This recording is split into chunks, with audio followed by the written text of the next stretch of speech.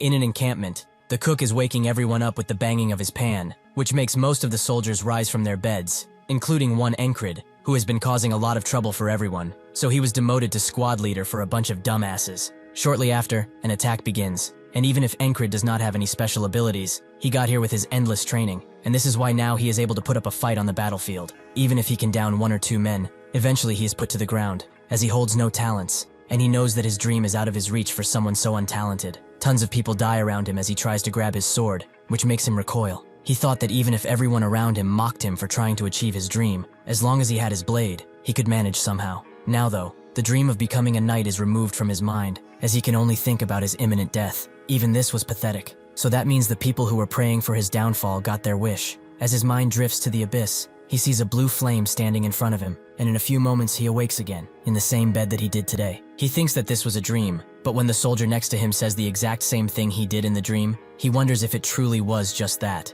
and a sense of déjà vu envelops him. He has no choice but to go back to the battlefield, where the same fate meets him again and again. The 4th time this happens, he starts questioning everything, as he can still feel the enemy's piercing sword in his neck. It felt hot, and the pain was unimaginable. He observes the battle closely, and comes to the realization that this day keeps on repeating. But now he knows what will happen to him, and he refuses to give up. The enemy comes at him with a perfect stab, in positioning and everything. This is the 17th time he sees his own death coming straight for him, and he cannot do anything about it like he hoped before. If only he trained in the sword better, put more effort into it, and worked a little bit harder. Perhaps he wouldn't have to suffer and die like this if he did. As he lays in the world between life and death, the blue flame appears again, this time captured in a lamp, and someone on a boat asks if he really thinks that. He should just try to struggle and feel it properly, and then he should give up. He should fully feel the despair of an immovable object in front of him. Encrid becomes enraged as he hears this, and determination fills his eyes. He is already awake when the cook wakes them up, and he immediately tells the guy next to him, Rem, that he has a bug in his boots. When he looks, he actually finds it, and after crushing it, he asks if he put it in as a sort of prank or something. Encrid explains that he saw it crawl in his boot earlier. This is his 18th time seeing that bug, making him wonder, how many more times will he see it before this nightmare ends? Since he was young, he chose to wield the sword and learned swordsmanship from a returned mercenary that came to his village. The first spark of his dream came from him, as he congratulated him for being so good, to the point where he fully believed that he could become a knight. That's when Encrid began to dream. Someone like him, a true knight? The knights are people who can slay thousands on their own and change the flow of battle in an instant. They are incredible heroes that everyone respects. Like any child, he thought that he could become the knight who can finish a war, the Knight of the End, which was the protagonist of a song he heard from a wandering minstrel. That is when he decided that he wanted to be the main character too, and leave the village in order to become a knight. However, people started to laugh at him as soon as he left the village to pursue his dream, as he joined a mercenary corps, and they were all making fun of how he ran away from a stray dog because it scared him. This way, he learned that his talent is really nothing special, but it was too early for him to give up, so he trained constantly, as hard work is something that never betrays you. Even if he had no talent, Encrid believed that with time and lots of effort, even in the most harsh places, he could overcome every limit he had, and thus, he gained a lot of experience. He also gained the strength and endurance to be acknowledged by people around him. That is when hope returned to him, and it returned in full swing. Unfortunately for him, that strong hope was shattered in a moment by a child. There was a 12-year-old boy who requested a duel. He was from the village he was currently resting in. Even with his age and the fact that he started learning how to wield the sword only 6 months ago, he defeated the idiot who spent almost his entire life learning the sword, to the point where his calluses developed calluses. Despair started to befall him. Was his work all in vain? Is there really no way out of being untalented? Encrid truly wanted to be a knight, and even if everyone laughed at him for it, saying that it was a hopeless venture, he refused to give up. He spent a lot less time eating and sleeping and started to swing and swing until the sun started to rise and he was completely out of stamina. Even if he hit the tree with tons of attacks, all he could get out of it was a couple of cuts. That's when he thought that even if he could not become his dream, he could at least become an experienced soldier. He screamed out at the unfairness of the world and continued to swing, as this was all he could do. 3 years later, in the present, he is in the Cyprus division, with the 4 companies, the 4 platoons, and below that, the 4 squads. Encrid became the squad commander of a second-rate squad, the best position he could achieve after his manic training. Still, it's much better than being a mercenary, as he is a soldier of the kingdom after all. Encrid walks up to one of his squad members named Jackson and tells him to do his morning duty for him, as he has to do something. Jackson looks at him for a bit and says that he will have to repay him next time. Rem can't believe that he dared to look at someone of a higher position than him in that way. That guy is going to lose his head one day. Encrid doesn't care about that, as he wants to learn the heart of the beast again. Rem is quite surprised by this, but asks why he wants to do it again. He thought that he gave up on trying to learn it. Shortly after this, the Noblesse versus Aspen close combat battle began once again, and he died like before. Encrid was tired of reliving the same day over and over, but he used this time to learn the heart of the beast from Rem each time he came back. Even so, he still cannot see the tip of the sword that kills him, and he hopes that today will be the last day where he has to go through this. As the soldiers scream out and engage in fighting, Encrid notes that this is the 21st time on this same battlefield, and by now, he has completely memorized the situation. First, he dodges the spear that comes from behind. Next, there's a guy who will attack him from behind, and after that, a squad member by the name of Vel will die. However, this time, Encrid protects him from the arrow and from the rampaging soldier that is coming to kill him. His plan finally worked. As before, even if he blocked the arrow, he would still die. Today is the first time he has survived. What is left now is to kill the bastard who will stab him in the neck and whom he meets even if he tries desperately not to. This bastard has stabbed him in the same spot 20 times, but this time it will be different. He will see his blade. He will survive. Rem told him that since he always closes his eyes when something dangerous comes his way, he is left vulnerable, and to prove his point, he aimed an axe at his neck. He told him that he needed to be brave and not easily agitated. He has to become a bastard who does not know about death, like a beast who is fighting with everything it has for survival. That is the heart of the beast. Encrid wonders if he is afraid of death, but he has felt it too many times for that to be true. Death is his friend, as it makes him stronger. For the first time, he manages to dodge his impending doom, and his heart starts to beat out of his chest. He is extremely happy with this, and tries to retaliate, but the expert swordsman in front of him uses a skillful technique and stabs him in the neck once again, ending his life. The boatman greets him again, and says that on this day, he will only feel pain and despair, so he should give up and get on the boat. He should acknowledge himself as weak and be at ease in the afterlife. Unfortunately for him, the boatman has picked the wrong person to challenge, as Encrid refuses to go with him, and gives up as he finally sees the tip of the sword he thought impossible to see. Even if it takes him 100 days, he will get out of this loop. Eventually, Encrid arrives at the 33rd time he is on the battlefield, and now he can clearly see the first attack that ended his life so many times. But even if he manages to dodge it, he cannot dodge the next one, as his enemy is way too fast. So he falls to the ground, and another death is counted. In his time as a mercenary, he took up a few quests for monster subjugation. It's not like he really wanted to, but he just came to a random village where he was asked to help. The reason he decided to help them was because of his dream, as protecting the weak is what a knight does after all. His reward for doing all of that work was a charm, something extremely cheap for how much he risked his life. But the village elder told him that this would grant what he was desperately wishing for. So Encrid wonders now if this is why this day keeps on repeating, just so that he can become a knight. He isn't dead yet, and tries to get up, but the soldier notices and says that he will show him some mercy, since he must be in a lot of pain. Encrid knows that this is just a facade, as this bastard is just a monster who enjoys stabbing people. He wakes up in his bed once again and tells Rem that he put a bug in his boot, which he is very mad about, as he didn't expect a squad leader to be so annoying. Encrid tells him to stop talking and come outside, as he wants to learn the heart of the beast again. When they go and do that, Encrid is able to accurately dodge Rem's incoming attacks, which surprised him, as he didn't expect the skin of his heart to get so thick. Encrid says that he just trained, but Rem notes that this technique takes time to learn. There is no way that his family technique could be taught to someone else so easily, but he does not know that Encrid has gone through hell and back with it, and the sensation of impending death he felt each time made him much more proficient in it. He tells him that he probably got it by chance, but he wants to spar now, which Rem is pleasantly surprised by and accepts. Even if he masters the heart of the beast, he will just get killed because he cannot land a single strike against that bastard. He continues to dodge Rem's incoming attacks because he doesn't possess any good attack techniques. He only knows one, which is the Valen mercenary sword technique. It's quite anomalous, and it was made by someone named Valen. As the name implies, it's a technique that some speak ill of, and others call it a petty trick. Even so, he has something else he wishes to try. He tries to imitate the stab of his murderer, and he does so pretty well, but Rem can easily throw his sword away with sheer force. Still, for a moment he imitated that stab perfectly. Since he died to it more than a few times, his body remembers it well. Rem says that among what he showed him in this spar, that stab was the most decent, but he should put more impact into it. He tries to explain it the best he can, but he isn't really that smart. So he just says that he shouldn't doubt his attack and put everything into it, to the point where he can already see the enemy in front of him dead. That way, he shouldn't lose grip on his sword. Encrid thinks that this was a horrid explanation, but he got it. The difference between his stab and that bastard is that he is not confident in his blade. He must do like he does every time he kills him, stab with the intent to kill the person in front of him. He tries to do it again but fails, resulting in his death. Even if he has to do it a step at a time or even a quarter of a step, he will advance no matter what. The days continue to pass as he trains and dies. The 11th day, the 123rd day, but finally, on the 124th day, he lets out a strike that Rem has no choice but to dodge. which he calls him crazy for, as he put so much force into that attack that blood is coming out, and his smile really isn't helping his image. But Encrid couldn't care less, as he has finally mastered that bastard stab technique. The first time he tried this technique, he managed to graze the soldier's head, but even if he failed and was stabbed again, he did not blink and didn't even let go of his sword. The soldier said his usual line, that this is mercy, but Encrid promised him that tomorrow he was going to die. This made the soldier smile, as the dead have no tomorrow, but he does not know. This time Encrid crushes the bug before it goes into Rem's boot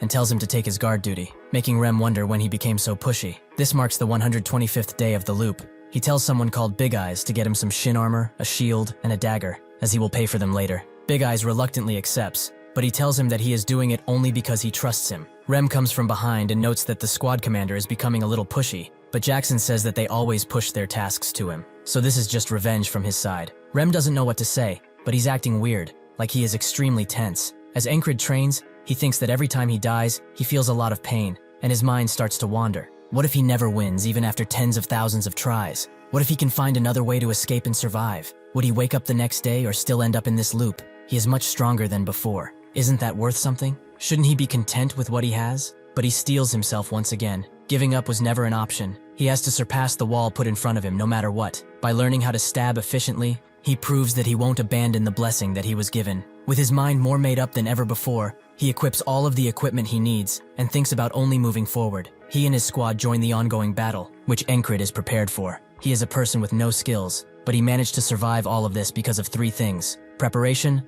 luck, and maintaining a cool head. On the 46th day, his left shoulder was completely shattered by a spiked mace, and on the 47th day, he rolled to dodge the mace, but someone crushed his head instead. With this information, he is able to kill the mace guy with a single slash. But on the 71st day, when he first did this, a soldier cut his foot off, so he couldn't do anything to the stabbing soldier. This is why he got the shin armor, and is now easily able to take that soldier out. On the 89th day, his head was split completely open because somebody threw an axe at his head. If he lets him live now, he will interrupt his main fight. So he trained in throwing weapons throughout the day, meaning that it's not difficult for him to counterattack. After all of that, Vel always ends up behind him, and a sharpshooter called the Claw of the Hawk, which he doesn't have the time to take out, but he can protect Vel. And after this comes the wall, which he meets with determination. The stabbing soldier goes for his shield first, which he breaks, letting Encrid dash away. As dodging and stabbing won't give him any chances of winning, strategies like this serve him much better. This guy is just a regular soldier, but he is strong, at the level of a prodigy almost. But there is one thing he lacks: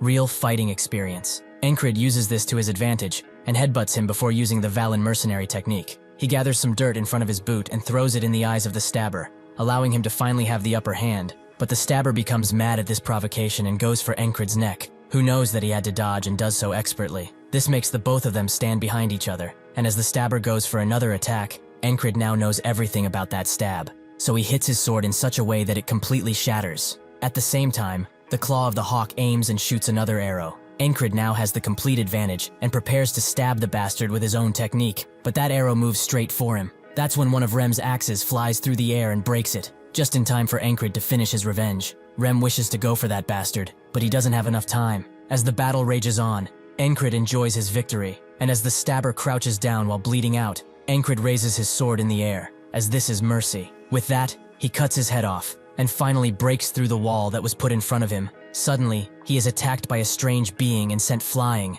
which the others identify as a frog. The frog person notes that he spent quite a bit to raise this one, but to think that he would be defeated by a weakling, well, it doesn't really matter, as he will die now. Before he can strike Encrid one last time, Rem comes in clutch and starts fighting the frog person with everything he has, both of them emanating the spirit of a warrior. At the same time, one random soldier tries to kill the incapacitated Encrid, but Jackson quickly decapitates him. Rem and the frog person back away from each other, and Rem says that if he wishes to kill the squad commander, he has to go through him first. The frog person is surprised that he isn't the commander, and Rem thinks that the frog people are a warrior race, born to be on the battlefield. He is either going to have to burn him with magic, or pierce his heart. The frog person doesn't understand why someone like the man in front of him is on this battlefield. To kill him, he will have to put his life on the line, which he doesn't think is worth it, so he just backs away. As Jackson escorts Encrid out, the others help him along the way by killing any attackers, and they eventually get the order to retreat, which Encrid hears, meaning that finally, he has survived this day. He goes back to the land between the living and the dead, with the boatman telling him that he managed to survive,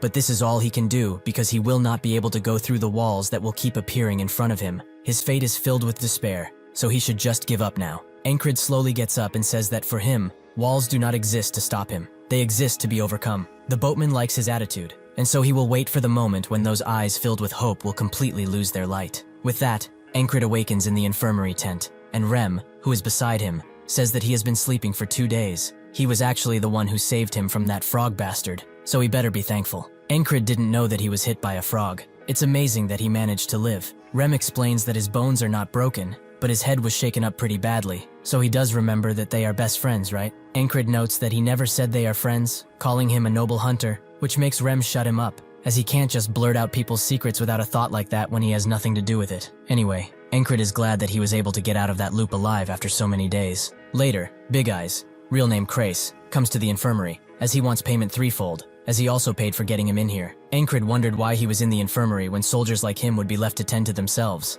To lower the price, Encrid asks where he was when the battle started, as he didn't see him anywhere. Christ says that he will give him a special discount if he shuts up, which he accepts. Much later, Jackson comes around and hands him some medicine that he will apply twice a day, in the morning and evening, but he shouldn't ask how he got it. Encrid notices that this is the ointment he always uses, which is surprising since Jackson doesn't share his personal items at all. Around the same time, Auden also comes and starts praying for him, but Encrid says that he's not dead, so he can leave. As night falls, Encrid wonders why they are all taking shifts looking after him, as they are probably busy, as they usually are. Perhaps they are worried about him. That's when Ragna comes around, and is surprised to see him in the infirmary before leaving. Encrid notes that Ragna is exempt from this, as that guy wouldn't care if the world ended tomorrow. Besides him, there are 2 other soldiers in the infirmary, a platoon commander from another company who he used to pick fights with, and 1 soldier that he doesn't know the name of who is always staring at a wall. As he thinks about him, a person with long ears and royal armor comes around, asking for the commander of the 444th Squad,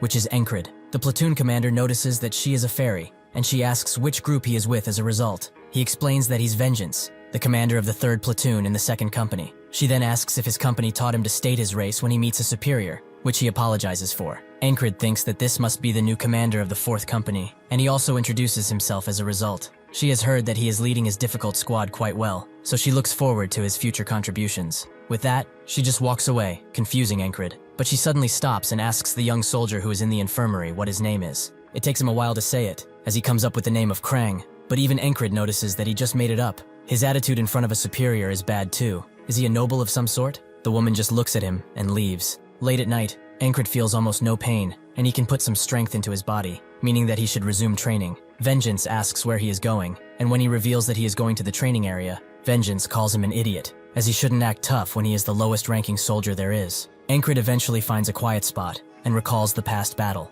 as it was one of the few useful methods he spent tons of cash on in order to learn. First, he thinks about what would have happened if his attack had failed. Perhaps it's not a good idea to put all of his strength into one attack, but if that attack fails, he dies anyway. If Rem's attacks were lethal, after he stabbed his sword with all of his might, what would be the next move? Suddenly, someone interrupts his meditation and notes that he's working hard, that someone is Krang, who doesn't know what he's doing, but his hands kept twitching in the infirmary, and now he's just spacing out here? Encrid explains that he was doing the first thing to test his grip, and now he's replicating the battle. Crank asks why he's doing that, and Encrid puts it quite well, so that he doesn't get butchered on the battlefield. Krang then asks if he wants to become something by preserving his life like this. Encrid knows that what he wishes to become is his dream, but when he tells it to other people, they just laugh at him, a dream that he has always pursued. However, this dream is something that he will never stop pursuing, so he is proud to say that he wants to become a knight. Krang is quite surprised by this, and Encrid notes that this is the first time he sees someone not laughing at him for saying that. Krang says that he just forgot,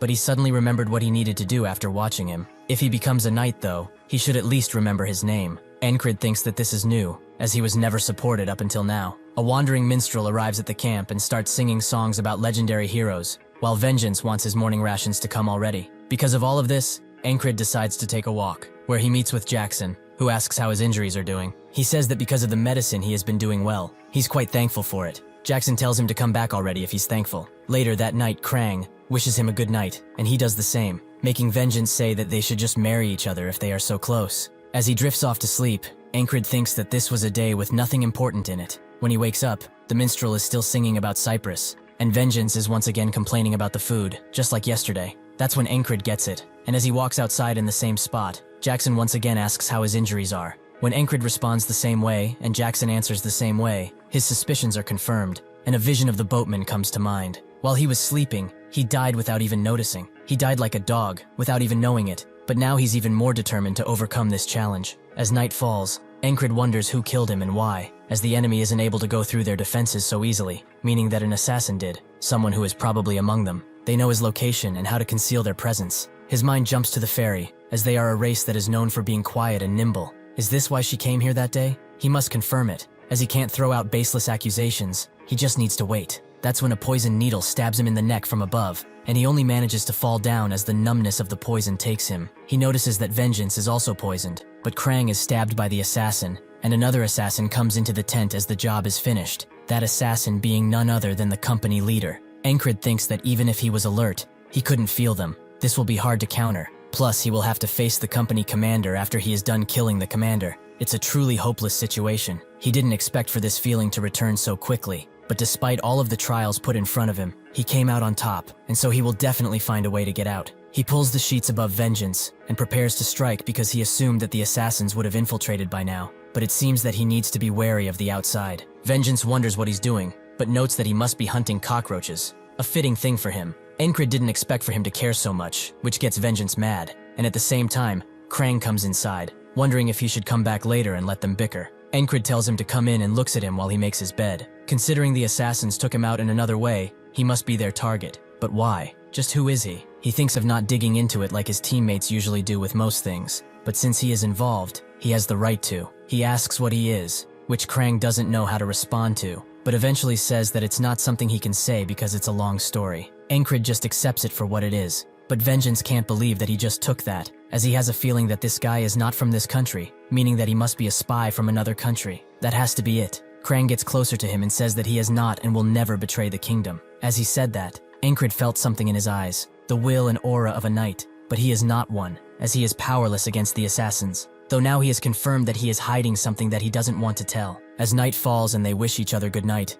Vengeance falls silent, perhaps because he is scared of Krang now. The assassins are also about to barge in soon, so he gets up and tells the others that some assassins are going to invade this tent. They better come with him if he wants to leave. The others think that he is crazy, but that's when someone asks how he noticed, and he is hit at a vital point before he can even try anything. The assassin kills all of them in seconds, and Encrid wakes up to the minstrel singing again. Since he has no way of letting the others know that the assassin is coming, he can't get them on board. At first he tries to get help from a commander, who tells him to screw off, so he tries to predict the assassin's movements, but he is killed in an instant. Next, he tries to ambush the ambusher, but he is killed without even knowing where the assassin was, as he cannot see him, though they can see his every move. As long as he cannot avoid that poison blade, he will die without being able to do a single thing. The 20th morning arrives, and Encrid falls into the pits of despair but crawls right back out, as he has only died 20 times. He needs to think of how to get rid of the needle first, and a way to avoid fast attacks, so he goes to Jackson for it. While they were training, he asked Rem why he was calling Jackson a wildcat.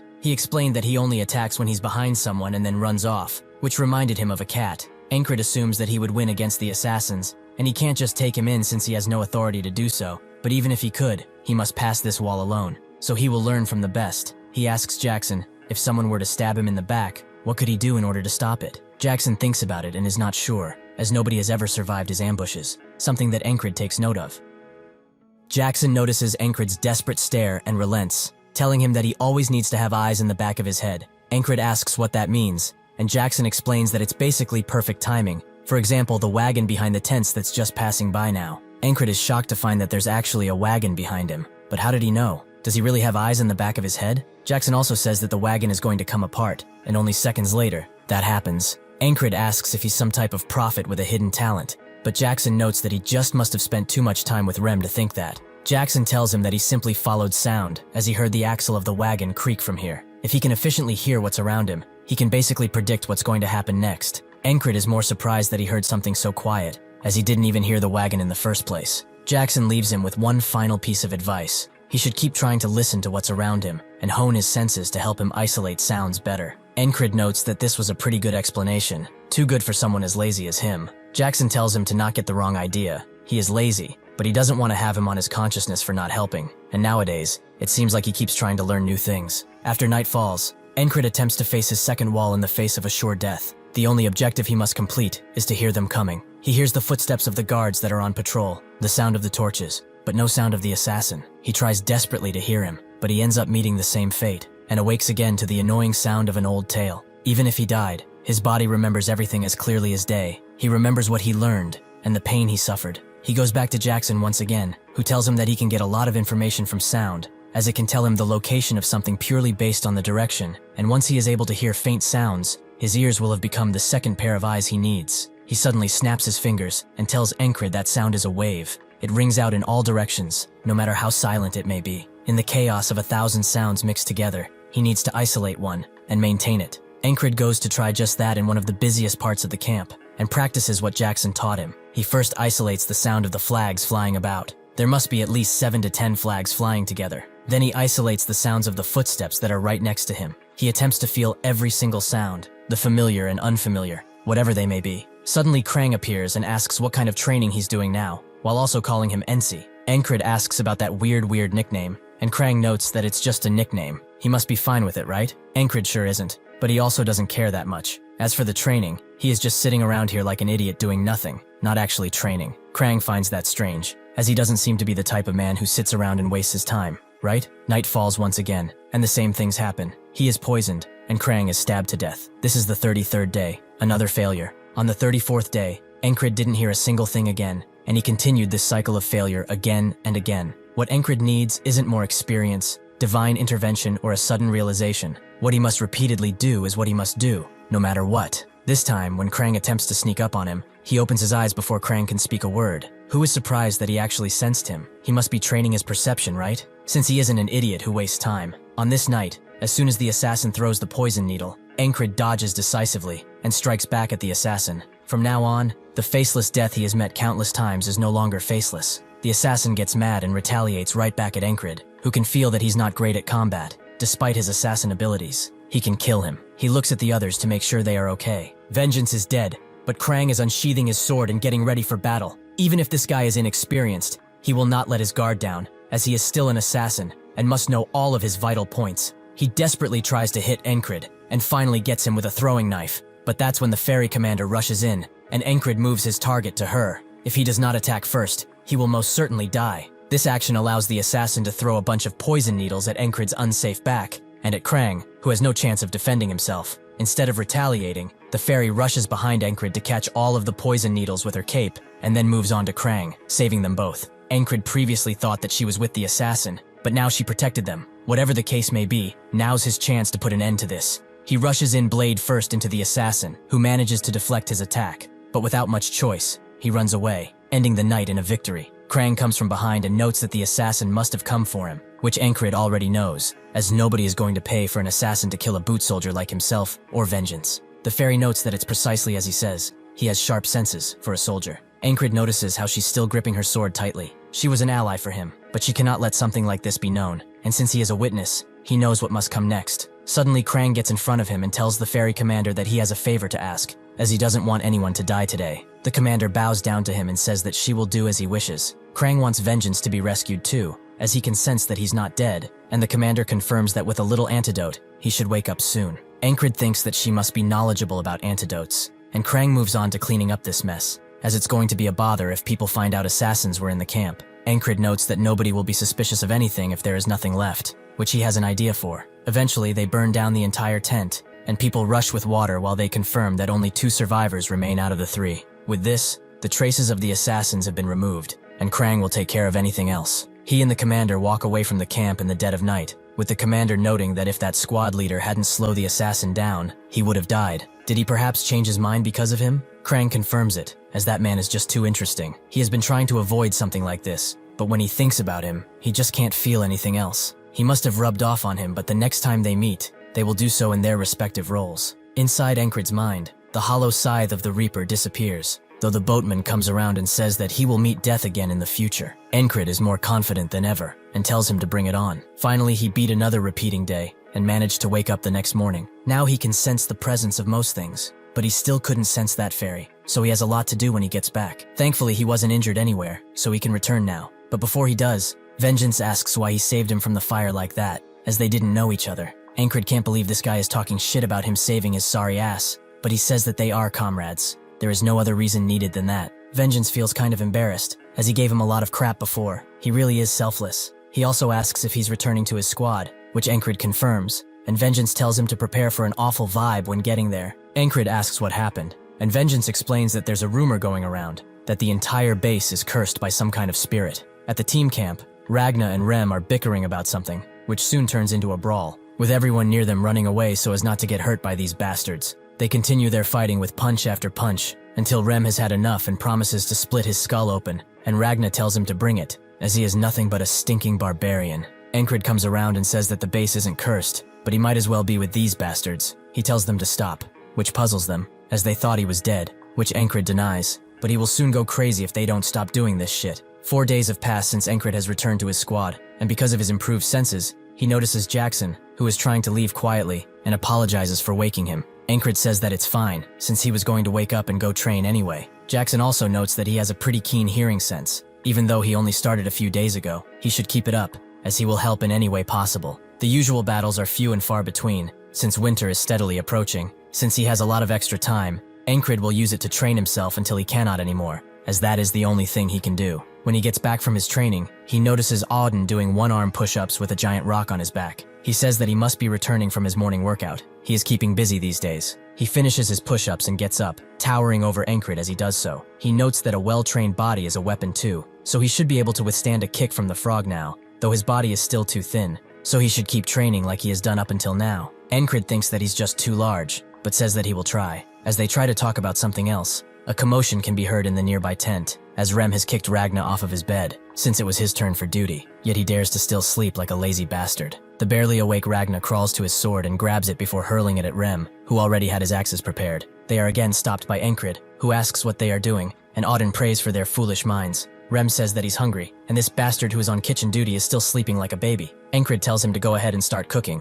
which he agrees to. Rem calls him a bastard and says that there was no need for what he did if he was going to do it anyway, but Ragna pushes him away, as he stinks. Encrid asks Rem why he's picking fights for no reason. Is he that bored? He notes that it is precisely that. The lack of battles is making him very cranky and active. Encrid notes that he shouldn't waste his energy on a random person, and should come with him, as he wants to duel once again. They go and do just that, with Rem hitting him, and telling him to take them better while charging in once again. Encrid is keeping cool with the heart of the beast, and is using his new hearing to efficiently block hits. The most special thing, however, is the thing he practices while dying hundreds of times. His deadly stab. Naturally, Rem dodges, allowing him to grab his blade with one of his blades and grab him with his other hands. He makes Encrid fall to the ground with this momentum, ending the fight. He was expecting more from him since he has improved so much in a short span of time, but he has become really boring, as he keeps practicing that same stab again and again. Encrid knows what he's talking about, but now he knows that he is different than before. Now, he can repeat everything hundreds if not thousands of times, and still go forward. He beckons Rem for another fight, as he will make sure to destroy him. Rem thinks that this guy's skills are very lacking, but he cannot get enough of those determined eyes of his, so he agrees to continue fighting. Just when they get into position, a downpour of rain arrives, forcing them to retreat back inside. Rem hopes that he won't get a foot fungus because of all this dampness, while everyone is doing their thing, be it praying or sleeping. Christ comes inside too, and wonders how many times he will have to cancel his duels because of dumb rain like this. He's really starting to believe that they have been cursed. Encrid asks what curse he's talking about, and Christ notes that it's about the one from the rumors. Encrid remembers Vengeance talking about something similar, that their entire encampment is cursed. Christ notes that the weather is too unusual, the casualties have increased, and the incident with the medical tent isn't helping either. People are rightfully saying that it's some kind of curse, though it probably isn't true. This downpour will only add fuel to this fire. Encrid notes that the higher-ups will not let these rumors fly around for long. Christ asks what he's doing at the entrance, and Encrid explains he's training his senses. He wonders how he can do that when it's raining so hard,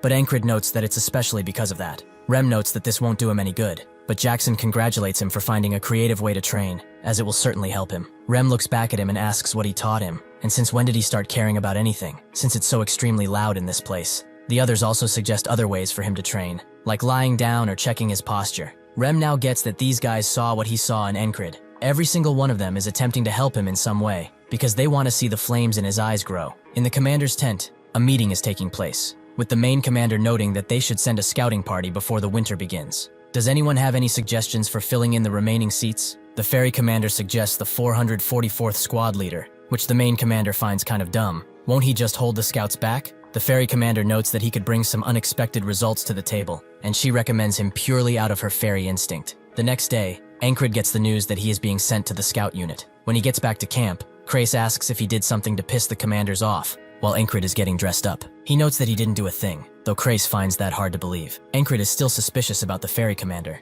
Perhaps she wants to deal with him after Krang has left. Rem comes around and asks if he is really going, as he can help him get out of this whole ordeal. Encrid says that he can't use his axe on Superior, like he unusually does, but Rem notes that he wouldn't tell him to do something so harsh. Encrid tells him not to actually do it while he's gone, as he has a history of doing stuff like that. Auden starts praying for him constantly, and Ragna offers himself to go in his stead. Encrid appreciates it, but the second he leaves the camp, he is bound to get lost, which the others agree with. Jackson explains that since he is going to the tall grass fields, he should pay attention to the changes in the grass noises. That's how he can spot an ambush from a mile away. Rem screams at him to stop teaching him weird, sneaky stuff, making Encrid wonder if it's alright to leave these guys here, as they will constantly fight. However, there's nobody better suited for this job. After he enlisted, because of his not-so-great skills, he was constantly moved around and filled in for others. The one place he ended up being useful in was right in this camp, as even on the day he came to their doorstep, they were fighting, but he was able to somehow control these miscreants. Encrid tells them that 'tis fine, and Rem wonders if he's brave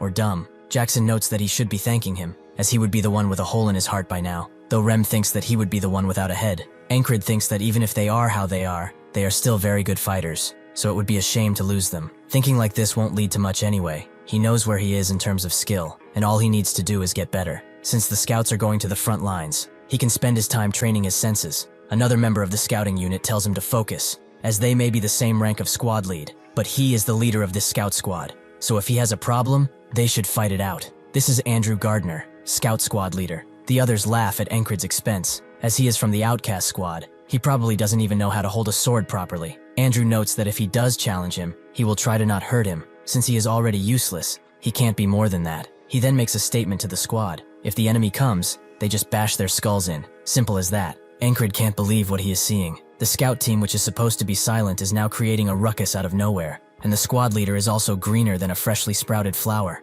Will this mission really go well? Eventually one of them finds some tracks, which Andrew recognizes as new tracks, so they should follow them and have themselves a succulent meal. Encrid can't believe his stupidity. As news travel in a group of 20, is he seriously going to fight that many? Someone next to him starts laughing, as that's not a new track, is a gazelle. He begins talking with Encrid, noting that the squad leader is kind of obnoxious. Isn't he? This is Henri, a member of the squad. Previously, he was a hunter in a mountain town, and he seemed to not care much about the squad leader. He struck up a conversation with Encrid, and they soon became acquaintances. Henry talked about the basics of hunting, which he found pretty useful. He notes that animals have separate paths they walk on in these fields. He will tell him more tomorrow. Because of the leader's incompetence, they spent the whole night searching for invisible news, and the scout squad's day was wasted. While trying to sleep, Encrid can hear Andrew bickering with himself, as he must get some results. Anything. The next morning they arrive at a grassy palace, which Andrew recognizes as Green Pearl, or the uselessly tall grass field, as he likes to call it. He tells everyone that they will cross this grass and find the enemy scouts,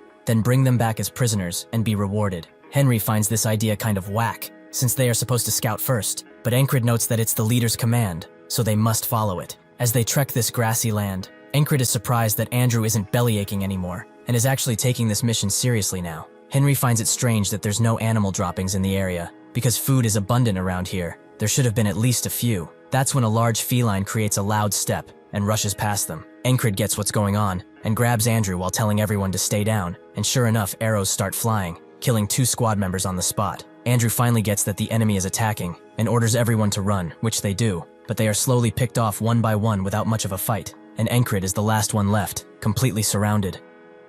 By using Jackson's listening technique, Encrid is able to get quite far from the ambushers and even dodge some arrows, but unfortunately for him, the enemy attacks from all directions, so he dies, while thinking that they must avoid this spot. He tries to tell everyone not to go in there, but Andrew calls him a crazy bastard, and threatens to beat him up if he keeps talking crap. Since nobody will listen, perhaps he has to make his way out of this place alone. With that in mind, he tries to run in a different direction at the moment of the attack, but the enemies still get him. Since Encrid has the power to repeat on his side, he doesn't worry, and keeps trying and trying. One time he got caught in the open by 20 crossbowmen who put him down like a rabid dog. Then after that, a squad of spearmen impaled him without mercy. Even when he managed to make it to the knight, these bastards wouldn't stop searching for him. But this allowed him to notice that their uniforms are green. They must be a squad specializing in ambushes. He surprisingly makes it out of the bush and into a large camp, where he sees something that shocks him right before getting stabbed from behind. But he doesn't even care. Now he has some critical information. The day repeats again, and Andrew says the same words that scrape Encrid's ears. They will go in, find the scouting party, and capture them alive to be amply rewarded. They have already tried that a few dozen times, and once they go in, the result is the same every time. Nobody makes it out alive. He now knows that the Aspen fuckers are hiding something in that camp. He needs to find out what that is, but if he gives that thing up, he will not have to die. Perhaps this may be the end of all of this, but he knows one thing, that he will not run away from this wall. Nothing can stop him. Andrew tells him to get a move on, and one of the members says that he knows this bastard is a problem, but they should just go with it, as he is sure that Andrew has issues of his own to worry about. Encrid asks why he has to put up with that. There's a limit to how much bullshit he can take from a dumbass. Isn't he tired of taking orders from a child? Or is he perhaps kissing his ass so much in hopes of getting something? Before the guy can get mad, Encrid pushes him away, making Andrew ask if he is disobeying his direct orders. Encrid says that it's nothing like that. He's going to become the commander from now on, whether they like it or not. Even if he doesn't like Andrew, he knows that from everyone. He survives the longest alongside that guy and Henry. That guy especially fights like a beast, fitting of his appearance. He is the most skilled one in this squad, but he doesn't scoff at Andrew at all,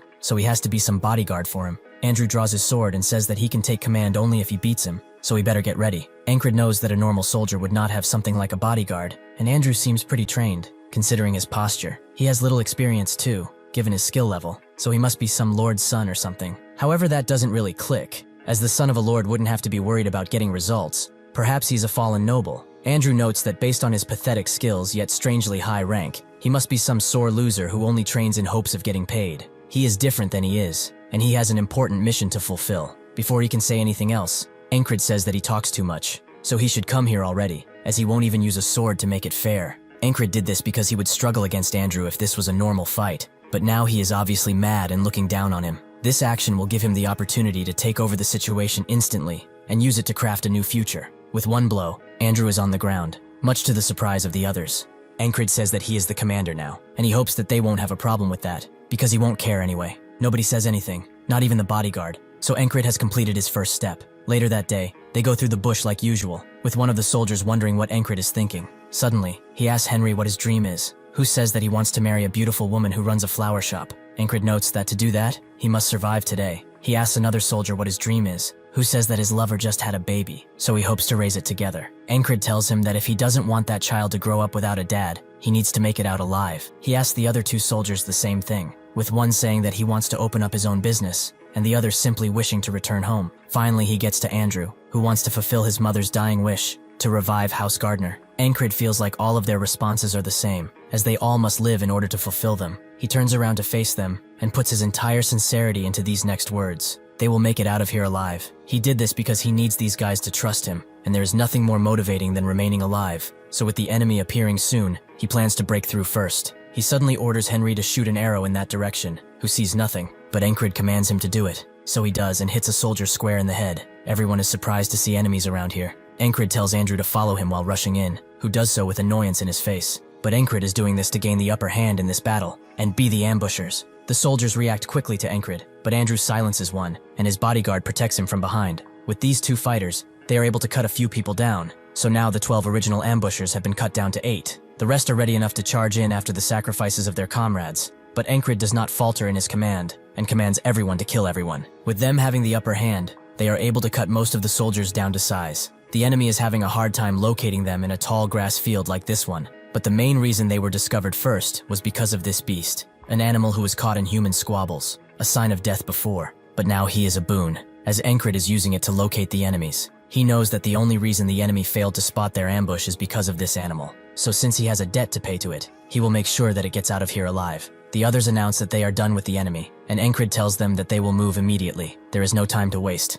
The beast follows him from behind a bit, until it notices that it will be left alone. Unbeknownst to it, this oversized cat has changed everyone's lives, and allowed fate to change. After a single casualty, Encrid's unit now has 6 people remaining. He would have liked to save everyone, but he knows that it's impossible given the situation. He's just glad that so many survived. They move in to ambush yet another ambush, all thanks to Encrid's repetitions, which allowed him to know the quantity and location of these groups. He knows that if they keep going straight, they will get shot down by the crossbowmen, so he takes a far right to avoid them and disposes of the spearmen who were after them, something that must be done quickly, as they cannot be hindered. They are using hit-and-run tactics and low blows in order to survive. Even if it's not honorable, it sure does work. After taking the spearmen down, Andrew's bodyguard notices that he's overexerting himself, and since it's getting dark, they must find the exit now. He tells Encrid all of this, who only says that they are going further inside. He will also not accept any disagreements, They must obey and follow him. Suddenly, the bodyguard puts his blade at Encrid's neck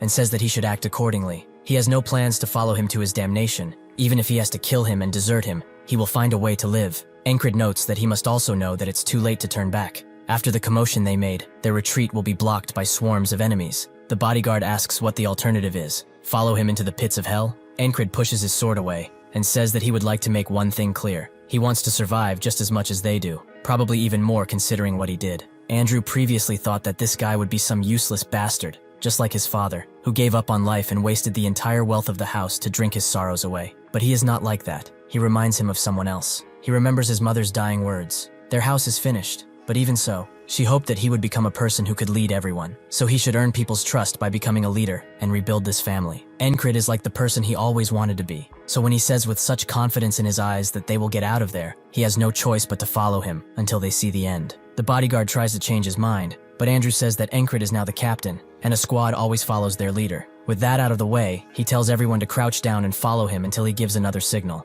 The first step of the method to escape from this place is to take initiative and ambush the enemy to break the encirclement. They did that, so now for the second step, they have to be quiet. This is the critical point Encrid has found after many repetitions. Only at this exact time, and at this exact place, can they let the legions of soldiers pass them and come out of it alive. Everything is going according to plan. So now, Encrid has reached the final step. When the sun sets, darkness rises, and the reason they failed to escape this place is clear. They eventually arrive at the enemy camp, where Encrid wanted to be. The soldiers of Aspen are so adamant about protecting the field because they are hiding something in here that they don't want anyone to know about, something that is life and death to them. So, what would happen when something more important than catching them happened? If that happens, they will definitely find a way out of here and live to see another day. Encrid tells everyone that he will set the enemy camp on fire, which the bodyguard thinks is insane, as they are literally in the middle and will probably be surrounded and killed. Encrid asks for his name, which he says is Mac, so Encrid tells him that he won't tolerate his disobedience anymore.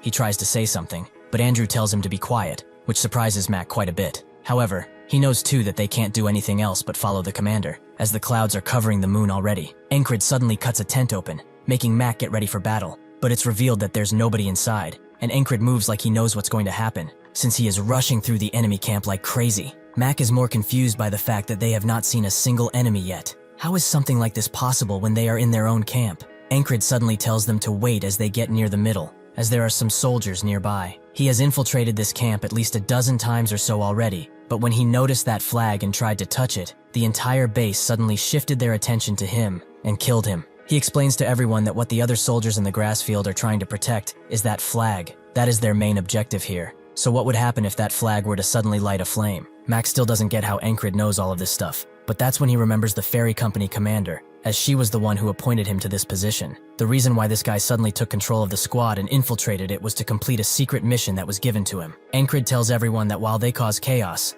they will also run and split into groups of 2 from now on. One group will be the bait, and the other will start the fire. Thinking he knows everything, Mac volunteers to be in the bait group, confusing Encrid, as just moments before he was quite defiant, although this is better for him anyway. He has dragged this squad into this encampment many times already, but has never had this many people, meaning that today is his best try yet, and can probably do it. With that, they begin with Mac throwing a rock at a guard and running away, making the others rush to grab him as quickly as possible. With this opportunity, Encrid grabs a nearby torch and rushes to light the flag, but that's when a large brutish man stands above him and strikes his torch down. Encrid is shocked, as he did not hear him coming. This is a person he has not seen yet. He is not one of his variables. Where did such a beast come from? The brutish man calls him a rat, but Encrid tells him that he's too late already, as the torch made it to a nearby tent, which caught fire quickly. This sends all of the soldiers into a panic, and they all rush to grab some water while some are still after the intruders. Mac has baited away most of the enemies, and he got the attention of the rest, meaning that Andrew has done his job and set fire to the rest of the tents. Now it's time to get out of here. He smashes his foot into the ground and propels his whole body forward towards the unknowing brute. Encrid can finally see his way out of here. He can see tomorrow. Unfortunately for him, in a split second, the brute dodges his attack and lands one of his own, slashing Encrid's side. He thinks that this was the most perfect stab he could have ever mustered, yet he didn't even make a dent in this bastard. He cannot beat him. He can't do it with his current level. He barely managed to get out of that brown hell. He was ambushed there and killed 1,000 times. He thought that he had finally passed the wall for tomorrow, but perhaps this guy was the real wall all along. If he challenges him, only death will await him. Then he will have to do all of this again, and hope that everything goes right as it did today. Suddenly, the brute's expression becomes furious, as he has seen that his opponent is laughing. Encrid refuses to give up just because of this, and fully believes that he's going to beat this guy. He has passed countless trials and tribulations before. A simple brute will not be enough to stop him. Encrid attempts to attack the brute, who expertly parries his attack and uses this opportunity to unleash a heavy lunge, something that Encrid barely dodges. But he does not stop there, as he uses his momentum to swing at his neck before making the sword land on him again. Encrid does manage to block the sword, but he can't believe how swift and precise this guy is. He tries to mitigate this difference in skill by throwing a knife after clashing once again, but the brute easily blocks it with the back of his hand and goes in with a powerful thrust. That's when someone screams that the fire is spreading, making the brute's attack go to Encrid's ear, as he turns to look behind and sees their precious flag aflame. Someone starts screaming at the brute to stop fighting, as this situation demands his attention too. The brute can see that his opponent will not go down without fighting, so he relents, and says that they will certainly see each other again. Encrid can't believe that he's backing away so easily. Perhaps he was not the true wall he thought he was before. That's not true, however. He is still someone he will have to overcome. He must improve if he wants to survive. That's when Andrew comes around and says that they have to leave now, while they still can. The brute gives Encrid one last stare, making him sheath his weapon and command everyone to retreat. They do just that, and Encrid notices that one of them has disappeared, meaning that there are only 5 left in the squad. The bodyguard asks if this is it, or will their enemies send another pursuit team after them. Encrid notes that they are busy right now, and notices that Henry is lagging behind, while some grave Aspen soldiers charge them. The squad refuses to let one of their comrades die while they are there, so they all charge the enemies and take care of them before they do the same to them. Encrid tells everyone to keep running, and Henry notes that it will be harder for those guys to follow them if they run towards the fox and snake field, making the one carrying him ask if that does not also apply to them, but Henry knows a hunter's path that not many know about. With that path, they easily evade the enemy, but they still have to trek the entire field, which, with the help of Henri, is a pretty easy task. After a while, Encrid finally sees what he has fought for the next day. They continue running until they get to the camp, where most of them fall to the ground. Encrid takes a deep breath and enjoys the fresh air of a new day. At that moment, Grey Dog's company commander asks what happened to the flag, but the mysterious figure only says that they must prepare again, and that he did not expect the Grey Dog to fail like this. The commander does not understand how this happened. The soldiers stationed in the tall grass were Grey Dog's best men, but a few measly scouts managed to get past them and set a fire before escaping. Grey Dog is an independent company with independent operational control. The name of this company comes from the Grey Dog that resides within Aspen's principalities. It has a persistent temperament, and it has a need to connect with whatever target it decides to hunt. Whether the beast is in love with its target or wants to maul their flesh slowly, the result is the same. Therefore, this company, which is named after this hound, is also called the Persistent Lovers. The commander asks Mitch Hurrier, the one Encrid fought with, if his opponent was really that strong. Mitch says that were it not for the fire, he would have killed him. Grey Dog notes that he got lucky, which is also a powerful skill. From now on, I will call him Grey Dog, because he is the commander of the company, so he deserves to be called by the company's name, and it's easier than saying every time the commander. But Mitch vows to not let him slip away again. While tending to his wounds, Encrid is still conflicted, as he did not pass the wall in front of him. He wanted to keep fighting that guy, but the situation demanded something else from him. That's when fate connects these two, as Mitch promises to kill that guy, and Encrid vows to overcome this wall no matter what. While Rem is swinging his axe out of boredom in the tent, he wonders what Encrid is doing,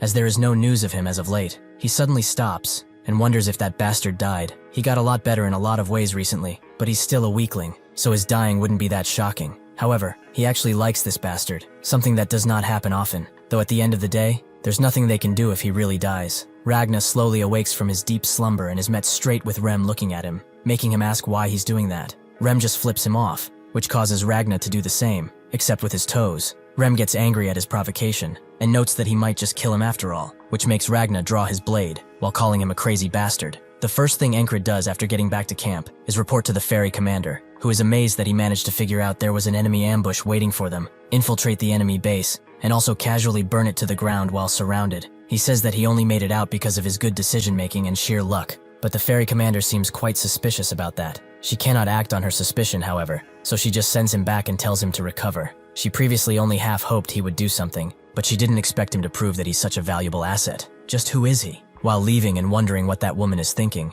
Encrid is stopped by Andrew, who sincerely apologizes for acting out at the start of their mission. They are all alive thanks to him. Will they be able to meet again though? Encrid can't answer that for certain, so he just says that they will meet, but only if fate allows it. Before he leaves fully, Andrew takes one step forward and bows deeply, something that all of them do. Encrid knows that he did good. Those 4 that are bowing now are alive thanks to his decisions. But was that really the best he could do? In the end, he still lost 2 squad members, and perhaps he could have saved them too if he were stronger. Because of his repetitions, he is able to climb over his limits, and eventually he will be done with this desperate struggle and follow the path he always wanted, becoming a knight. He will use these repetitions for that cause, and to prevent them, he will get stronger. Suddenly, his deep thinking is interrupted by a bunch of soldiers screaming about a fight, and sure enough, Ragna and Rem are at it again, with both of them looking like they really want to kill each other, even if they are squad mates. Encrid never saw those kinds of expressions out of them, not in the countless times he sparred with them at least. One of the soldiers resembles them as animals at this point, and Encrid realizes that they just never had to go that far against him. This squabble gave him a goal though, to make them make these kinds of faces with him too. After deflecting Rem's attack, Ragna notices Encrid in public, and Rem tells him that he should report when he's back. Why is he hiding like a rat in a sack of corn? Encrid passes over their questions about his health, and starts asking Rem about the way he blocked the attack just now, which makes Rem note that not even a few minutes in, he's already up to his antics. He better just get some sleep. Next, he tries to ask Ragna about his attack, but Ragna asks if he's really going to do this now. Encrid asks why that's wrong, but Ragna just shuts up and leaves. Encrid is quite confused by his attitude, as it seems he had something to say, but if there's a guy who will speak his mind no matter what, it's him, so he will say it eventually. The battalion commander swiftly learned of the enemy forces trying to ambush near the grass field, so he moved an entire battalion closer to it. Encrid's wounds healed significantly, and he constantly reflected on the way he fought. While having dinner, Encrid finishes first, making his squad mates ask if he can't just rest a little. He says that he will just train for a bit, making Rem note that if he continues to mess up his body like that, he will croak soon. The next day, Ragna wakes up earlier than usual, because he is awoken by Encrid's training outside. He slowly gets up, and drags his sword along while thinking about some things. He's very good with the sword, as getting stronger isn't that difficult for him. He even had a chance to become a knight at one point. However, all of that bores him to death. There is nothing he wants to do as a knight, so why would he spend his time and sweat on it? He cannot find a single purpose behind getting stronger, so he loses his own purpose. Just like that, he came to a standstill, never improving, never falling off. He arrives at Encrid's training spot, where his injuries get the better of him, which makes him fall to the ground. Ragna can see just from this that he learned his fundamentals wrong, which are a must if he wants a proper start to getting stronger. With all of the shortcuts he made up for his awful fundamentals, becoming powerful for this guy is impossible, even with training. However, he still has one question for him. Why is he putting his body through such hardship and trying hard like that? He decided to ask him now, why does he do this? Encrid's answer is simple. He just wants to become stronger. Ragna then asks what he will do after that, and Encrid answers swiftly again. He will become a knight.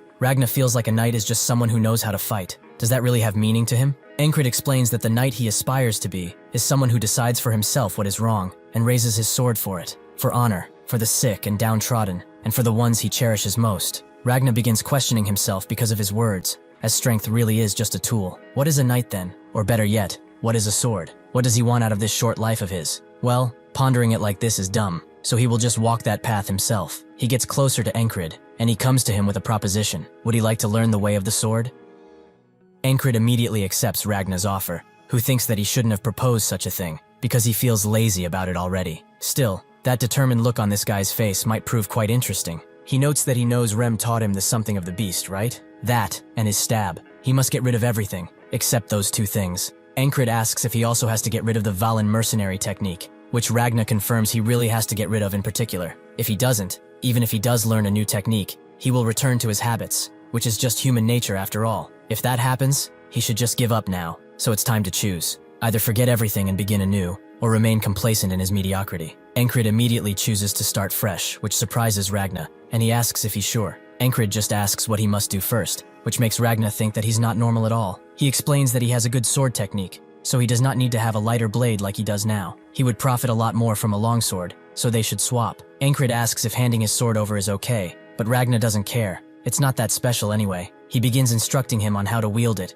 and notices that he's clenching quite tightly. Encrid explains that he does it so he doesn't lose the sword, making him wonder who taught him such a thing. Encrid says that Rem did, which doesn't surprise Ragna at all, but he orders him in position and starts attacking him with full force, making Encrid have to block and see why clenching so tightly is such a bad idea. Ragna notes that it should hurt if he does that. If he stiffens up, things are going to break. He's like an old branch or something like that. Encrid wonders why all of these squad members are awful talkers. Just what is that metaphor supposed to mean? Is he perhaps saying that he's too stiff because of how much he's clenching the sword? He probably wants him to stay flexible to keep the sword from breaking, so he needs to become more malleable. With that, he begins his training in earnest. with Ragna instructing him again and again when he spots an issue. This goes on for a while, until Encrid falls and allows Ragna to think. He did not expect for things to be this bad. This guy doesn't even know the basics, which is not something that can be taught so easily. Still, Encrid refuses to give up. He slowly rises and asks Ragna to go again. Ragna can't deny his conviction and notes that they should take things slow. Baby steps are the best after all. That's when Rem arrives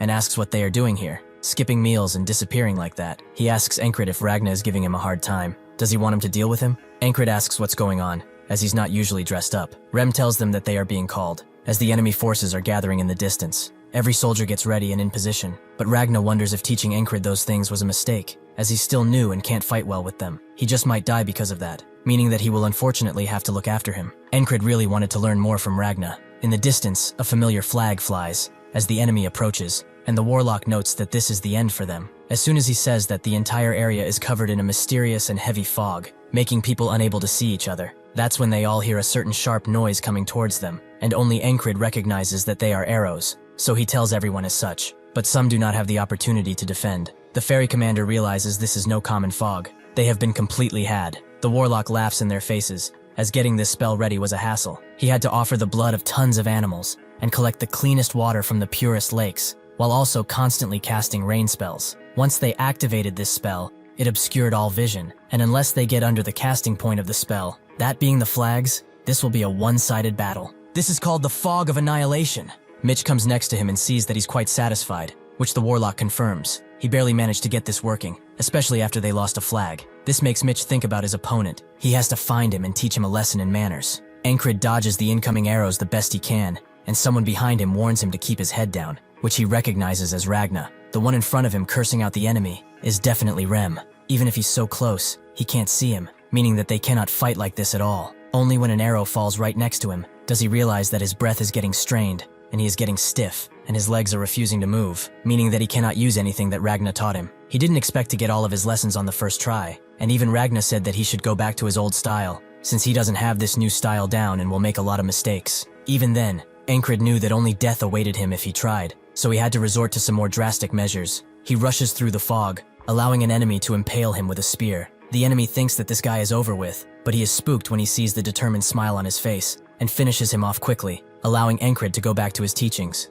If he's honest, Ragna is not a good teacher, because he is a genius. Things are more obvious for him, and they are hard to put into words. Even now he wonders what he did wrong, as all he commanded him to do was swing downward. Encrid knows that he's not making fun of him. He's just like that, and asks where he should center his gravity. Ragna doesn't know how to answer, something that Encrid expected. His explanations are quite lacking, but observing and listening are his strong suits, so he will remember his stance, no matter how many times it takes. He eventually arrives back in the fight, and can deflect arrows, but he is still too stiff, and chooses to let himself die once again, so that he can continue learning. He does that until the 31st day, where he becomes capable of flexible movement. Ragna notes that his steps have become quite fluid. Where has he learned that? Anyway, with that he should be able to learn the basics. The 3 basic attacks are cutting, stabbing, and slashing. He should use the edge of the blade for defense, and if the sword is of good quality, he can use the sides too. The shortest distance between him and his opponent is called the line of attack, so using the sword is about blocking his opponent's line while extending his. He should draw his opponent in his head the best he can, and reach out to him with the sword. The next time he goes into battle, he can easily dodge the enemy spear that was always ending him, too easily. Unfortunately for him, 3 more await him behind, but it's fine, as little by little, he is starting to change the usual today. He successfully learns how to parry, and dies again. He also successfully learns the diagonal slash. These things add a little bit more at a time, and even if he dies, he doesn't care, as his progress is steady. This time, when he fights Ragna seriously, he is able to use all that he learned to successfully defeat Ragna, who sees an entirely different person in Encrid, because he has truly changed. With this, he thinks that he can't improve anymore with his talent, and despite Ragna's screaming, he still charges in. His body, swift and easy as a feather, is able to dodge the enemy. This is the road he must take in order to become a knight, and even if he experiences the most pain anyone has felt, he feels gladness and joy. This is so fun that he could go insane from it. He goes back once again, to the time when Ragna asked him if he wanted to learn the sword. He immediately agrees that, like he did all of these times, he will die as many times as it takes for him to achieve his goal. After testing him a bit, Ragna realizes that he's good. Too good, in fact. Has he been fighting like a second-rate mercenary on purpose up until now? He's got all the basics down. To him, it seems like he needs more experience in the field, rather than more training. With those words in mind, Encrid goes through today tons of times. Must be over 200 by now. And now, he tries to use everything, to see where the techniques he learned will take him. He slashes through the first enemy like butter. He grabs the knife that killed him so many times, and uses it to attack the hidden enemies in the front, who are all confused. Encrid disappears for a bit, making the enemy think that they are safe until he comes around and starts slashing them up. One of them tries to shoot him with the crossbow, but Encrid has learned from Ragna that he should use his eyes to predict, his feet to move closer, and his hands to end the fight. Encrid can only smile, as things are much different. Fighting feels fresh and swift, compared to when he didn't know anything. He wants more, so he moves forward with great anticipation. He is met with a dozen or so men pointing their crossbows at him. One of them congratulates him for making it this far, but this is where he will stop. Encrid takes a step forward and says that they should fight things out with their swords like men do. The enemies become scared of him, and so they shoot him down before he can do anything. Suddenly, he is dragged into the realm of the boatman, who calls him foolish. As he has walked into his own grave, he must have lost his mind because of all the deaths he has suffered. Encrid wakes up again, wondering why the boatman appeared, just to curse him out for dying so many times. Rem asks why he has such a blank stare on his face, making Encrid think about him. He is the first one to call out the spell whenever it happens, and the enemy formation lacks any tact. They are only there to protect the flags. To find out, he asks Rem if he knows anything about spells. Rem asks why he would like to know, and Encrid excuses it as just making conversation. Rem asks if he even knows the difference between magic and spells, but Encrid only knows that magic is more common, which is true. Rem explains that a spell requires some type of medium, something that is very important in casting spells. They cannot exist without a medium, not like magic does. Encrid finally gets it. The fog appears because of the spell that uses the flag as a medium, so when the flag breaks, the fog disperses too. He asks Rem if his tribe uses spells too, which Rem has seen a few times, but there are not many actual spellcasters around. Most of them are hexcasters, warlocks as they are commonly called. Encrid suddenly leaves, as he has somewhere to go, to train. Ragna notices that he knows all the basics. They have the same background, but does he know of the Oniak sword technique? About 500 or so years ago, there was a prodigy, a 1 in a million talent. The child, born on a sword farm, killed 12 bandits that attacked the farm, with nothing but a fireplace poker. Having lost his parents at an early age, he began learning the sword, and a noble, having heard the rumors of his actions, took him in. That prodigy's name was Leonisis Oniak. However, even if he was gifted, he was also cursed. He began losing his strength at just 10 years old, and by 12, he was fully paralyzed. Just like that, a prodigy destined for greatness was lost to history. However, his dream of improving swordsmanship did not falter, so at the age of 20, he compiled all of the sword techniques and categorized them into 5 categories: the righteous elaborate sword, the heavy strong sword, the flowing confounding sword, the fast swift sword, and the gentle parrying sword. He rewrote the entire history of the blade, and with this, the Oniak family became the greatest house of the empire, and even today, his technique is used as a foundation for all swordsmanship. Even so,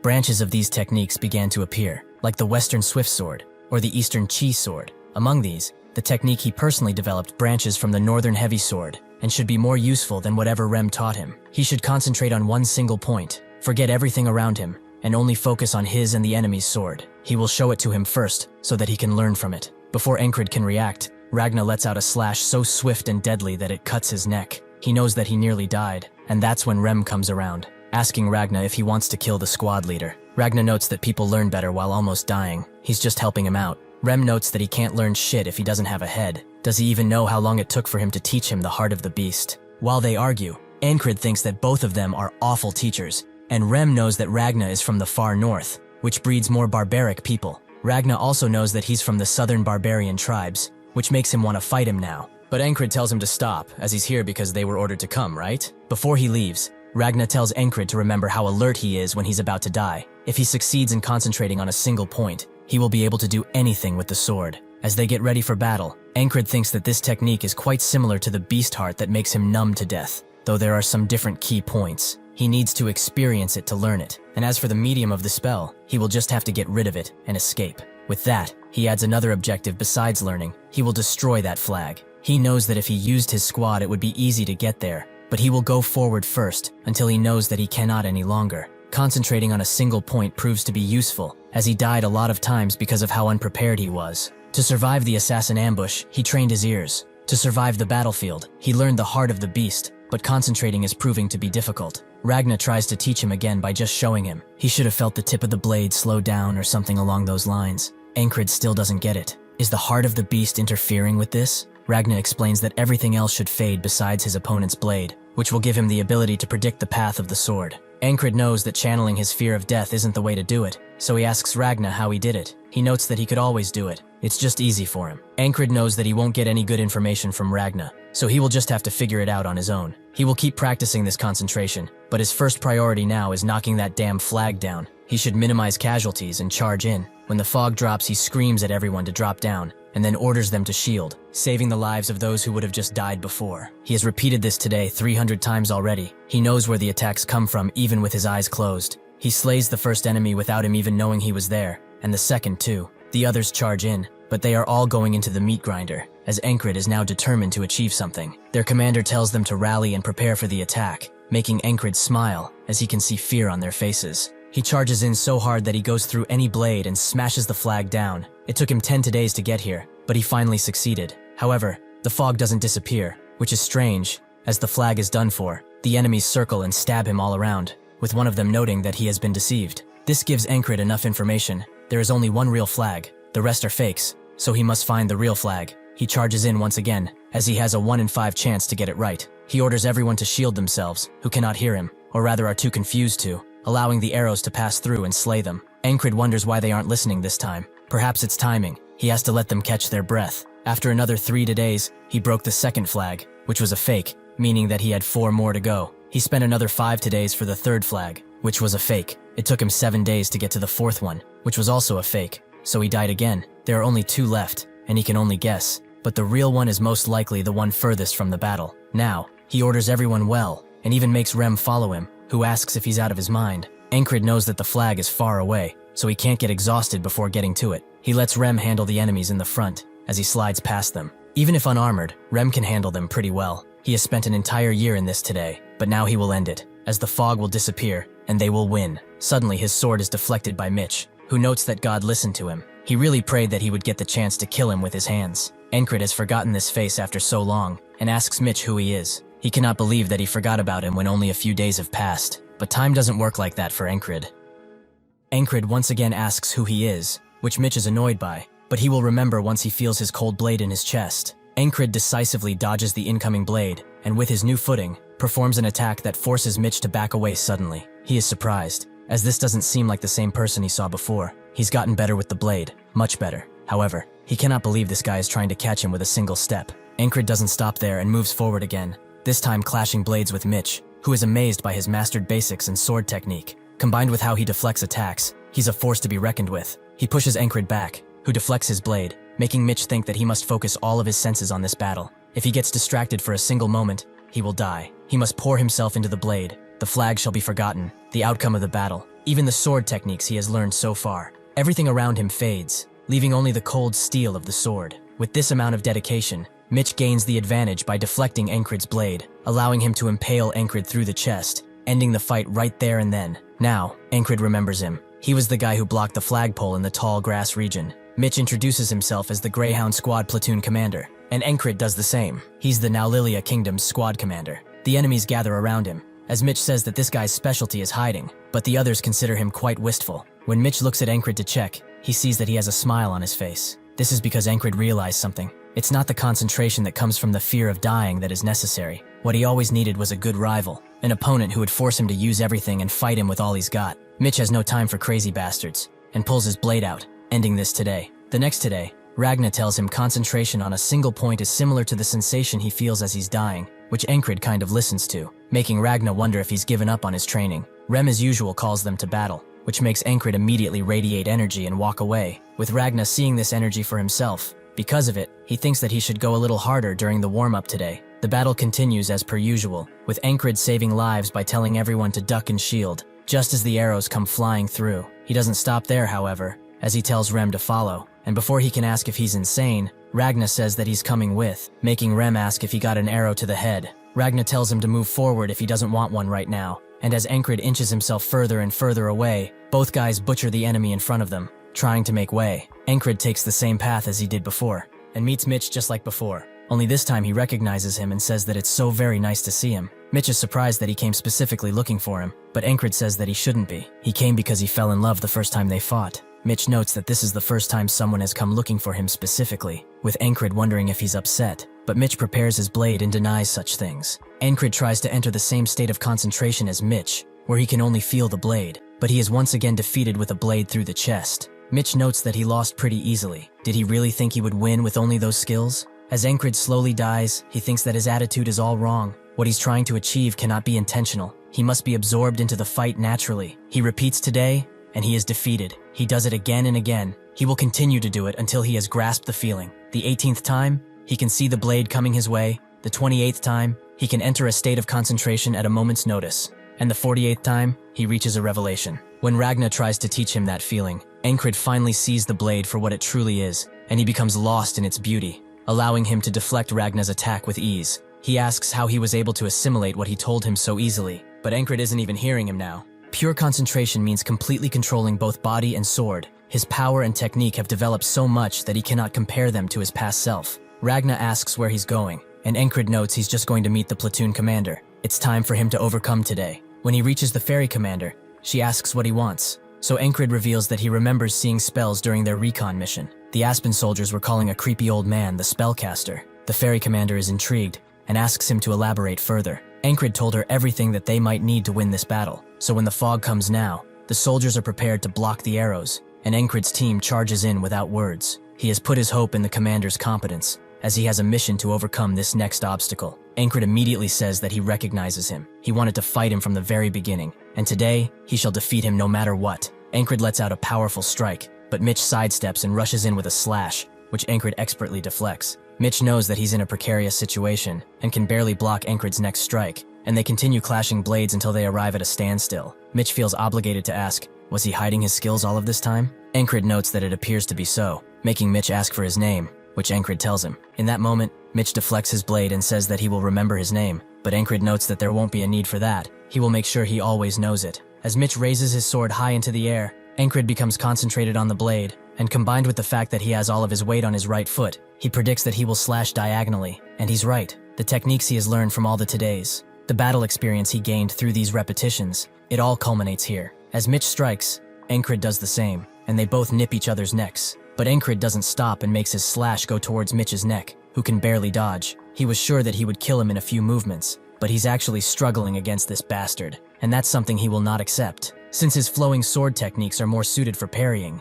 he needs to attack properly, so he will use the best technique he has. He hilts himself into the ground and rushes the blade from the bottom, which will create a huge arc. That's why this technique is called the wheel cut. Encrid already knows of this ultimate technique. He has experienced it firsthand countless times, and he was always struck down because of it. But this time, he is ready and parries the attack perfectly. Mitch is shocked to say the least, even if his face does not show it. The Hurriers, which Mitch belongs to, are one of the three main houses that reign over the Aspen Kingdom, and House Hurrier represents brute force, meaning that they will recruit anyone who shows talent for the sword. Mitch was also recruited from a regional house, and after adopting the Hurrier name, he proved himself with his skills, and fought off 2 adult knights at the age of 15. He won against a champion swordsman at the age of 18, and by 22, he was the strongest champion of the entire city. He then went on to be among the top 3 best fighters in the Greyhounds, through sheer skill alone. Only few could ever match his talents, and even those didn't want to try their luck. As he saw others training, he wondered to himself, why do they do so until failure? Why must they swing a sword until their hands bleed? He did not see any point in training,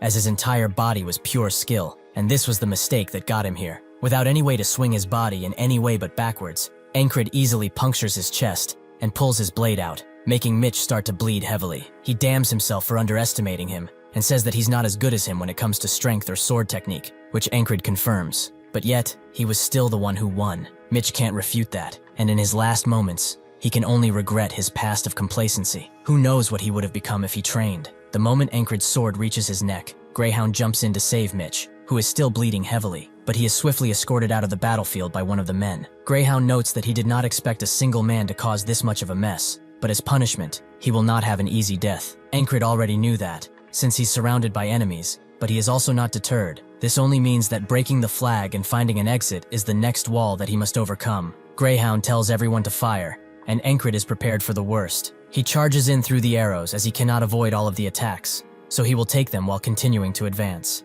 Greyhound isn't there just for decoration, however, and strikes Encrid, who can feel how heavy his strikes are just from this. So to win this fight, he will have to die numerous times, but the objective for now is to destroy the flag and get out of here. With that in mind, he throws a knife at the flag, as even if slightly damaged, the spell will stop working. Greyhound sees what he's trying to do and slashes at him, but Encrid rolls away and throws another dagger, this time hitting it expertly. In the fog, the fairy commando holds her ground, yet her mind is set on the fact that she asked command for more troops, yet she didn't receive anything. This kingdom is as rotten as ever. They sent the weakest men to command the lines. At this rate, slowly, they will be wiped out. That's when the fog dissipates, allowing her to move more swiftly than ever and take care of the enemy with ease. She recognizes this as a chance to turn the tide of battle, so she rallies everyone to attack, which works, as they all scream and shout while charging. With the fog gone, they have a better chance, but who destroyed that spell? Perhaps it was the one who told her about it, Encrid. All bloodied and spent, Encrid knows that he messed up, as he thought that he would run into his team after the fog went, but he cannot spot a single friendly, and even he has a limit. Rem is taking care of hundreds of men, but he is actually aiming for the spellcaster, as he wants to have his head. At the same time, Ragnar got completely lost, and is aiming his sword at one of the commanders, only now realizing the mistake he made. The enemies mock Encrid, as he's trudging along like a dog, and he will die like one too. Just before one of them strikes him down, the puma from the grass fields attacks the soldier, and just as the enemy is about to unleash a flurry of arrows, it cuts all of their crossbows to make them useless. The puma seems adamant in protecting Encrid, but he tells it to leave, as the man in front of them is quite special. Greyhound has had enough of this, and is ready to strike him down, but that's when Vengeance shows up, and tells Encrid to rest easy, as he's about to show him what a real man looks like. He lunges at Greyhound, who immediately deflects his blade and throws him on his ass, making Vengeance fold and order his men to shoot at him. Greyhound isn't fazed at all by the arrows and charges forward, allowing the puma to charge in from behind with its claws bare. Greyhound is caught by surprise, but he manages to hit the beast with the hilt of his blade, rendering it unconscious. The next strike is aimed at Encrid, who can still see the blade, but since he cannot parry his attack with the strength he has now, it means that he will have to use a technique Mitch liked, and let the blade flow. He does the exact same thing, which surprises Greyhound, as he recognizes Mitch's technique that he just used, and Encrid is more ecstatic than ever. Vengeance surprisingly rushes in again, but Greyhound does not counterattack, as he sees the army of men coming in his direction. He reluctantly backs away, but not before telling Encrid that he will not soon forget his dirty face, and promises to take him down one day. He orders his men to retreat, allowing Vengeance to focus on Encrid's well-being and get him out of there. But Encrid brings the puma along too, even if his strength is waning second by second. Vengeance orders everyone to retreat, and Encrid slowly loses consciousness, the tiredness and bleeding catching up to him in the end. In his dreams, he sees the boatman once again. Did he accomplish his objective again? He is truly a persistent bastard, but what drives him so? In the end, even if in this state, Encrid has survived another today. Encrid slowly wakes up as the others around him talk about his state. Some wonder how he managed to do it. Others know that he went off without any warning, and one of them prays for his swift recovery. As Encrid gets a feel of his hands, he feels something fuzzy, and when he looks, the puma who saved him is now cuddling with him. Rem asks if he's finally awake. They all thought he was going to bite the dust. Encrid slowly gets up and asks what's going on,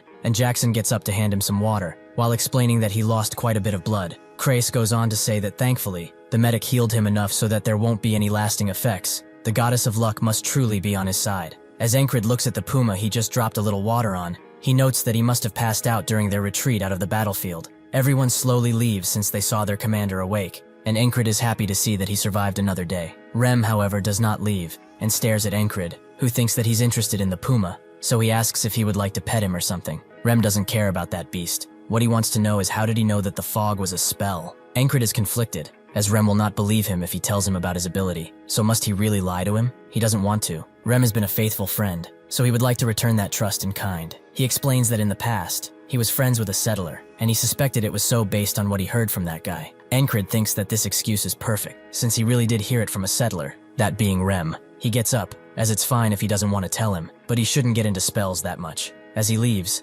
Encrid questions him about what he was doing during the fight, with Rem telling him that he was going to have a chat with the bastard who set up the flags, but he really didn't like his face, so he sent his head flying. While Encrid thinks of Rem doing that, Crace tries to bribe the puma with some beef jerky, but it's having none of it and it snaps at him. Encrid tells him to be careful. This little guy might just rip him to shreds if pushed enough. Crace doesn't care, as he really wants that 10,000 krona. He heard from that Henry guy that because this beast has blue eyes, it's a lake puma, and they hold the energy of the land inside of them. Each of its claws is supposed to be worth about 10,000 krona, and they keep growing new ones. Encrid is pretty amazed. A single bronze coin is worth 1 krona, so 10,000 must be like a gold coin, more than what he has paid, that's for sure. After he passed out, they dominated the battlefield, but the battle itself came to a standstill, and both sides chose to retreat. Since then, nobody has made a move. They are all recovering from their wounds after all. While his mind is racing, he wonders if the parry he did back then would succeed if he tried doing it again. Perhaps he will never know. Jackson comes around later and tells him to stop stretching. He will not heal if he keeps his muscles moving.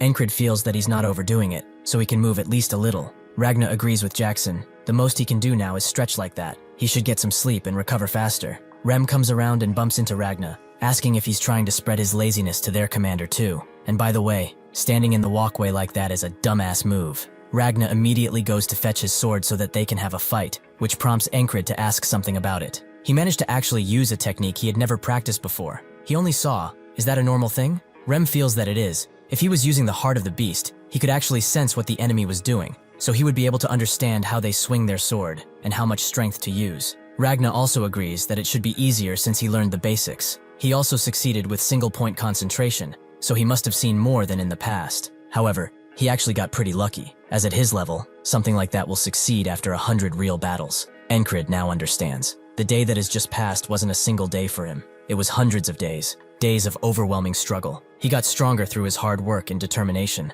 not just through memorizing patterns as such. No matter how much talent he has, he can get stronger, and he will. While Ragna and Rem butt heads, Encrid asks them both for a duel. Rem notes that most people call him a madman, but that title should be given to him, while Ragna asks how he hopes to duel in his condition. Suddenly, the fairy commander appears, who says that duels are not to be participated in while he's in such a bad condition. She also asks if he was the person who broke the spell. Encrid knew that someone would come and ask him that question, but why the company chief commander? He says that it was indeed him. He saw it while on patrol and also knew a little about it from previous encounters. The fairy commander is surprised. There were 5 decoys. How did he find the real one? Encrid notes that he just guessed, which makes the fairy commander stare at him for a bit, but she turns away and takes that as the truth. Encrid asks if this is all she came to ask, but the fairy commander explains that she also came to see his face, as it seems that fate has brought them together. Encrid has no clue what she's talking about, but Rem and Ragna think that they are together or something, with Ragna surprised that he has those types of skills. Encrid tells them that it's not like that, but Krace also comes around and notes that he's the perfect guy to start a host bar with. He will make the terms favorable for him.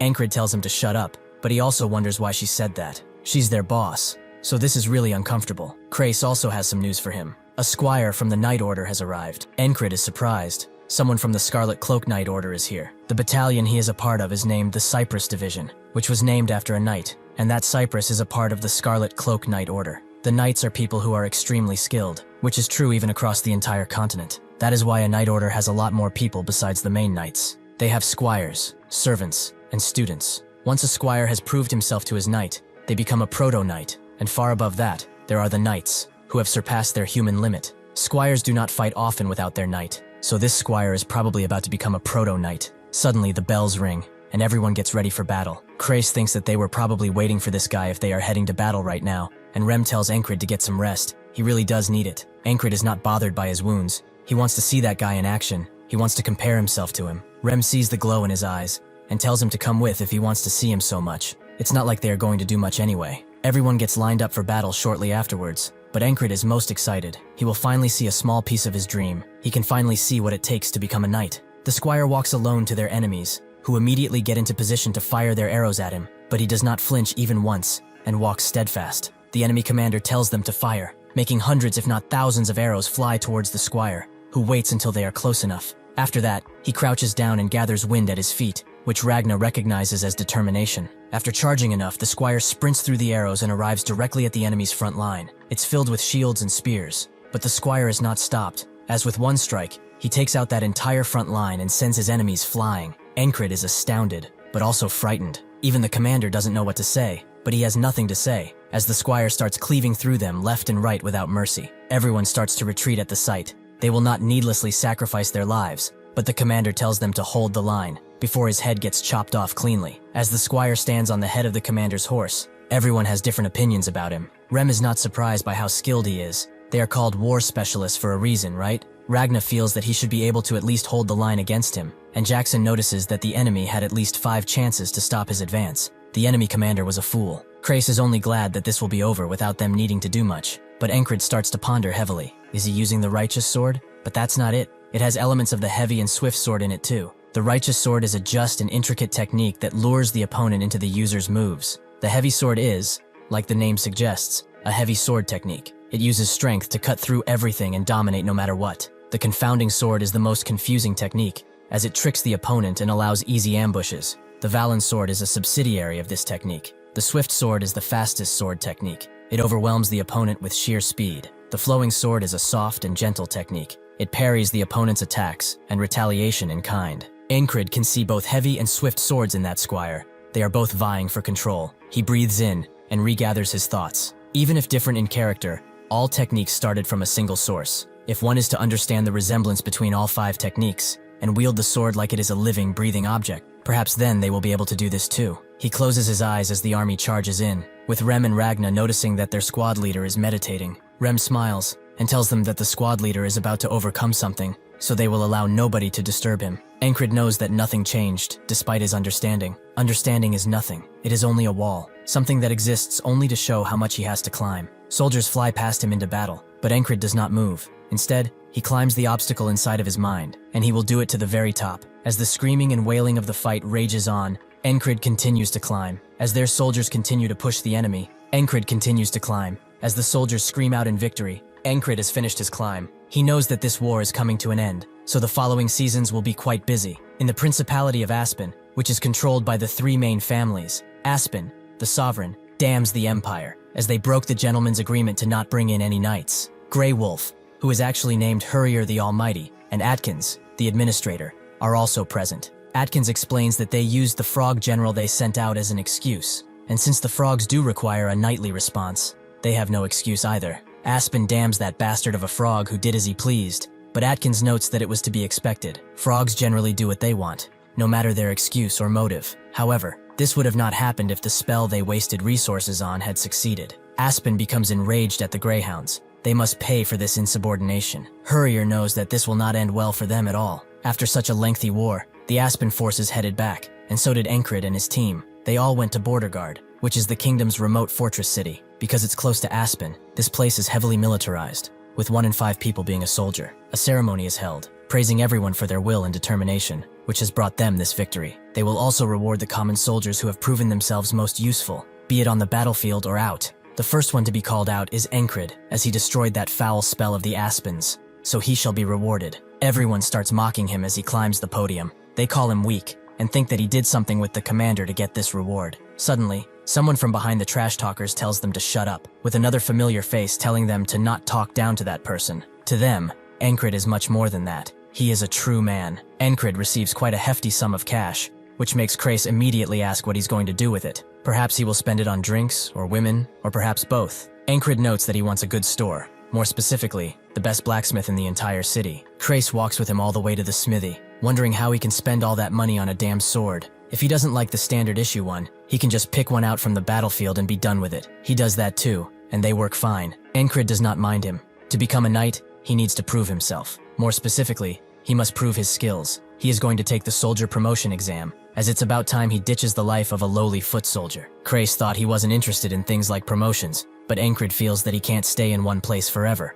Crace understands, but they must get stuff set up first. Norilla has a soldier ranking system in order to increase morale, with those stronger than the scale being considered special grades. A person is also treated differently based on their rank. To be promoted, one must have a duel with 3 of the soldiers in the rank that he is after, and win. For the soldiers that are just spectating, this is just a fun sport involving betting, which naturally Crace is the expert of, and incentivizes everyone to come and bet. The first soldier Encrid has to face is arrogant. What is a low-rank scum like him trying to achieve by going for medium rank? He won an award based on the squad's actions, and now he thinks he's some hotshot. Encrid knows this guy. Even if arrogant, he is skilled and hails from a famous mercenary group. The betting box Crace has is filled with bets on the other side, while there is only a single bronze coin on Encrid's side, prompting the gamblers to wonder who put that coin there. Crace notes that they won't know until the results come in, so they should sit down, as the match is starting. Encrid only got stronger by dying over and over, but in this fight, there is no risk of death, so he only has one shot. He steels himself. He will look ahead and not lose focus, which is a pathetic skill,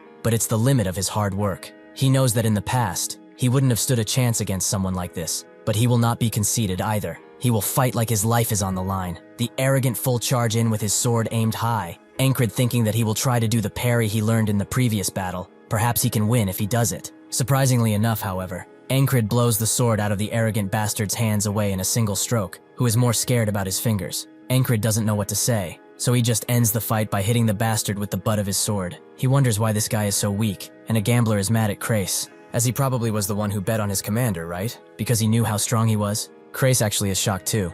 He only put that bronze coin in there because he took pity on him. Encrid wonders if that guy just let his guard down, but even if he did, the duel ended too quickly. He shouldn't be so weak if he's a medium rank. He doesn't have time to think about that, as his next opponent arrives, who tells him to not get cocky just because he won one duel. Encrid knows this guy too. He is heavy infantry, the strongest in their battalion. The heavy soldier starts by trying to distract Encrid by waving the tip of his spear around, but then he only thrusts forward, allowing Encrid to just cut the tip of his spear, rendering it useless. He thinks that this is just a trick. This guy must have something else lined up. Judging by his face, however, it seems that this really is just it. Encrid kicks him in the gut, ending another fight. Everyone is shocked that he won 2 fights in a row, and Crace calls forward the next challenger. Who wants to duel him? Nobody wants to budge. Not even those who trash talk to him. Andrew thinks that he can win since he trained with Mac every night since they last met, but Mac tells him to not go, as he's gotten too strong. Not even he has a chance to beat him. With that information, Andrew sits down and observes the situation. Suddenly, someone pushes the main trash talk to go. That someone being Rem,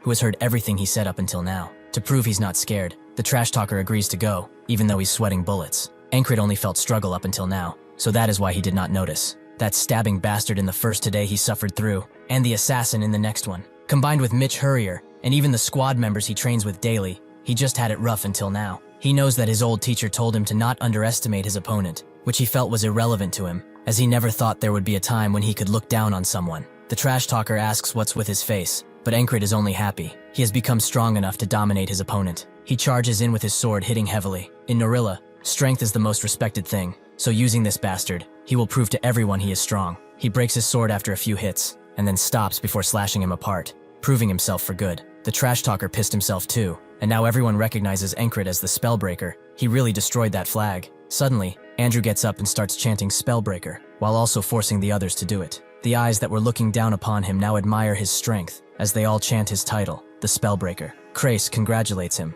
as now he's medium rank, but Encrid feels it's too early for any celebration. He has to get to high rank first. Crace is surprised that he's still going to climb, and that's when someone stands up, noting how interesting he is. The others around him notice the eagle patch on his clothes. He's a border guard, the ones directly serving the crown. He is called the Border Butcher, and he earned that title too. He approaches Encrid and notes that he would like to duel him too, just a friendly one, nothing too special. While everyone is watching, Rem knows that this is going to be difficult for Encrid, who knows that the border guard is equal in strength to Aspen's greyhounds, meaning that he might actually be stronger than Hurrier. However, this also makes him wonder what will even happen if he fights someone without the risk of dying. Will he improve? He invites the man to come, who is amazed that he's not more fearful about going against someone from the Special Forces. After watching his fights, he's far more interesting than expected. The low-ranked soldiers cheer Encrid on now, repeating the same thing. The true kings of battle are in the infantry. The man thinks they are a bunch of idiots, as the border guard is infantry too, and cockiness like this is not healthy. He must humble them right now, by using the gentleman in front of him. Even if his attack is swift, Encrid can see his blade, and manages to deflect it. The man is surprised to see such concentration from a foot soldier, and grabs him, thinking that with this, he has nothing left to do. Encrid, however, grabs his hand, allowing him to rush with his sword from above. The man knows that he will meet death if he's hit by something like that, so he finds the chance to dodge the attack, and retaliate in kind with a deadly strike of his own.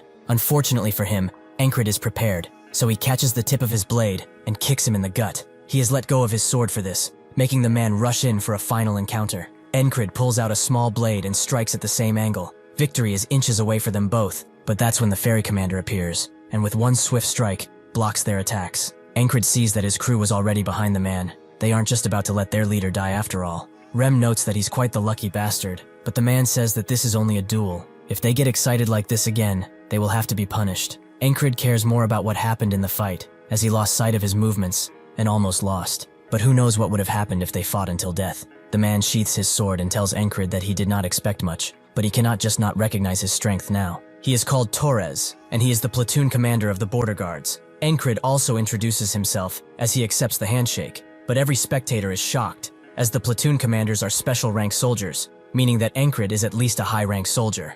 Everyone celebrates this fight, but Encrid really pays them no mind, which Torres likes. He has a feeling that they will see each other again soon enough, so this is goodbye for now. With this, Encrid feels one step closer towards his real objective. That same day, Graham, the first company commander of the heavy armored infantry, invites him to their company. This is the third time Encrid has been invited. First it was the second, and then the third company, perhaps because he broke that spell. Graham explains that his company is an important element of this battalion. He knows that this offer is pretty important, right? Encrid knows that he will be among the elites as soon as he accepts, but he refuses, which makes Graham ask if it's about the 4th Company commander. He will talk with him if need be. Encrid tells him that it's not that, and since he has such a sincere face, he will not press him any further. Encrid suggests that he send Rem his way, but nobody wants that crazy bastard in their team. Thanks to him, they survived the last battle, so he should keep at it. Crace is amazed that he's getting so many offers. Should he begin packing his bags or something? Encrid tells him that he's not going, but this only makes Crace wonder why he's rejecting every offer. Right now he will get treated well, no matter where he goes. Before Encrid can answer, Torres comes inside, wanting to ask something important of Encrid. He should come to the border guards. Encrid knows that this is an amazing offer, even better than the 1st Company, and Rem feels the same. He would be a fool if he would reject this offer. Torres has realized as soon as they fought that he yearns for a tougher fight. If he comes with them, he will make him train and challenge his body to its limits. His coming to the border guards means that he will realize his full potential. Everyone on his team is resigned to their fate, and so Encrid opens his mouth. If he's talking about a hellish place to train in, there's no other place like this. Encrid does not simply want to reach his full potential. He wants to overcome it, little by little. The seasons change, which is unfortunate for Rem, who, despite being from a tribe, hates the cold so much he wishes he could fight it. He tells Encrid to get him some hot stones immediately, but this only makes him think of how useless this guy is while not in battle. Auden tries to get him to warm up his body by moving and training, but Rem refuses to get rid of his blankie, making Auden ask Encrid if he would like to train, as he will surely thaw his frozen muscles. Encrid excuses himself, as he's on patrol duty right now, so he gets out of the cabin, but not before Rem screams at him to get some hot stones. Encrid is also surprised by how the season changed. At first it got a little chilly, but now it's fully winter. He goes to a populated area, where he meets with the other guards to patrol, a thing they do because of the lack of fighting. The two introduce themselves from left to right. They are Jack and Bo. Today they will be working as a team. Encrid feels something peculiar about these people, like he has heard their names before, but he lets it go for now. Jack feels honored to be on duty with the Spellbreaker, and Bo heard that he got promoted really quickly. To be able to go from the lowest to one of the higher ranks is amazing, but Encrid says that he only got lucky. Jack wants to see how strong he actually is, so he invites him to a duel, which Encrid accepts. After a while of walking, Jack feels that someone cursed him to have to go on patrol in this weather, with Bo agreeing that it's pretty cold. But Encrid does not get why they are so close to him. As they continue their walk through the market, a small hooded figure appears out of the shadows, and suddenly slips towards Encrid. He tries to grab the person, thinking that they are just a kid, but the hooded man suddenly pulls a dagger and stabs it directly in Encrid's chest before he can ever react. Jack and Bo play it out like he's drunk or something, hiding him from the crowd directly. These three are working together. The hooded person asks if he's surprised, but he should know, the Greyhounds never forget a target. Encrid can see that this is a half-fairy, probably an assassin sent by Aspen for breaking the spell. The assassin pulls out his knife brutally, leaving him to die, and Jack tells Rotten to get out of here, as their mission is a success. Encrid remembers them now. They were the wounded recon soldiers, according to Crace. He said that they were hurt a lot, but now he can see that it was an excuse to make contact with Aspen. In this situation, he's 4 against 1, and he will conquer it. Now though, he falls to the ground, bleeding out from his wound and dying on the spot. He wakes up once again, violently getting out of bed, which confuses Rem, but Encrid only wanted to get up with more energy. He swiftly goes outside, where he finds Auden bathing himself in cold water, causing steam to come out of his toned body. Encrid asks about his training method to heat up the body, which Auden confirms exists. It's something essential in wintertime. It also allows a person to be ready for anything, which is a bonus. With this in mind, Encrid asks to be taught it, as he saw Rotten pull the dagger out, but he could not react, because his body was not prepared at all. He also should have noticed how Jack and Bo kept really close. He will probably take those two guys out first, but that half-fairy might do something unexpected.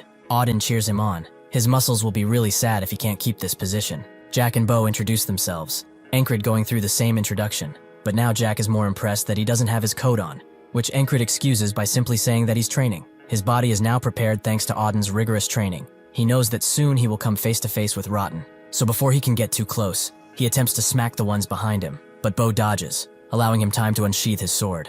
Encrid knows that Rotten will either run or attack. Before anything happens, he has to take care of these two. Unfortunately for him, Rotten has another card up his sleeve, as he throws a knife in his direction, hitting Encrid in his vitals. He, however, is impressed to be able to hit him at this distance, and through so much crowd, he has skills. He cannot deny that. Encrid heard it, but it already pierced his heart by the time he heard it. It's designed to be faster than sound. In this situation, He must face close and ranged enemies all at once, which quite excites him. How will he prepare for this? Rotten stabs when he is close, and throws the daggers when he is far. This wall that he must conquer is not really a hard one to understand. It's actually quite simple. Encrid continues his training, although he feels like he's going to die, making Ragna and Rem wonder if it's really as hard as he says it is. Jackson comes into the cabin, only to see all of them spread out and stretching, even the panther. He feels like he walked into something he shouldn't have, so he decides to leave. Encrid knows that he has to find a way to block the dagger that will be thrown at him. Its speed and accuracy, however, is something much deadlier than normal daggers. Jackson comes around and recognizes this as a whistling dagger, but Encrid is curious. Why is it called that? Jackson explains that it makes a sound when it's thrown, and if handled by an expert, the target will not even know what hit them, so it's good to stay far away from these things. Encrid has gained a bit of knowledge from this, but no matter how good Rotten is with his daggers, he cannot do anything if he blocks ahead of time. He attacks the ones behind him again, Bo dodging again, but this time Encrid grabs him and uses his body as a shield against the daggers. Unfortunately, Rotten doesn't seem to care about his teammates, as he throws one dagger into Encrid, one into Bo, and another straight into Jack's neck. Encrid is amazed that he was able to throw 3 at a time, but to kill his own people. Perhaps he never thought of them as such in the first place. Rotten crouches down to his level, impressed by his determination, but persistent lovers like the Greyhounds never forget their target. Encrid says that thankfully they do not, which makes Rotten believe that he's a crazy bastard.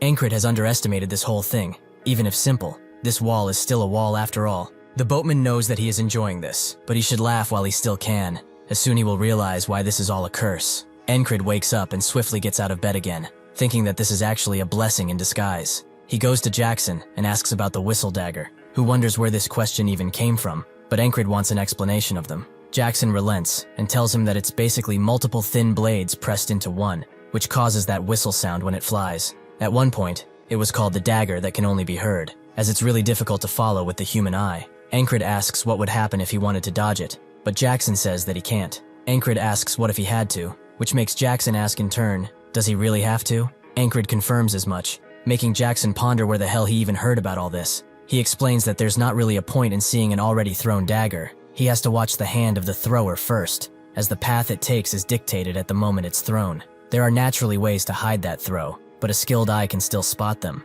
Encrid asks if he could learn something like that, but with his current skills, Jackson notes that he won't really be able to do anything. Encrid knows that he's just talking shit about him, but Jackson asks if he wants to be taught how to throw daggers. If he's not confident though, he can forget about it. Encrid knows that this is an opportunity, so he decides to learn. Later, he meets up with Jack and Bo, remembering what Jackson said to him. The moment he throws, he should relax his entire body and focus as the blade leaves his hand. Seeing and dodging it is basically the same. As soon as Rotten shows up, Encrid unsheathes his sword and instantly kills Jack, with Bo not offering much resistance either. Everyone around him runs away in a panic, allowing Encrid to focus on his real opponent. He can see him switch from relaxed to focused. He can avoid dying instantly if he protects his heart, so that's what he does. Encrid does manage to block the first dagger using his hand, but the second one goes directly in his chest. They are incredibly fast, and even if it was only for a split second, he saw it. In that split second, he saw the dagger come to him. Rotten approaches and prepares to say the same line,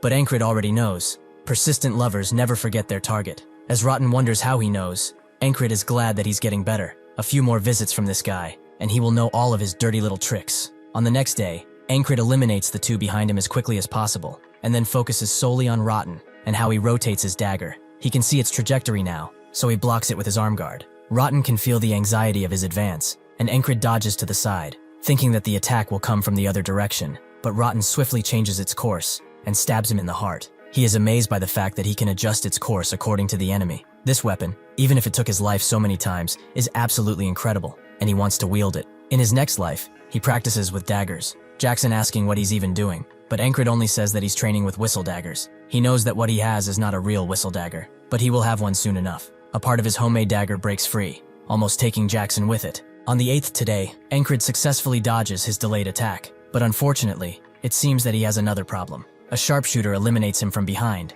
meaning that he must keep him in mind the next time. On the 9th day, he successfully takes him out with a dagger, but this only delays his death, as Rotten throws a dagger at him that he cannot dodge. Encrid continues to train until he can throw daggers pretty well, but he feels that besides the basics, he's missing something important. Jackson notes that he got everything down, but where did he learn to throw like this? Encrid can't say that he learned from him, so he lies. He saw someone throw one before and he just copied them. Jackson thinks that he must be a genius to do something like that. but no matter. Has he heard of the throwing blade technique? It was created by an assassin called Georg, and the name comes from his weapon, the whistle dagger. Georg strived to create a blade without sound. Thus he created a very thin, single-bladed knife, but it was too difficult to handle, which led to the production of the whistle dagger they know today. Encrid didn't expect for the dagger to have such a story, but Jackson thought that he would already know about it, since his stance is perfectly suited for the whistle dagger throwing. On the 10th day, Encrid decides to change the route, which Jack is against, as they will be punished if they don't do their jobs well. Encrid says that he's the highest-ranked person here,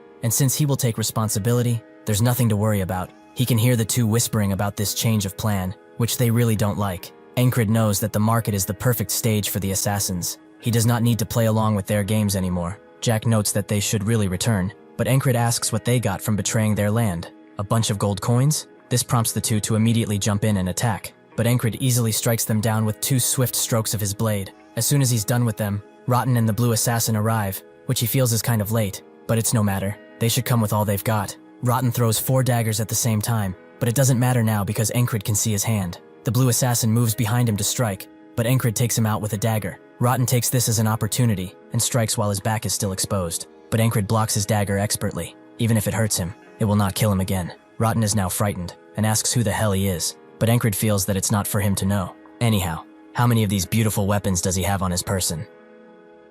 Rotten can see that this bastard can throw these things. Is he also an assassin? He answers Encrid's question, saying that he only has 2. He is quite jealous that he only has 1, but Rotten tells him to not joke around. He's really sick in the head. He should also know that as soon as he throws the one in his hand, he will die. Encrid understands, but they will find out only after the fact. Encrid can't see his hands, but can see his arm, so if he keeps his posture and his eyes ready, he can easily dodge those daggers. Encrid can immediately notice that Rotten is throwing 2 at once, so he swiftly dodges and throws one of his own, which only damages Rotten's cloak. Even if he said that he has 2, Encrid knows that he probably has more, but so does he. Encrid throws his last dagger at Rotten, who can barely dodge, but is actually quite mad that he lied. He readies his blade, and so does Encrid, surprised to see this bastard actually pull a blade out. There's no rule teaching the assassins to only use long-ranged attacks, but his problem is that he doesn't recognize this attack, as it's low, and very fast. Unfortunately for Rotten, it doesn't matter anymore. He grabs his hand with extreme swiftness and announces that this is the end.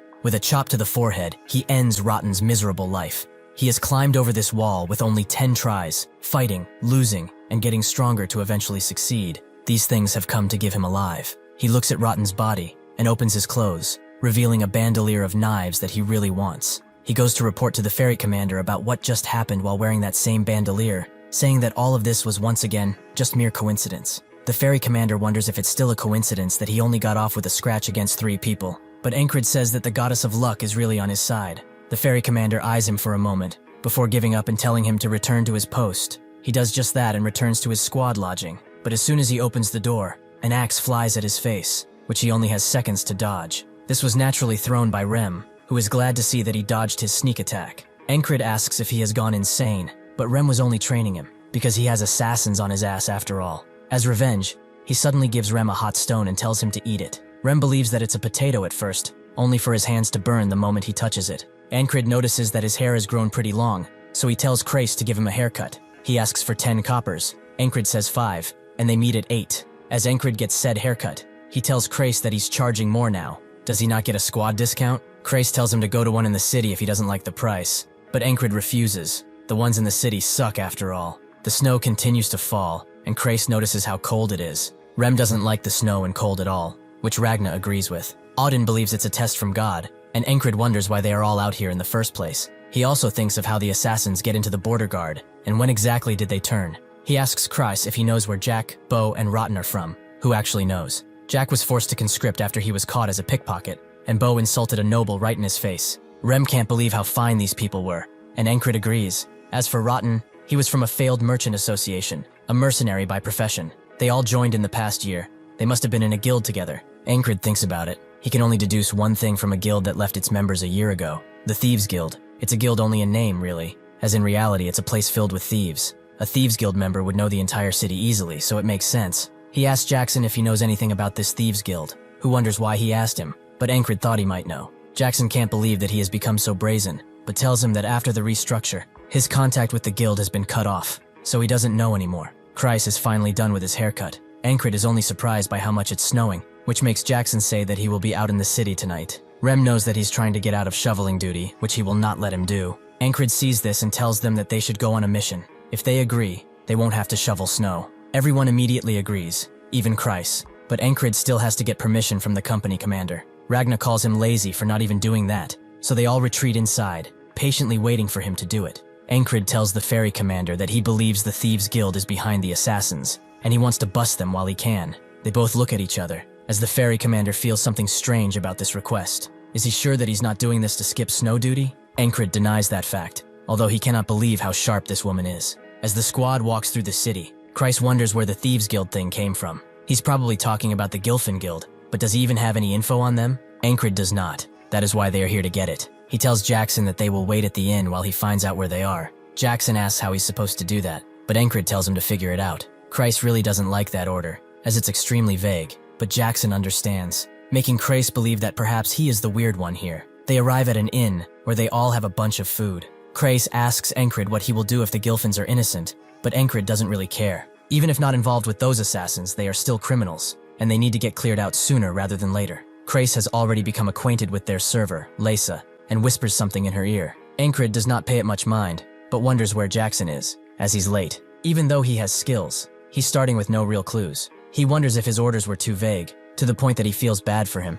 Jackson is propped up somewhere high, looking around and not moving at all, letting the snow fall on him. He suddenly notices two strange figures, which gives him an idea. Encrid asks Kreis if he knows that woman, and tells him that she's Lesa. Her father is a shoemaker, and her dream is to open up an inn in the big capital. Encrid is surprised by how much he knows, but Kreis only knows so much because she might be a valued customer. Jackson finally comes back, covered in snow and freezing, only to see everyone enjoying a warm meal while in a warm place. Encrid notices his annoyance and tells him to eat, but Jackson believes that they shouldn't wait, and go right now. Rem doesn't want to, as it's cold outside, but Jackson asks if he wants a shower in his own blood. He promises it will be the warmest thing right now. Encrid agrees that they should go now, but the snow is quite immobilizing, so they need to be careful and leave when it stops snowing. Encrid looks out the window for a solid 5 seconds, and then says that it won't stop, so they should go. Kreis asks if he didn't just say they will wait, but Encrid has been careful enough. As they walk through the slums, 2 beggars notice them and pull out their daggers, charging the group with murder in their eyes.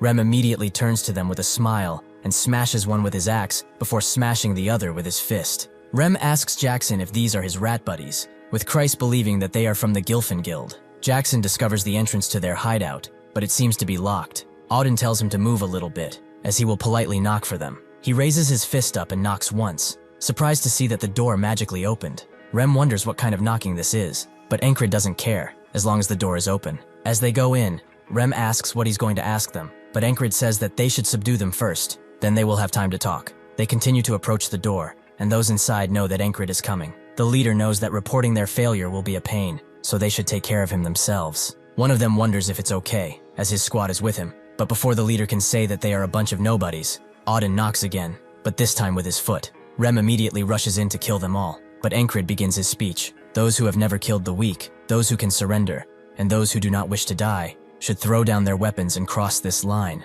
Everyone else will be killed. Rem asks why they aren't killing them now, but Encrid just wanted to look cool, and he believes that he is. The leader can't believe that a mere grunt dares to order them around, and Auden tells him that they are clouded by their demons. They will not listen until they force them to. Encrid resorts to using force then, and asks their strongest to come forwards. The leader wants this to happen, and tells their strongest swordsman, Wyvern, to go, who immediately pulls out his blade. He wonders if he can block his blade, as he has never been beaten, but as he talks, he suddenly charges in, only for Encrid to deflect his blade and stab Wyvern in the shoulder. This is something from the Valen mercenary sword technique, to stab while talking. This is what he was stuck at before, but he has overcome it by a lot. Encrid believes that he doesn't need to see anything else if this is their strongest. He will give them one last chance. Either they surrender or die. His squad looks at him unimpressed, all of them believing that he's just trying to act cool. One of them throws his weapon and surrenders, making the leader jump up and try to strike him. Before he can cut him down, however, Encrid throws a knife in his head, killing him instantly. Rem can't believe that he thought he was cool, while Auden does believe so, and Kreis is amazed. Jackson thinks that he's not bad, while Ragna suffers from cringe, like Rem. Encrid knows that he must have looked pretty cool, but this makes all the thieves surrender and fall to their knees. Rem wonders what they should do. It would be better to kill them now, since they might become trouble again. One of them begs them not to kill them. There are people here with sick mothers and poor families. Encrid believes that it doesn't excuse their crimes, so the man says that if he has to kill someone, he should kill him, as he is Gilfin. Encrid is surprised. So he was the boss, and not that brute right there? Gilfin denies it. That man was indeed the boss, but he also isn't Gilfin. He is. Encrid is confused beyond his wits, so Kreis explains that they named the guild after random people on purpose. If they start getting chased by the law, they can ditch that person and run. Gilfin explains that their boss was a bastard, a real rotten-to-the-core individual, but the rest are not like that. Again, if he wishes for blood, he can have his. Everyone around him begins to try and defend him, as Gilfin is kind, and some of them even ask to be killed in his place. Rem can't believe that Encrid would kill them when they are like this. He did not take him to be such a devil. Encrid tells him to shut it. He was the one who suggested they kill them in the first place. Gilfin tells them about the guild fortune. They can have everything in that stash if they let them live. Kreis begins to smile, as he knows there's some cold, hard coins involved. Gilfin points it to them, but they need to find the key first. Auden proves them otherwise by gently pulling the door open, and so Encrid tells his squad to take as much as they want. Rem immediately finds some thermal leather, which is extremely warm, but Ragna wonders if it's that important. Encrid also finds a piece of flexible yet strong leather armor, which is not bad at all for him. Kreis gets his attention, and says that they should take over this guild. Encrid asks if he's really asking for him to become a thief, which Kreis is, but one that does not kill. Even if they were to take down this guild, within like a week or two, another will pop out in its place. So if things are like this, they should use this guy as a puppet to run it. Encrid feels that this is all far too convenient, so he asks what he told that girl, as it was strange for all these guild members to be gathered here. Kreis is surprised that he noticed, although they got them all in one try. If he allows it, he will get him a monthly krona payment, and will also gather information. Encrid doesn't really do this for money, but it can't hurt. He allows it. So Kreis tells Gilfin that from now on, their guild is one that does not kill. They will sort out the bad people and send them to prison, while they slowly reform this organization. Gilfin tells him that they will all die if they do not disband. Their boss worked for Aspen and took their money. Once every spring and fall, a frog comes to check on this organization, and if he realizes what happened, he will not just let them go, as the frogs are beasts. Kreis tells him that they shouldn't worry. They have some beasts of their own after all.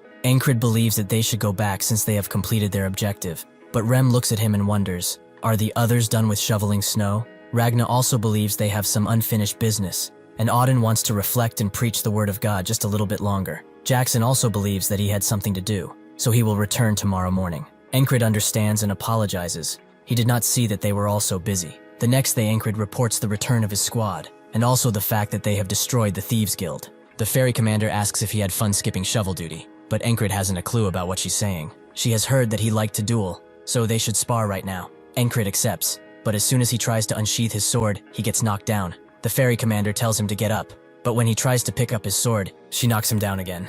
Encrid is amazed by her sword's thinness. It's almost like a whip.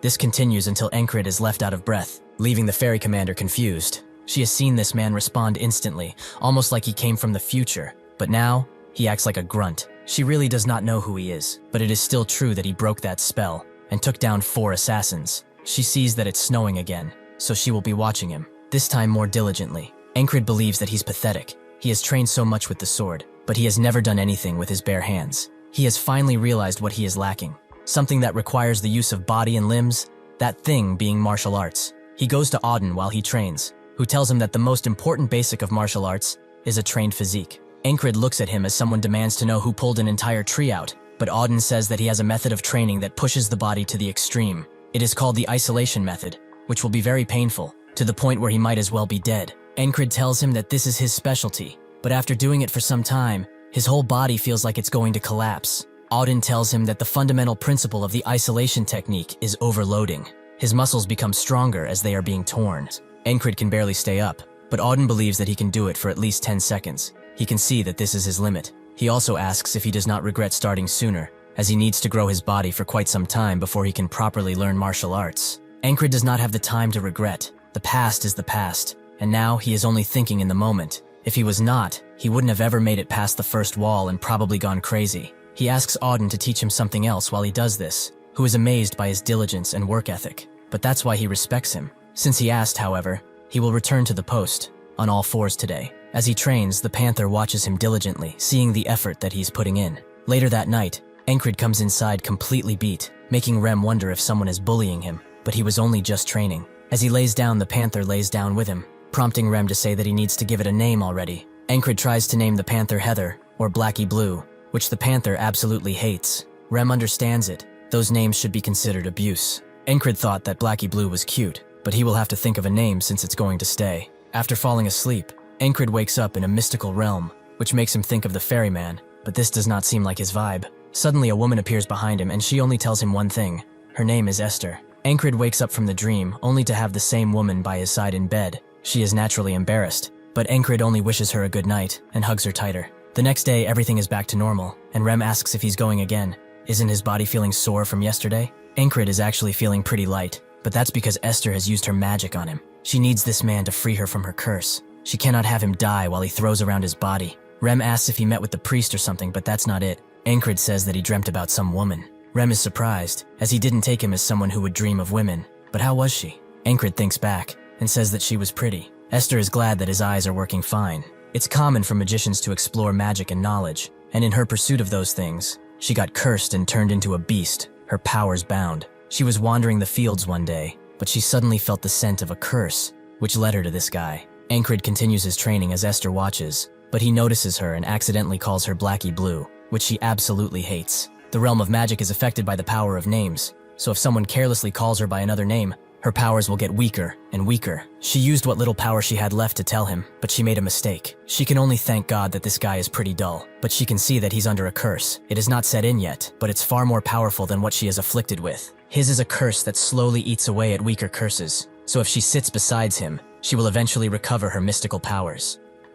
Encrid continues his training, now fighting Auden one-on-one, and even though he is able to dodge some attacks, most still hit him, proving Auden's blinding speed. He explains that for martial arts, his body must always be ready. Just like with swordsmanship, the training and techniques are all meaningless if he is not fast, and even though he's as fast as an old turtle, his body is changing. He also really doesn't want to quit, judging by his expression. Just like that, 1 month has passed. The green begins to sprout through the melting snow, and Encrid continues his training. He fights with Rem, who can't believe how much he has improved, but he is glad, as now he can finally have a proper fight with him. Later that evening, he invites Ragna to a training session, who says that he's still lacking in adaptability after it's done, but his fundamentals are top tier. His muscle memory should allow him to do this even in his sleep, but it will require endless repetition, which is not at all easy. Encrid tells him not to worry after catching his breath. Repetition is his specialty after all. After his training is done for the day, he retreats to his bed, where he thinks that all this training is great and all, but some real-life experience would also be pretty good.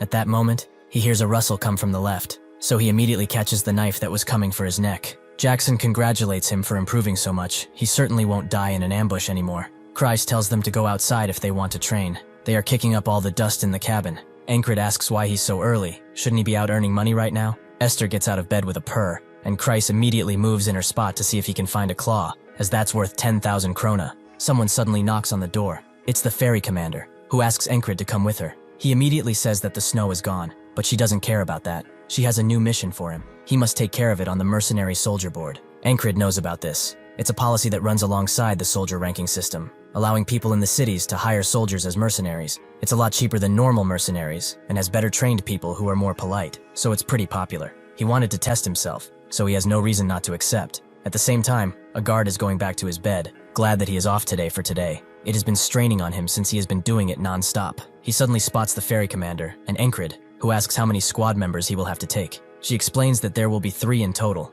but he should only bring 1 squad member with him because she will be the 3rd. Encrid is surprised that she's actually coming to a mission herself. He wants to know why. The guard walking next to them knows about the rumors. Those two are often together. Perhaps they are even dating. He leans in closer only to hear the ferry commander ask if he's uncomfortable with them doing a mission together. This touches the guard's heart, and more rumors start to spread because of him. These rumors escalate further and further, some saying that they were together even before the army, until the point that it said they already have kids together. The next morning, as Encrid is training, he hears other soldiers talk about his relationship with the ferry commander, most agreeing that they look good together. After he goes back to the bunks, Rem immediately laughs at him, noting that he's finally home. He asks how many months it's been. The baby surely is going to come soon. Encrid, with a rather annoyed face, says that he has heard wrong. These are all baseless rumors. Kreis tells him to not be shy as they will find out whether he likes it or not, but Encrid denies it again. Ragna is glad for him. If he keeps her by his side, they can train together, while Auden prays that his future with her is blessed. Encrid feels rather bullied by his own team, and Rem asks when they are going on his little date. It will be weird being the third wheel, but he has to do it. Encrid is confused at first, but he must be talking about the mission, which he is not bringing him on. Rem is confused. Who else is he bringing then? Jackson confirms that he's ready and says that they should get going. But as they leave, Rem screams out, "How can he choose that rat and not him? Has he gone insane from the training?" Encrid notes that this is a tactical decision. He would be the first guy to throw an axe at the commissioner if he got mad, so he would rather not have to deal with that. After they are outside, Jackson asks if he brought him only because he wouldn't make so much trouble. So Encrid tells him that besides that, he takes these kinds of missions often, so he would be of help, right? Jackson understands, but he wants to give him a nice piece of advice. He should not give all his heart to a woman, as it will come back to hurt him in the future. Encrid looks him dead in the eyes and says that he has no need for advice in that department. After they meet up with the ferry commander, he asks when the commissioner will get here, who says that they will come soon. Encrid knows that she heard the rumors and that this will be rather awkward. Sure enough, she asks if they have done something for so many people to think that they have children together. Encrid denies anything while Jackson lets out a snicker, making Encrid ask if he dares to laugh in this situation. The ferry commander asks if these questions are making him uncomfortable, which he denies. She asks if it makes him glad, which he doesn't know how to respond to, and then she asks what he likes so much about it. Encrid really would like to know why she is asking him all of this so suddenly, but suddenly the commissioner arrives. The ferry commander is quite annoyed, as this was getting quite fun. Encrid doesn't know what to think anymore. Was that really a joke when she was basically expressionless? Their mission is to protect the child of a wealthy merchant. In the process of deciding which heir will inherit the Roca-Fried Trading Company, they have been hired to make sure they don't try anything funny. As she descends the carriage, Encrid thought they would be dealing with some fat toad, but it's the opposite. The woman introduces herself as Leona, heiress to the Rogue-Fried Company, and their protection target. As they walk, Encrid finds it weird that not a word has been spoken since the greeting, and what little communication they have only happens through her maid, who is telling them that they will get a room in the inn, and then wait for the other heirs. They really just hired them as guards and nothing else. He remembers what Auden says. Identifying the age, body stance, and gaze of a person is all useful info. Figuring out the enemy's strategy is a skill in itself. Encrid begins doing just that, spotting that the guard in front of him is left-handed and also has heavy footsteps, meaning that she's pretty armed. Just that sword is telling him that she's strong, but nobody here seems to be as strong as a special rank. Even though he feels like the analysis is lacking, it will have to do for now. Jackson believes that they should partake in a game since they have a ways to go. They should identify sounds. With that invitation, they both begin reciting what they hear first, but Jackson seems to have the upper hand. He is trained in this after all. After they get to the inn, Leona and her guard go into her room upstairs and order them to stay below. The ferry commander sits down next to Jackson and Encrid to join their little game, but this moves Encrid out completely, as he cannot hope to compete against these two. However, the things they are saying no longer seem to be a game, as someone is coming to them, dagger in hand and ready to strike. As the assassins pull up, it doesn't take long for them to react, as they both suspected this ambush. The other guards are rightfully scared. One tries to get to Encrid, but he swiftly takes him out. He hears screams coming from above, and since the commissioner comes first in these types of missions, he rushes to their rescue. An assassin sees this and throws a bunch of knives at him, but Jackson covers his back by holding a stool over him. The ferry commander swiftly sweeps the area of the assassins, who are beginning to show worry, but they are still confident because they outnumber them. As Jackson fights, the ferry commander looks at him and notices he's much stronger than Encrid. Most of the squad members are, but they still listen to and trust his orders. She wonders who helped create all this. It is honestly quite interesting. She kills the guy that was rushing her by simply holding her sword forward. Encrid continues his quest, and it's quite easy for him. After encountering the assassin who tried to get Krang, and that half-fairy assassin, such measly attempts at assassination no longer faze him. Another rushes in, a perfect opportunity for Encrid to test his new physical skills. Although he's still too slow, he can move more freely now. He can feel a difference from the past. Suddenly, Leona's guard is thrown outside of the room, allowing Encrid to move in and see that an assassin is over Leona, with a maid desperately trying to defend her. Encrid would like to use the whistle daggers, but he's too close and stopping him is not a guarantee. Perhaps he can reach them if he tried, but to walk so quickly requires power, and he has only seen it once. He tries to perfectly imitate that person. Even if he can replicate that power just a little bit, it would be enough. Sure enough, he lunges forward at top speed, and before the strike lands, he gets in front of them. He is struck by the cold blade, but even if it hurts, thanks to the leather armor he got, he did not get cut. Encrid believes that they should talk downstairs, so he tackles the assassin and throws him out of the window, landing the assassin straight on his back and knocking the air out of him. Encrid is glad that he managed to cushion the fall somehow, and since there are no more enemies on the second floor, he can focus on this guy. Even if he suffered that fall, he still rose up. That takes grit. He asks Encrid if he's a border guard, which he is not. The assassin is glad. It means that there's no reason why he should lose this fight. Encrid observes him, seeing that he has swords of different lengths, but that does not damage his balance. He probably uses the flowing sword, so responding would be difficult. The assassin vows to kill him, and then that woman, but Encrid tells him that he talks too much, making him charge in. This is Encrid's first fight in a while, against a pretty strong guy. He is happy, however, as he has loads of things to try. The assassin transforms his positioning, making Encrid recognize this as a Valen duet. He dodges the first strike that flows into the second and then the third. They both back away before the assassin moves in once again, but Encrid dodges this time too. The assassin is confused. How can this random soldier avoid his strikes like this? Encrid is impressed by his skills. He could not learn what he just did because he lacks talent. Judging by his speed and accuracy, he's as good as that stabbing bastard that killed him again and again. The assassin moves in with rage in his eyes, but Encrid can see his blade and its trajectory. He's about to try and double swipe at him, but this allows Encrid to move in with his blade and stab him in the chest before he can reach him. He was going for the heart, but he did not hit it. He pulls his blade out of the assassin, thinking that he must improve, perhaps training with Ragna or Jackson.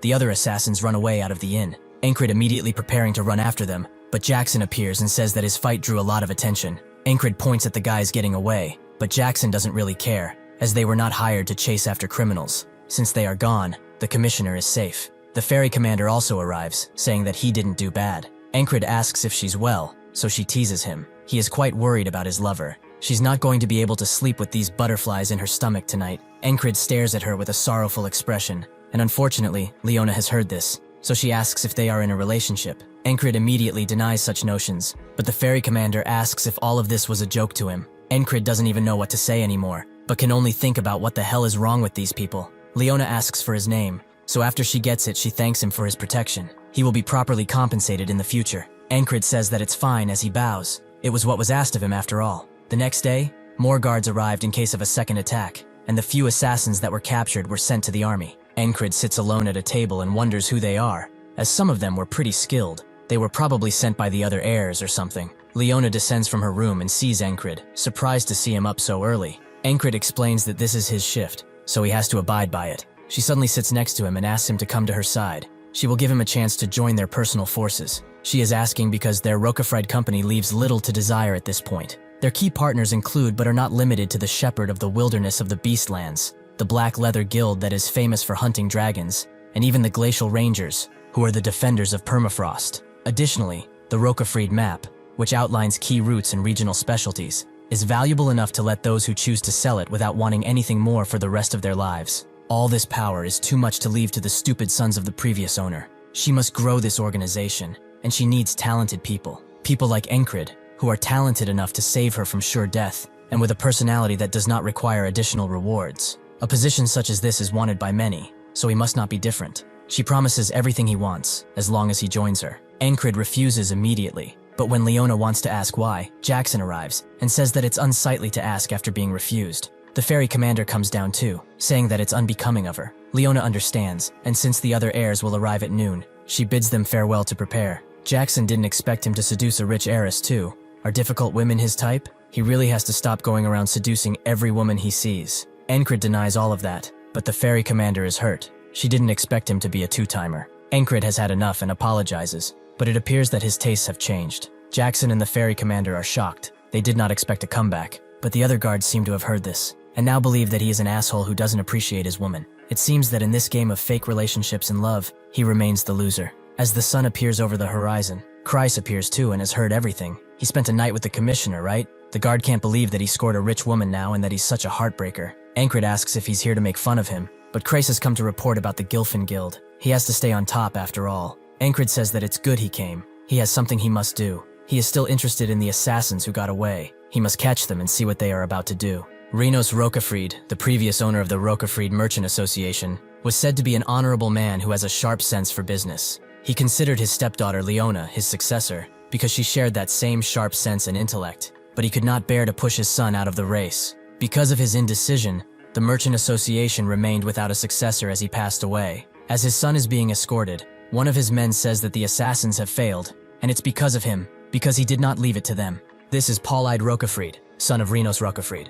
The man says that they will have to figure something out, although their agreement still stands, right? Paul-eyed, with a certain stutter in his voice, confirms as such. They will be rewarded handsomely if he inherits everything, as promised. The silent man next to them says nothing. He's a man of few words after all. Soon enough, they barge into the tavern where Leona is held, and he immediately begins complaining. There is too much dust here, but it's to be expected from Leona. Encrid analyzes the silent man closely and can see that he is strong. They exchange glances for a few seconds, but he soon backs off. Polide screams at them to stop sitting around and get Leona down here, making Encrid believe that it was really a good choice to bring Jackson. If he had brought Rem, he would have certainly split his head open already. That's when he sees Jackson slowly moving in with his blade, forcing Encrid to hold him in place as Polide screams at them to move. Fortunately, Leona comes down of her own volition, saying that it's unbecoming of him to scream in such a place, but he is also late. Polide tells her that he doesn't care about that. She should start educating her bumpkin guards first. She suddenly slaps the living daylights out of him, making Encrid wonder if there even is a person around these parts who won't immediately resort to violence.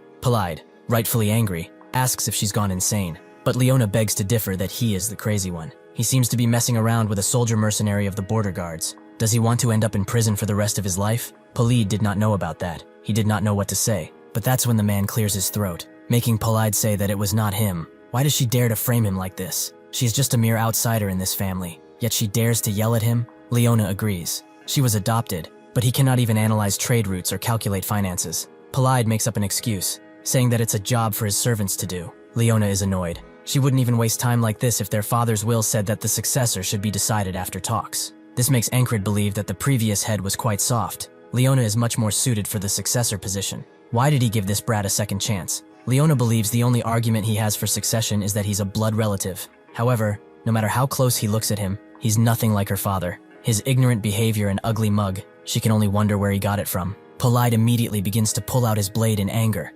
making Encrid do the same, but he sees the silent man do so as well, although in a much calmer manner. The whole room freezes as Encrid stands in front of Leona, his blade inching further out of its sheath as Polide's guards attempt to protect him. Encrid analyzes the silent man's stance a little closer, seeing that it's actually the swift sword. He wonders how fast he will be, perhaps faster than even a whistle dagger. He is too eager to find out, so he desperately wants to fight. He wants to see this man's style of blade. The silent man begins to forcefully move his blade forward, making Encrid smile in anticipation, but that's when someone commands them to stop.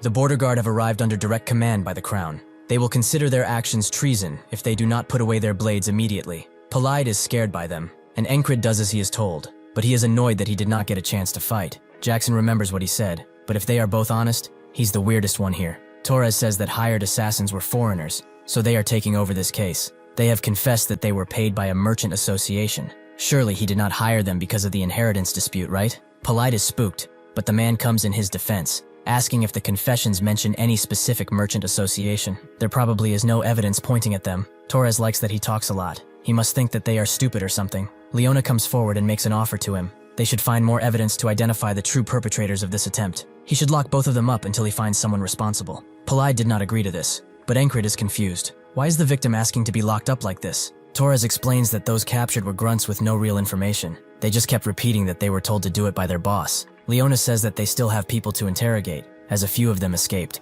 One of them might be that boss, so shouldn't they try to find them? The leader asks what happens if they still can't find the ones behind this after all this, but Leona supposes that it's theirs to take care of. It's not prudent for her to discuss this matter with them, so they will return to the city under the condition that they all return if he summons them. Encrid sees this as a misplay. They won't be able to protect Leona if she goes to the city, and her bodyguards won't be able to take on Polides, especially that rapier guy. She will immediately die if she does this. She's a smart woman. She knows this already. The only question is why she's even doing it. Leona is a merchant at heart. She will not ask them to do something without compensation. She will give this to whoever catches the people who got away. Her maid gives her something wrapped in a cloth, which is revealed to be the fourth work of the Carmen collection, Carmen's stiletto. This is their reward. Jackson becomes very motivated by what he has seen and volunteers to take this case. Encrid is surprised to see him like this. Just why is that dagger so special? Polide starts to scream at Leona for even bringing such an item to this backwater place. Does she even know how much that thing is worth?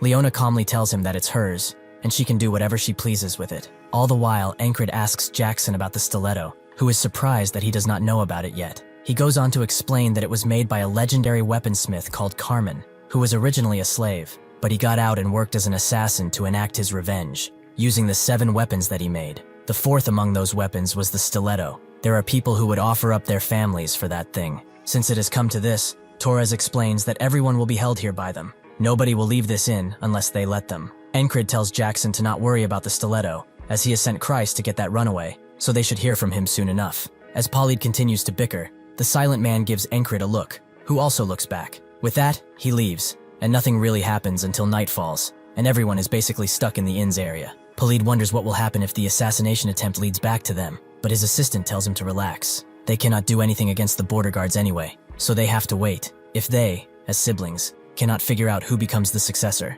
then the decision will be left to the investors. That's the moment they need to use. Polide does not inspire confidence with his tone, although he agrees he has sent word out to all of them that if they select him, they would be handsomely rewarded. The silent man looks out of the window and sees Encrid doing his usual overbearing workout, seeming just as dedicated as before. After he is done, Torres says that he's surprised he still continues with that arduous training regime. Does he not consider this the perfect opportunity to have some time off? Encrid would think the same if they were equal, but he is not a genius like him, so time truly matters. The stuff people like him learn in a week, he needs a month, or even a year to grasp. This is why he cannot waste time, and he doesn't want to anyway. He will use each day to create a better foundation for his future. One of the border guards begins to wonder, is he the odd one here, or are they the lazy ones? Torres is puzzled by this too, so he gets up and tells Encrid to calm down with his attempts at getting stronger. He's pretty strong enough already. They only drew because he did not expect that from him. But what about right now? Encrid knows that this is an invitation, so they begin to fight again and again,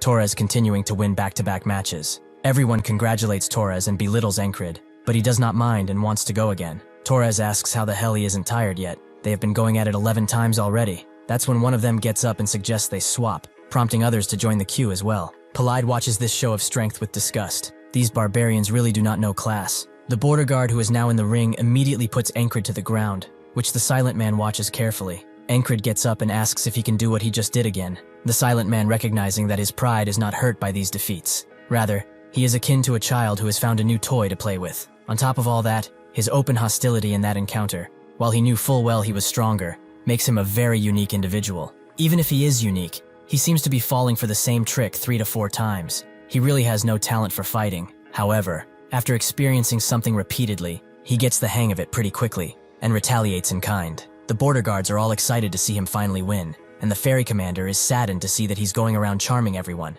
a truly bad man. Leona asks if they are really dating, which the ferry commander denies. They are actually married, and even though they did not hold a ceremony, there's probably a child coming soon. Encrid really can't stand this anymore. He would rather she stay inside of the inn. Suddenly, the silent man speaks and asks if he could join in too. Encrid gives him a look, and Torres wonders what he's thinking. The silent man has learned his name. He has no talent that is worth sharpening, yet he feels the desire to teach him. He cannot hold himself back anymore. The man Encrid was fighting with says that he's in a different boat than them, so he should just sit and watch. But Encrid denies that. He has been waiting for this opportunity. This makes the silent man smile with anticipation. All the while, everyone watches them get prepared. Jackson watches from above and can see that the silent man, even though brandishing just a wooden stick, is extremely dangerous. He gets prepared to jump in, as this might evolve into more than just a friendly spar. Encrid feels a certain tension in his body, just as if he were at war once again. As the silent man strikes, Encrid can see his attack path clearly. Even though he's using a feint, he knows that he's aiming for his neck, so he has to block before it's too late. Unfortunately for him, if this was a real battle, Encrid would have been dead, as the silent man moved far too fast for him or anyone to anticipate. He tells Encrid that he reads attacks quite well, but he has to work on his speed. Encrid expected his swift sword to be fast. It's in the name after all, but it's much faster than ever imagined. He thought he got pretty strong, but this man has proved to him that he has not. They are so far, they are at polar opposite levels. Instead of despairing, however, he smiles and asks for a rematch. The silent man likes his attitude, and so they fight the night away. Most people drift to sleep, only the ones that are interested staying up to watch. The silent man thinks that any man who has held a sword knows the despair of losing when they meet someone they cannot beat. He has shown this guy the gigantic gap between them, but he still refuses to give up. Jackson sees that Encrid's reactions are too slow to be dodging everything. If he continues like this, he will never overcome this wall, meaning that he must teach him more about his speed. The silent man tells him that they should go to bed too, as they don't want to be tired.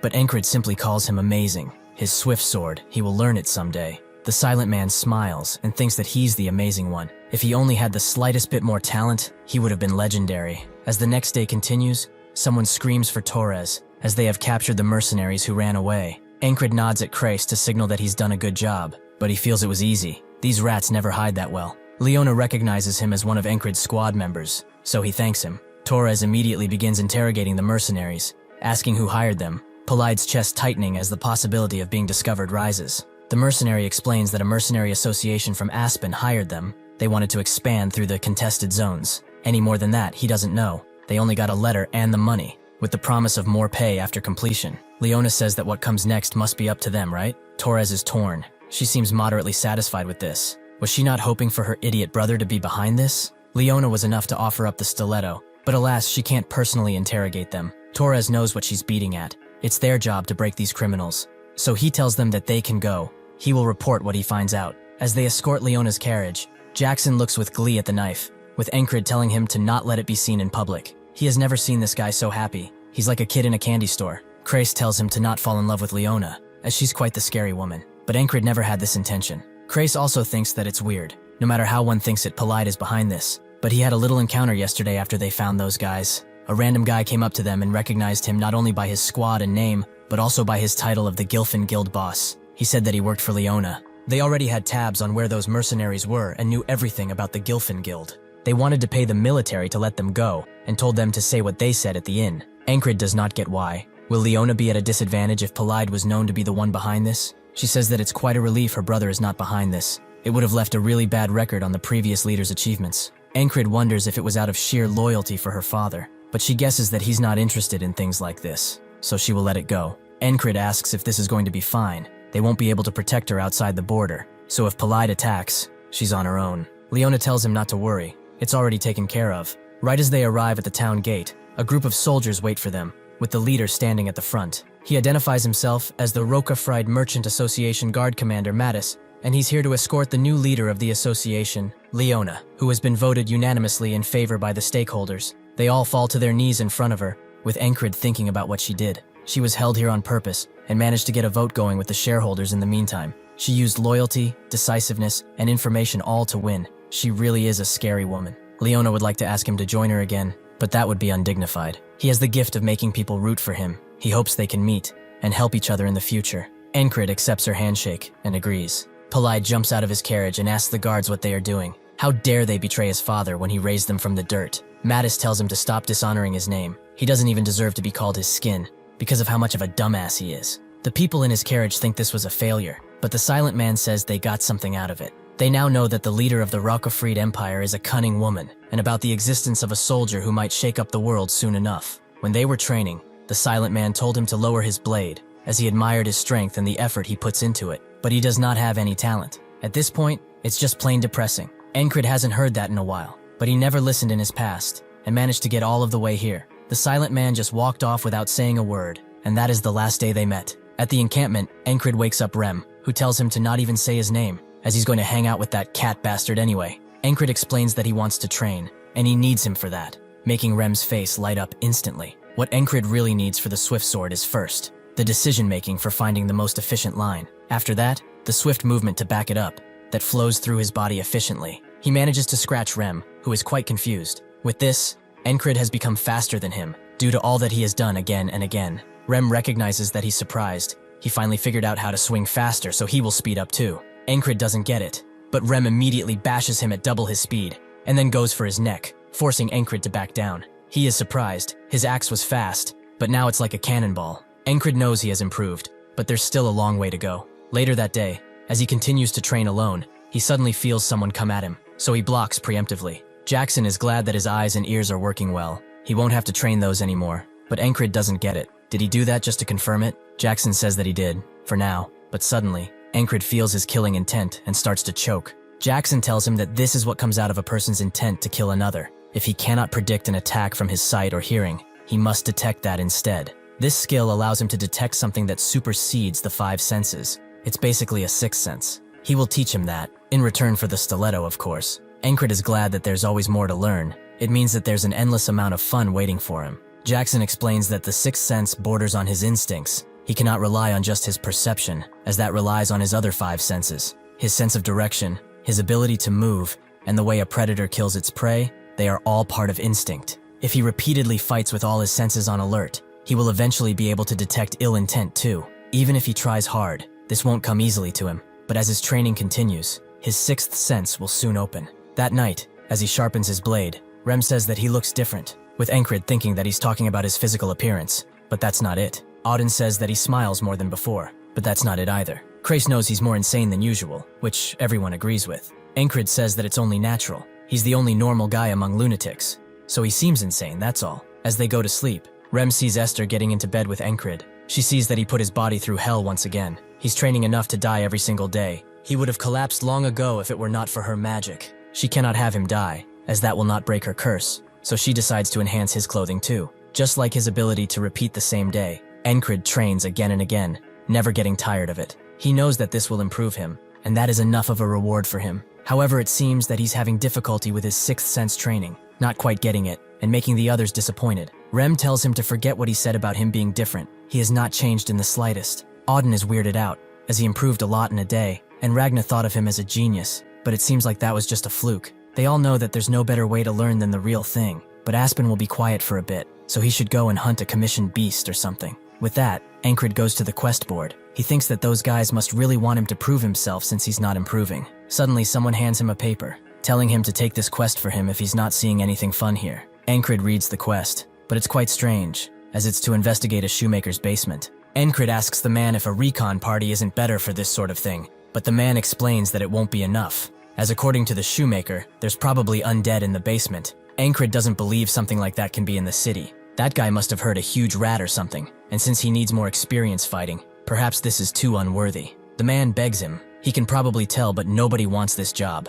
Doesn't help that the shoemaker is short-tempered, but he's a good lad. His wife recently went missing, which probably accounts for his angst, but he can just go and check it out, then leave if he doesn't like it. Encrid goes to refuse the request, but somehow he winds up accepting it. Once he gets there, the daughter immediately invites him inside, as the shoemaker is currently digging into the ground. He is glad to see Encrid, as he found something under the floorboards after just a bit of digging. Encrid is surprised to see a tunnel in the middle of the city. Now he knows this is not just a mere rat. He decides to climb down with a torch, seeing that the cave looks man-made, and since it's large, there's bound to be something down here. He and the shoemaker eventually stop, as they have walked up to a six-way crossroad, confirming that this is man-made. Encrid decides to take a path while the shoemaker says that there must be an undead, but Encrid tells him to not just walk around randomly. He will head in first and see what's up. Unfortunately, as soon as he steps in the path, he can feel immense heat as a mighty blast arrives within a second and pulverizes the both of them, leaving only their shadows on the dirt path. Encrid wakes up once again. He knows that what he has just experienced was a magic trap. It is common for people to give someone this advice about facing magicians, and that is to simply run. The ones that die in combat with a mage are lucky. If they survive, it's a much worse fate awaiting them, and this advice also applies to traps created by them. He goes back to the quest board and wonders what he can even do against that. What skill can he master to overcome this? The man offers him the job again. Encrid thinking that this needs a magic specialist or higher up support. It's not like the other walls he has faced up until now, which he could face head on. He thinks that the ferry commander will listen to him, and before that man goes in alone, he has to be quick. He suddenly remembers just that and rushes to the house, kicking the door down and jumping straight into the hole. He runs towards the crossroad, only to see the shoemaker go into one of the walkways. He tries to stop him, but the man has already stepped inside, so the magic trap blasts them once again. Encrid knows that he must find a quicker way. He needs to go see the man first and tell him to stay out of there. The boatman speaks. He only felt it for a moment, but he did feel it. The mane of his flesh turning inside out, and his body turning into ash. Does he still intend to step towards that flame, which might pulverize him again? Encrid agrees that it was excruciating. It felt like 1,000 needles piercing him in an instant. However, it hurts even more to watch an innocent man die for nothing. That is not the way of the knight. When he wakes up, he immediately dresses and jumps out of the door, Rem wondering where he's rushing off to. Encrid says that it's simple. He's going to save an annoying shoemaker. Rem wonders if he's off to fight leather boot monsters or something, and Encrid gets to work. He cannot make the man stop digging and just ignore it, and he also can't leave this thing under his house. After he digs it up, Encrid orders the man to stay put and not follow him, which the shoemaker doesn't like, but Encrid insists. After he goes inside, Encrid thinks about finding a magic specialist, but that will take a long time, and who would even listen to him? This is a mysterious trap that he has no info on, so someone is bound to die exploring it. He must find as much information as he possibly can, even if it costs him his life. He already knows one of it is rigged, so he decides to test it with his body, but repeating today feels like cheating, so he winds up looking for a better way. He looks for a hint,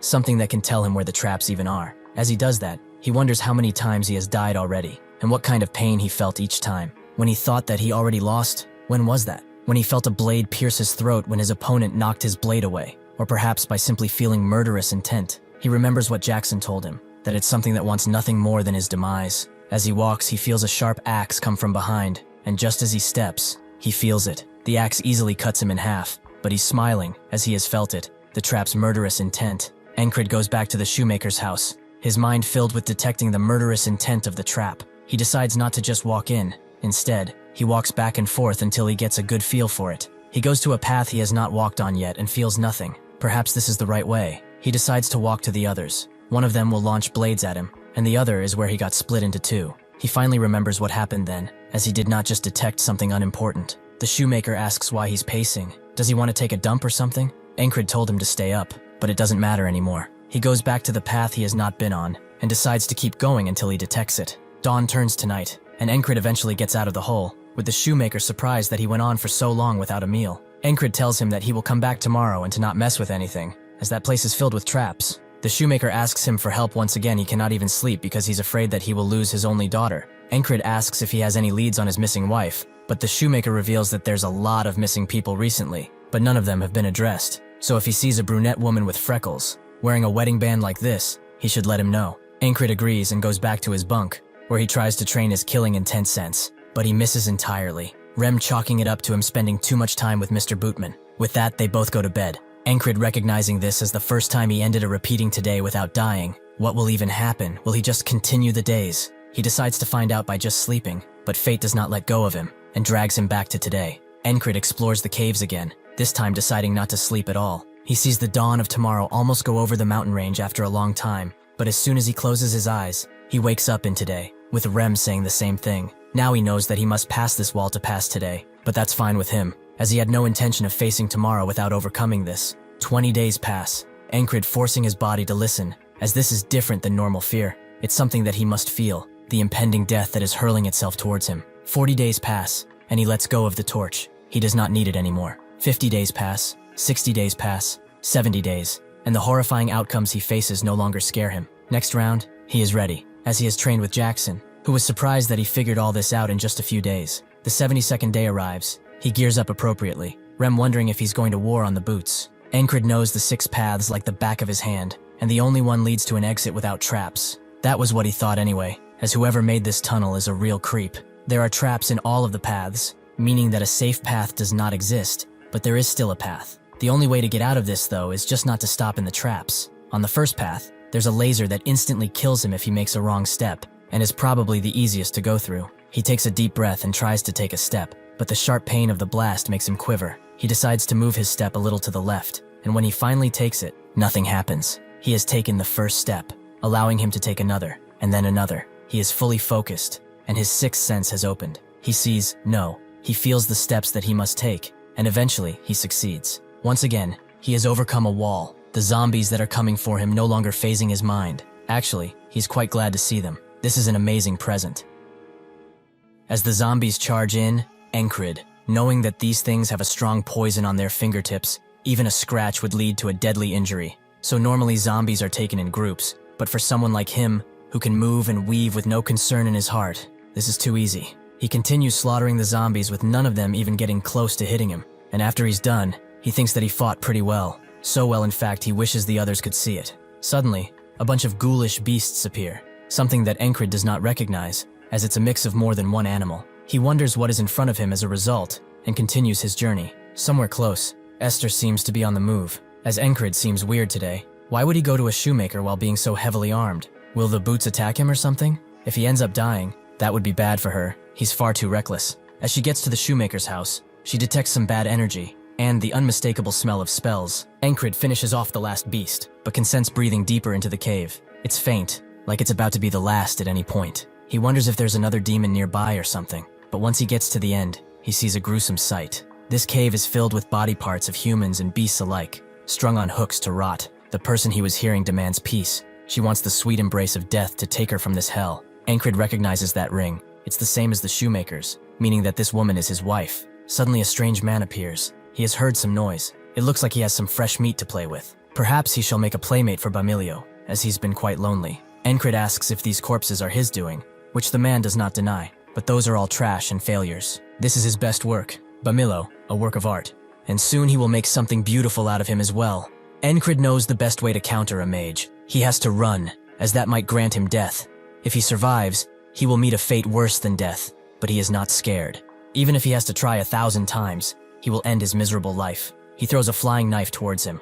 which bounces off his magic shield, but allows Encrid to move in with a silent strike. The magician, however, easily pushes him away, and in the corner, Esther watches. She knew there was a magician afoot. She has not managed to gain too much power, but if she gathers all that she has now, a small fry like that bastard is nothing. The mage shoots a deadly gust of wind towards him with one simple movement, making a hole in his cloak as he dodges. Even if Encrid can't see or hear it, he can feel his murderous intent. The mage is surprised he dodged, but Encrid goes further than that, and moves in while recognizing all of his movements. A long time ago, he asked his squadmates about what he should do if he had to face a mage in combat. Rem told him to shoot an arrow, but that would honestly be pretty useless considering their speed. Jackson advises that he kill him silently while he is not attentive. Auden just told him to get up closer and personal, but even that fails because of the shield. Ragna told him not to be so scared. Everything that has ever breathed can be killed. Encrid descends upon the mage with full force. This invisible shield makes his whistle daggers next to useless, so he will just smash it open like an egg. The mage wants him to come. He has prepared a strike for when he is most vulnerable, which is now. Esther watches closely as the attack gets closer, but soon relaxes, as she knows Encrid won. The shield suddenly comes apart, leaving the mage defenseless, so Encrid swings his blade with so much force that he almost cuts him in half. For this wall, he did not have to die even once. The mage falls down, and so does Encrid's blade. It took a beating with this, but it served him well. The impact was so strong that he could feel it in his bones, but he wasn't hurt. Perhaps this armor really is that great, and can do much more than block simple cuts. He looks at the shoemaker's wife, and no longer senses her breathing. It has stopped. He has trained his sixth sense so much he could take down a magician, but this is no victory. What he was set out to do, he failed in. As he shamefully walks away, Esther comes in, calling the magician a fool, who lost only because he did not use his creation. This is a flesh golem, created to supplement the physical abilities of a magician, one that will wake up with only a few knocks. She will make good use of it, since he did not. Encrid swiftly reports everything to the ferry commander, who is shocked, and knows that if news about a civilian being experimented on right in the middle of the city spreads, they will not be able to contain the chaos. Encrid thinks that keeping things hidden is best too, but the ferry commander warns him that his contribution would not be recognized as a result. Encrid doesn't care for that. The lives of the citizens are far more important. They soon got to work repairing the tunnels, the people given some bogus story about the Thieves Guild, one that the shoemaker himself also believes. He comes to Encrid with a gift for all that he has done. His shoes seemed worn out, so he made him some new ones. He's glad he got this off his chest. He hopes that his wife will make her way back safely to him one day. He already knows he has done much work, but if he could at least try one more time to find her, he would be eternally grateful. Encrid keeps silent for a moment, and then says he will do his best. After this interaction, he goes somewhere quiet to collect his thoughts. Was it really right for him to give that man hope? Would it have been better to just tell him the truth? That would have made him despair? If he ever becomes a knight, would he be able to prevent these things? Encrid cannot know the answer to these questions, so he leaves them in the dirt with his old sword. After all of this, Encrid and his team took on a monster hunting quest, thinking that it would be at least exciting, but really, the monsters are way too slow to be a threat, making them pretty bored. Encrid can't deny that this is for normal people. Should he have gone on a solo mission, perhaps? Rem notices that he's bored too, but he would like to fix that. He drops his shield and charges in with his blades, surprising the commander of the mission. He tries to tell Encrid to keep that guy on a leash, but Encrid charges in too, despite the commander's screams. As he takes down a beast, Rem tells the commander not to get it wrong. They were the ones who rubbed off his craziness. Encrid can't believe he's the one saying that, but it doesn't matter anyway. Together, they unleash hell on the beasts, leaving the common soldiers to only stare at them. After they are done,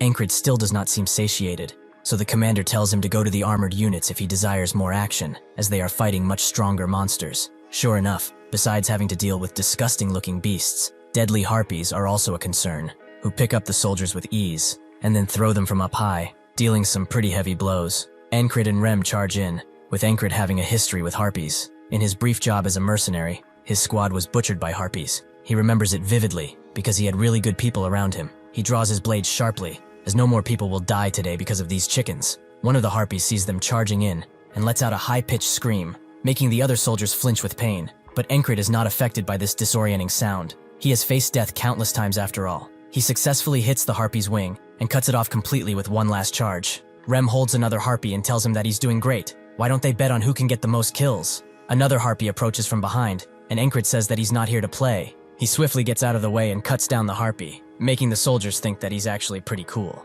Rem doesn't let up either, and together, the harpies are soon dealt with. Torres and his group are there too.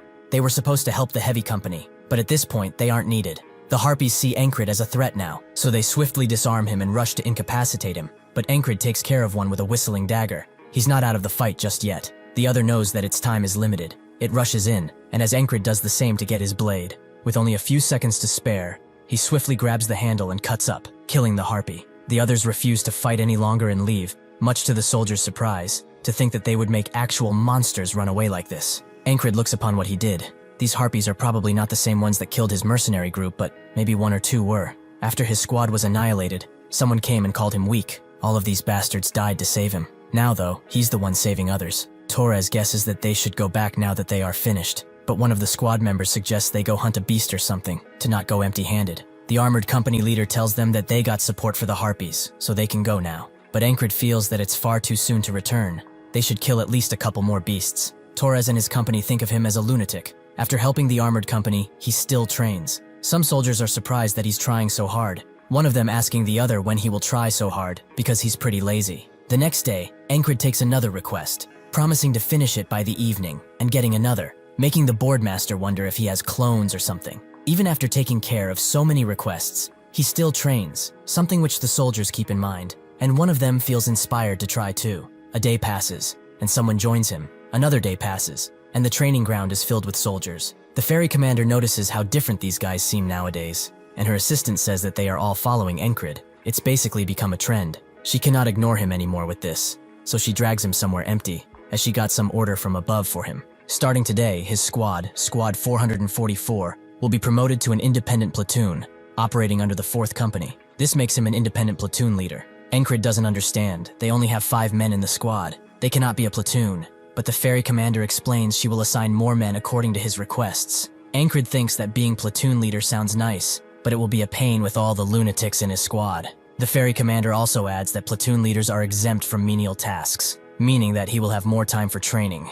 Encrid immediately bows down and thanks her for the opportunity, but she's not done with him yet. She wants to have a duel, and her only weapons will be her hands. Encrid finds this as an opportunity. After his crushing defeat against her, he trained constantly with Auden. It's time for him to see just how far he has progressed in hand-to-hand combat. Encrid remembers Auden's teachings. Hand-to-hand combat requires him to get close, so something quick is much better than something sophisticated. The ferry commander charges in, but Encrid uses his size to block and push her back. He pushes her so much, in fact, he pins her to the ground, meaning that he has basically won. The ferry commander wonders if that is so. Human proposals really are aggressive. Encrid can't believe she's doing this stuff once again, but this leaves him distracted enough for the ferry commander to turn the tables and get on top of him. He analyzed his opponent's weakness and broke them down with his advantage. He really did well for her fiancé. Encrid denies ever getting engaged and tells her to get off of him now. She apologizes as they dust off. She just couldn't help it. Encrid wonders what she's talking about, but doesn't care enough to ask. As the cold dies down, the battlefield readies to wake up,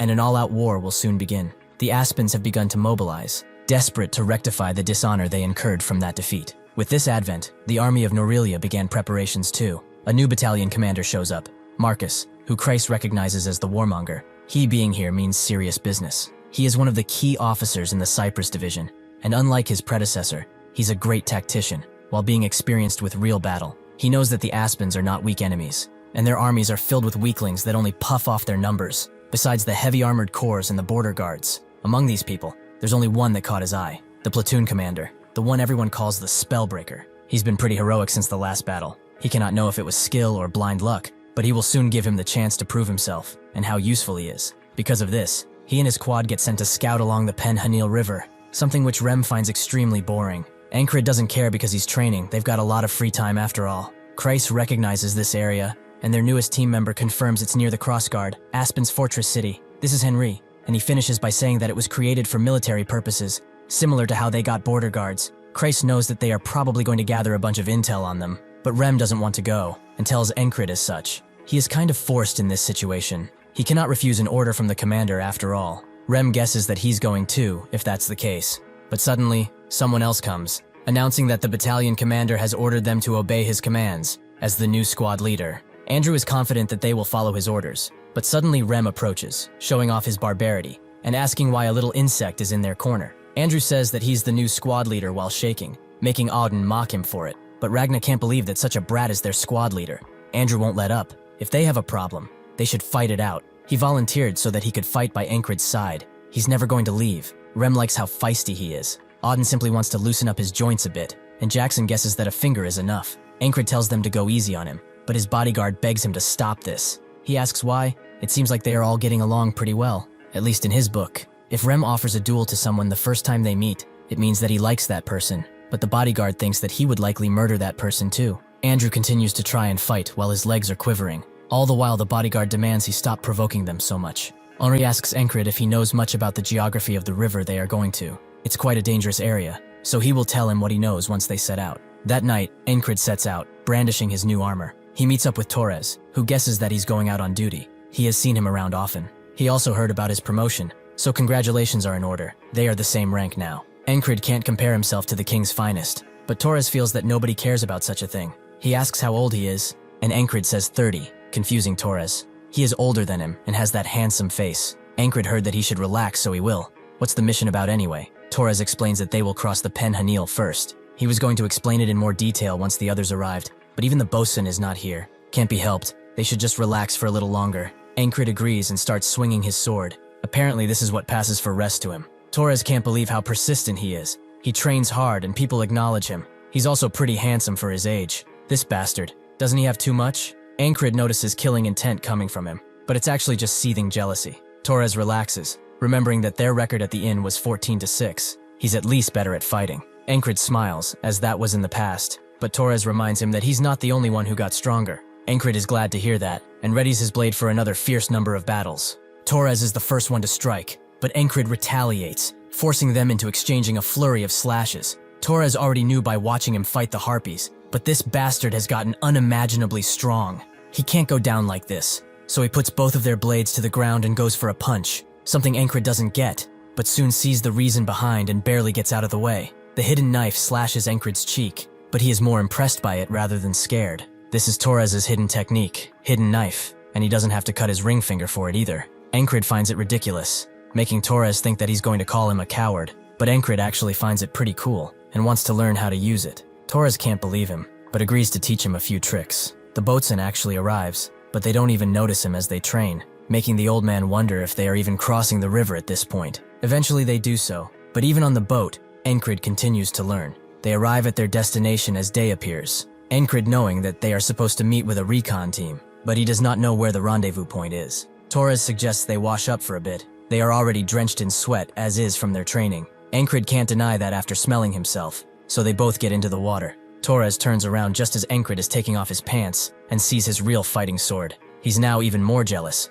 His fighting spirit is completely gone. Encrid doesn't get it and asks him to charge if he's ready, but Torres wasn't telling him to spar. Suddenly a woman speaks. She has been looking for them all this time, and yet here they are, taking a bath without a worry. Encrid is surprised by her presence, as he did not detect her or the others. She explains that they must get near the crossguard before the day closes, so they should hurry up and get out. Torres asks how he's supposed to do that with her watching, but she doesn't care what she sees, so they should just come out. Encrid does so first, allowing her to see his fighting sword, something worth looking at. Torres notes that her eyes are obvious, but she promises she was looking at his abs. She introduces herself to Encrid as Finn.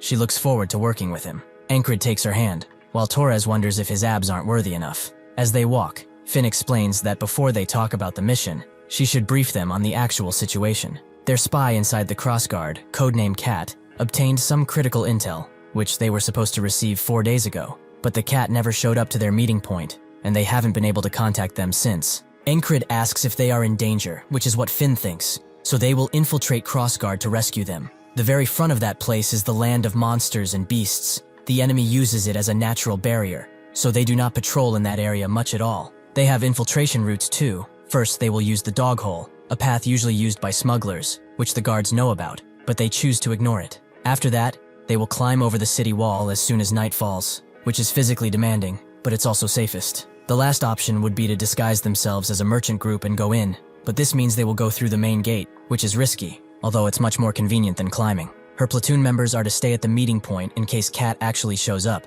so only the 3 of them will go into crossguard.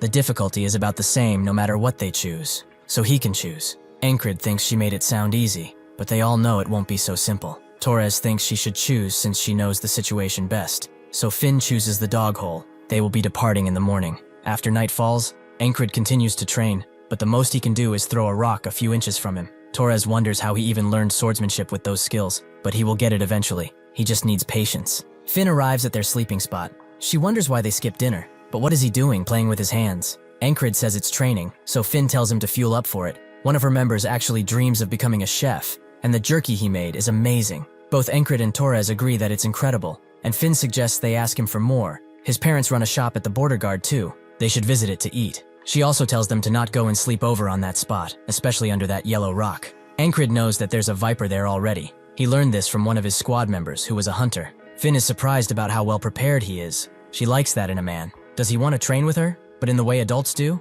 Encrid becomes confused, but Torres clears it up for him. She's trying to hit on him. Finn thinks that even though she's rough, she's actually pretty nice in the places that count. Torres asks if they mind not doing this in front of his jerky, but Encrid actually refuses. Finn wonders why at first, but then remembers he's actually dating the ferry commander. What a shame. Encrid doesn't understand. When did that joke even become a confirmed fact? Finn leaves while telling him they should speak casually from now on, and orders them to rest, as tomorrow is a long day. As Encrid rests under the red moon, his mind becomes blurred, and the ferryman appears. This makes Encrid get up. He has not seen that bastard for a long time, meaning that he must have something to tell him. He also remembers the ferry commander apologizing for something, but this actually makes him smile. He knows that this mission is another massive wall that he must clear.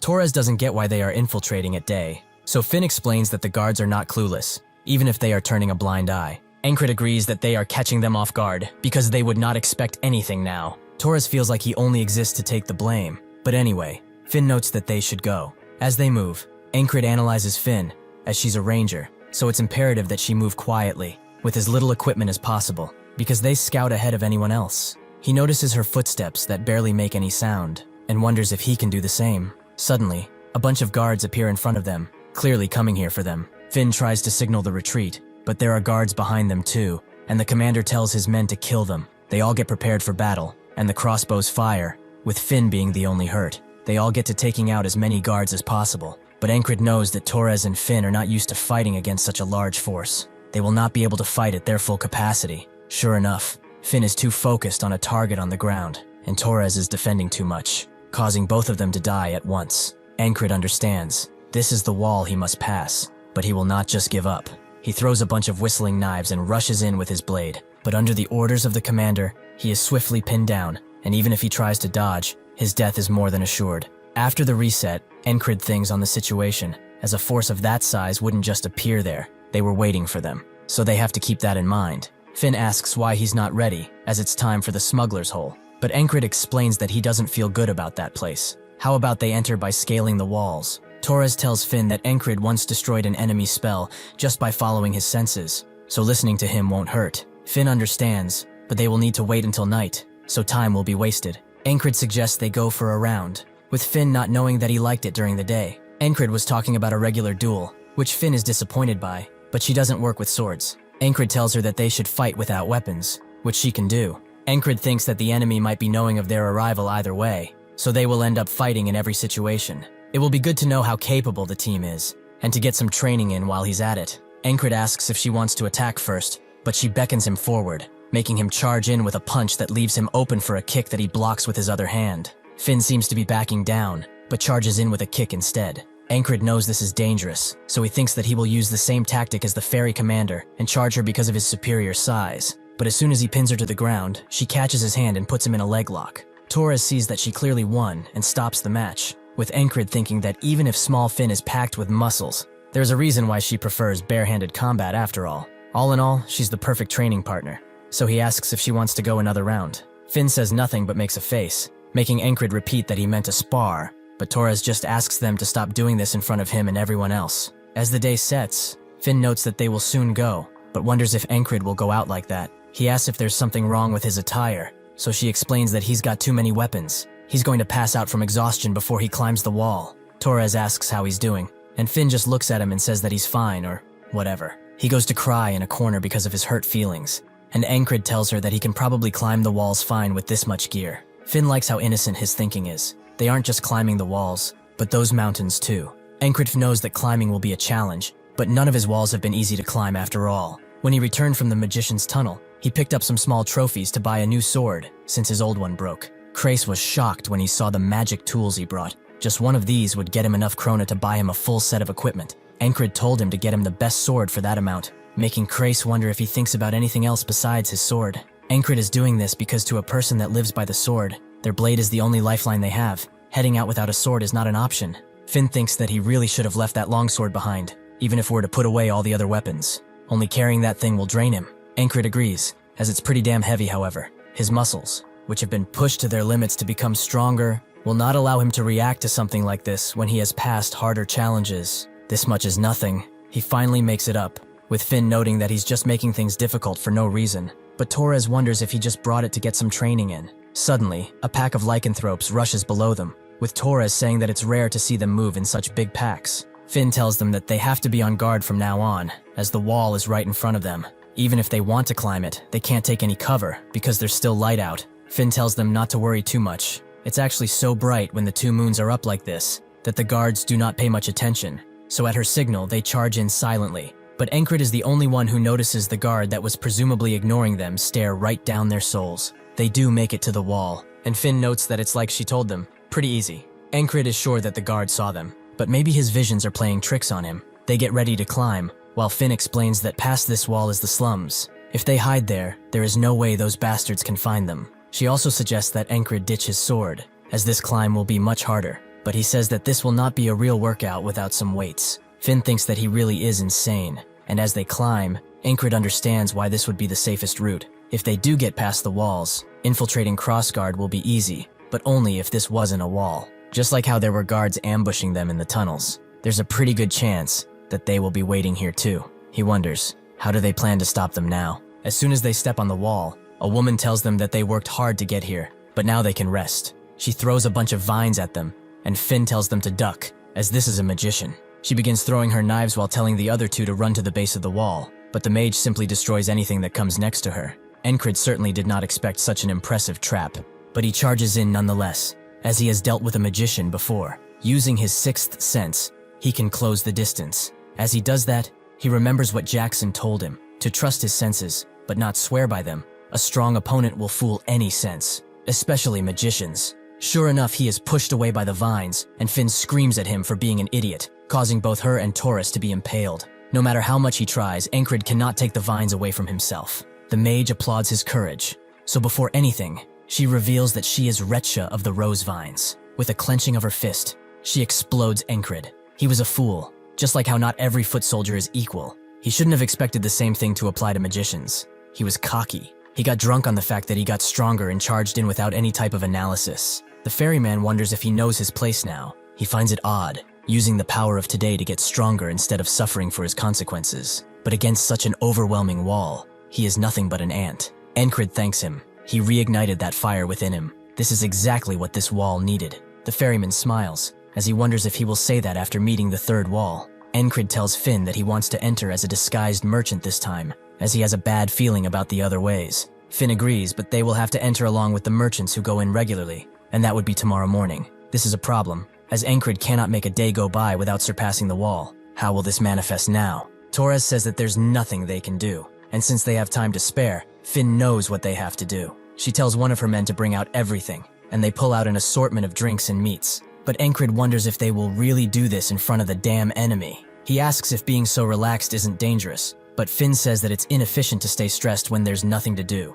One tends to lose their foresight when they are so stressed. He should also drink and relax, as his shoulders look quite tense. Encrid has always done his best, and thought that was for the best. But perhaps Finn is right. He tunnel-visioned, and began to think the only way to surpass these walls is to face them head-on. He should think calmly about it. Struggling head-on is not the only way. Today, even this moment, will eventually become a part of him. Finn told him to rest, but she does not get what he's doing at all. Torres guesses that this is resting for him, but even if she doesn't get it, Finn notes that he's a delight for her eyes. Much to Torres's dismay, night arrives, and Encrid had a revelation today. That alone made it productive. They should have arrived at the walls at about this time. The first time it was the guards, the second time it was a magician atop a wall. Now what will stand in their way? Suddenly they all hear the blood-curdling howl of a lycanthrope, and Encrid immediately realizes that they are the same ones that they saw in the second today. Finn tells everyone to run, but they are cornered by the beasts. Unable to move, Torres notes that they need 10 men for a single lycanthrope, and there are like 20 of them. They are as sure as dead at this point. Finn doesn't understand, When did these guys arrive when there were no monsters nearby? Encrid thinks her senses were fooled, meaning that this might be the work of Recha. He did say that he would not throw himself into his problems, but he will not be taken down easily. He tries to use his senses to dodge, but the lycanthrope attacks are irregular and come from all over, proving their will nature. He is forced to block the next attack with his blade and tries to zoom out his focus, only to hear everyone else being butchered by the beasts with no sign of remorse. He knows that none of this matters once this day repeats, but seeing all those deaths, it is still too painful. He begins to take down the beasts one after another, but one much larger than the others crashes his fist in his chest. This is likely the leader of the pack. He throws Encrid into the air, leaving him defenseless against the maws of the other lycanthropes. The ferryman tells him that no matter what he picks, the walls are all hopelessly tall, and as long as today exists, he will be forced to repeat the situation over and over. Does he still find it fun now? Encrid says that this is certainly not an ideal situation, making the others confused, but he mustn't give up on the situation, as he will find a way, even if all three paths are blocked. They go through the tunnel once again, as Encrid thought what could be done if they get surrounded, and there is nothing to do. He will not be fighting one-on-one like Torres and Finn might like, and even if he gets surrounded like this, he cannot do much. The best move is to avoid getting surrounded in the first place, so he uses his instincts to find where the ambushers are. Unfortunately for him, his senses fail him, and they get killed once again. He guesses that there is magic here too, so he climbs the wall once again and asks Recha if the magic planted in the crawl hole was her doing. She cannot believe that the others got caught properly. Captain Roger was not doing his job, it seems. With that, she kills him, and he continues his training with the hidden blade. Although it's not working well, he knows that once a mage is involved, one cannot use their senses anymore. Even that simple trap becomes dangerous, and since their enemies are all obsessive lovers, they cannot shake them off easily. The same goes for the lycanthrope. He has to fight many all at once. Can he even make up that difference? As he charges in, though, he thinks that this is no good, as he's just lashing out once again. He doesn't have to rush his thoughts, as this is a rare chance to fight in real combat, as much as he wants to, and no matter how much he dies, the knowledge he gathers will always stay with him. The ferryman wonders how long he's going to keep playing around. If he doesn't want to be stuck here forever, he should pick a wall and just crash into it. Encrid explains that the more he repeated it, the more he felt it. All three paths are solid walls, so it's a shame he just has to choose one. Then the next day, Torres sees Encrid training with the hidden blade, which he is now able to expertly take out. He wasn't able to do that yesterday, so how did he do it now? Encrid notes that it took 30 days to achieve this, and ignores Torres when he asks what he means, as he built up enough skill. This is his 70th ninth today. Now he will cross the wall and move to tomorrow. He knows that there's still some time until they go through the hole, and asks one of Finn's men to make him a small pouch that he can strap on his wrist. The soldier agrees,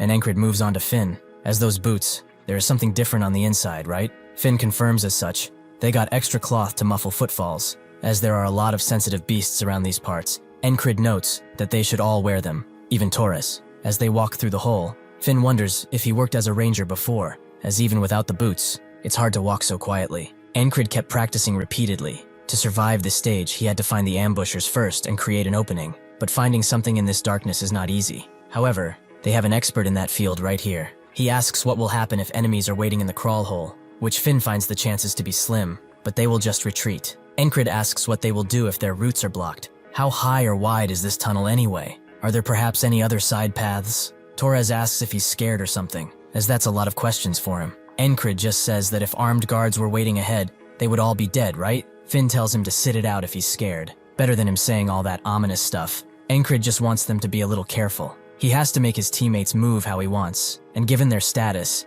he cannot just brute force it like in the past. He must use persuasion. He has to be like Krang back in that old infirmary, a forceful will that conveys his words exactly. Finn admits that she has been too relaxed, and by raising her senses, she is able to discern that the footprints they see were deliberately erased. With that feeling, she tells everyone that they have to turn back now, but the crossbowmen are already searching for them, ready to strike at any moment. Without warning, Encrid rushes forward and says that he's a messenger from Captain Roger, surprising the two, but the crossbowmen don't know anything about a messenger. They still let him approach foolishly, allowing Encrid to start his true climb. Roger is the name of the commander he learned from Recha, and since these guys cannot make out his face or uniform in the dark, they naturally believe him when he says that a monster attacked the city. This one mistake allows him to close the gap between them, and once they figure out who he is, it's already too late. He slices one open before grabbing another and using it as a shield, not allowing the others to shoot their crossbows. Encrid entices them. Are they even trained? Can they not handle 1-foot soldier? The other two wonder what the hell he's doing as he keeps yelling and yelling incessantly, angering Finn because she cannot hear anything else. But that's when she gets it. The darkness combined with the chaos of the situation and his nonsense creates a perfect opportunity for her to strike unnoticed. She did not expect him to be so smart. The soldiers eventually notice that someone is behind them, but they cannot do anything as Torres joins in, allowing them an easy slaughter because of the darkness. The crossbowmen refuse to die like this, so they shoot Encrid's hostage and prepare to shoot him down as well. Encrid thinks that the stalling lasted longer than expected. He's happy with the results. He throws 2 knives at the ones in the front and rushes to the others, where Finn commands them towards the exit. Suddenly, though, the main force of the Grey Dogs, led by Roger, appear, who look determined to cut them down. To confuse them, Encrid screams at Roger to relay Raisha's message, stunning everyone and allowing them a few more seconds to run. Roger becomes furious and tells his soldiers to get them, and they all eventually get out of the tunnel. But Finn wonders how long they are going to keep chasing and thinks of where they can try to shake them off. Encrid tells her to head for the campsite, and she asks why, but he says they don't have time and to hurry up already. With that, she guides them towards the camp, Encrid noticing that the sun is about to set, meaning that he can call up those guys soon. He remembers stories about the vipers underneath some clay-like stones, so he throws 1 stone at a soldier, who blocks it, but does not expect the absolute army of vipers that are attacking them now. Finn wonders why they're making so much noise. It is not wise here. That's what Encrid was aiming for, with those big ears of theirs. They cannot miss something like this. The moon is rising, and the monsters that herald its arrival appear. These beasts care not for allegiances or status. They just want flesh and blood. Encrid tells the two to get to the side, but they both do not want to abandon him, as he is a precious comrade. He tells them to go already, as he has a plan, which they will only get in the way of. As the soldiers circle in, Roger sends some men after the two who are running, and the rest are pointing their spears at Encrid. Now that the Grey Dogs and werewolves are in one place, he can make them fight each other. This is his turning points, so that they cannot chase after Finn and Torres. He has to make them focus here, and the only way he knows how is through sheer killing intent. Both the soldiers and the wolves are struck by it, and both groups charge in at once, creating utter chaos. The werewolves begin to attack anything in their sight, most of them not even caring for Encrid anymore. As they run, Torres notes that Encrid always has a plan, but should they go back, considering the situation? Before Finn can answer, they can both see the absolute chaos that is ensuing with Encrid right in the middle, making Torres scared for his life, but he soon realizes that his concerns were wasted on him. Encrid continues to dodge attacks even if the enemies are fighting each other. There are still some who are coming for him from all directions. Using his senses, though, he can easily detect any attack. Split-second decisions are critical here. Even the smallest mistake will ensure death. But naturally, he will not let that happen now. Roger screams at his men to form ranks, which Encrid does not like. The Grey Dogs are still elite soldiers. If they form up like this, the wolves won't put up much of a fight, so he has to make the chaos continue. There was something he accidentally discovered in a loop when he was fighting Roger. One of the men proudly boasted about him, as he never takes off his helmet. He was naturally curious and tipped it over, only to reveal the shocking truth. Roger was extremely bald and was also very insecure about it. Now, he instigates him by urging him to take off his helmet. He who sent his hair up to the heavens before he rose, reveals that barren wasteland he calls a scalp.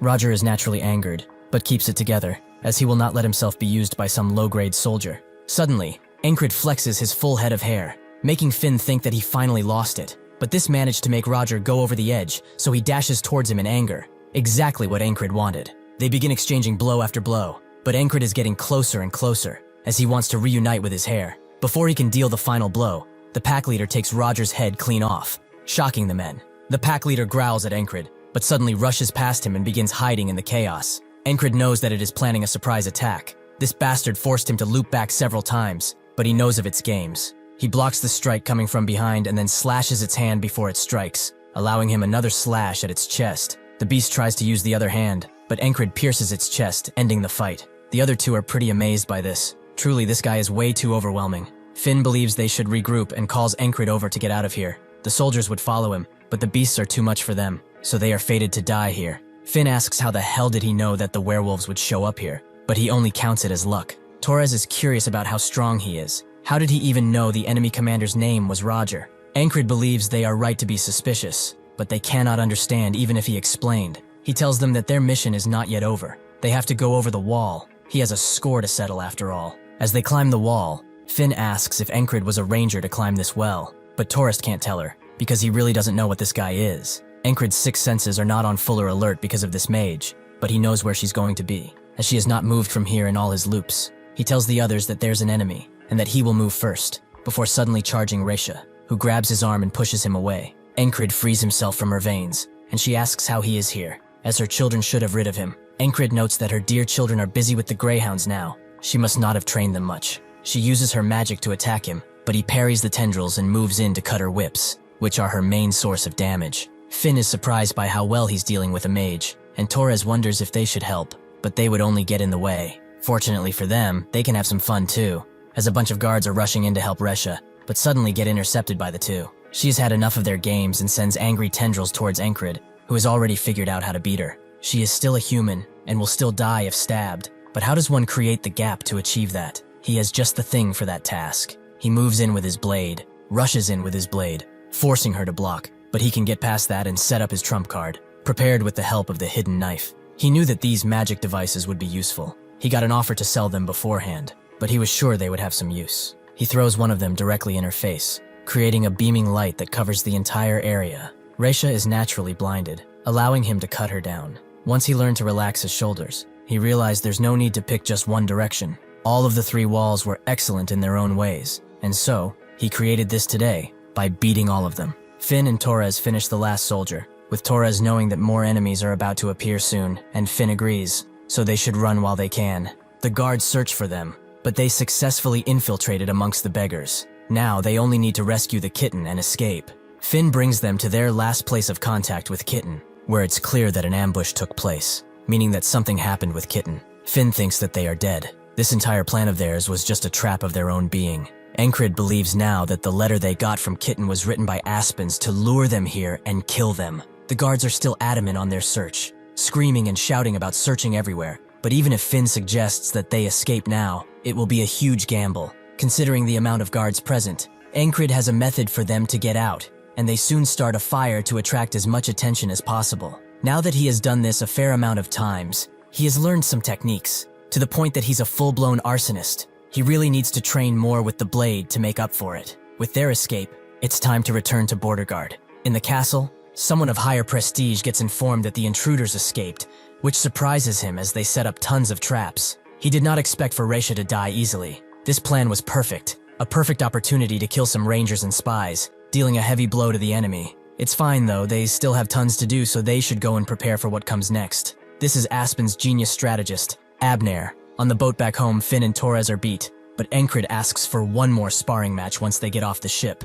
This prompts Torres to scream at him. They have already sparred 10 times while getting here. After they arrive, Torres believes they should just rest, but he forgot that this is his idea of rest. Encrid invites Finn over, but she knows he only wants to fight, so she refuses. Before getting into the encampment, they see a bald guy begging, which Encrid knows, so they can go on ahead now. Gilpin is extremely glad to see him and rushes to his side, explaining that Crace is in danger because that frog appeared. Encrid remembers he spoke about it every spring. That frog comes to inspect the guild. 3 days ago, Crace thought he got a lot of prep before deployment, but it's been a week since he returned to the barracks. But the higher-ups benefit from the supplies he shares, so it's fine. Gilpin came to him and reported that an innkeeper saw someone suspicious, most likely an Aspen spy. Crace told him to check him out and eliminate him. The current Gilpin guild is called the Night Watch. They maintain order in the alleyways, where the border guards can't reach. Thanks to that, public perception improved, allowing easier collection of tribute, and now that the residents are reporting everything, the intel flow is great too. If they kept up like this, and their influence remained, they could take full control of the backstreet. Suddenly, someone strange appeared in front of the main room, whom the guard tried to stop, but he was no match. Crace knew what this was. This was the frog he mentioned before. Since he did not kill the guard, there's still room for negotiation, so Crace invited him inside. The frog liked this reaction. Does he even know who he is? Crace noted that it was not important, and asked if he ate, making the frog call him funny. Suddenly, the frog charged in and punched Crace before grabbing him, as humans always listen better with a beating. Crace said that this was not necessary, and asked what he wanted to know. The frog was surprised he was still smiling after being hit, and wondered what happened with the last guildmaster. Crace explained that he was killed by one of the border guard regulars, but the frog demanded a name. Crace knew he couldn't reveal Encrid, so he told him it was a soldier named Ragna. With that, the frog demanded that Gilpin bring that guy. Crace told him to do so, bring the real guildmaster here. With that, he went to bring Ragna, but every independent squad member was already advancing in their deployment. Encrid knows Crace used his head. Of all of them, Ragna is the hardest to get to work. So the order was to basically bring any squad member capable of killing a frog. He did not expect the others to be away, but still, this is good. Encrid asks if Krace is still alive, which he is, but Encrid also wonders if he was not brutally tortured or something. Gilpin confirms as such. Encrid cut down a commander, a wolfpack leader, and 2 mages. He is far stronger than in the past. But what about a frog? He got defeated by one easily before, but now he can do it. And honestly, he really wants to test his strength and fight him. He tells Gilpin to go back and tell the frog that Ragna will come tomorrow. Krace is not going to die if just one day passes. He can tell from the frog's behavior. They all seem like idiots, but just like people vary, frogs do too. This one took Krace hostage on purpose. It's not something a brute will do. He reports back to the commander, who heard that his squad had already gone in advance. So will he be joining them? Encrid notes that he will join them in 2 days, as fatigue has built up. Just in case he dies while fighting that frog, he will make sure his body is in peak condition. After enough rest and training, he gets prepared, but only has 2 whistle daggers left. He wasn't able to recover the others,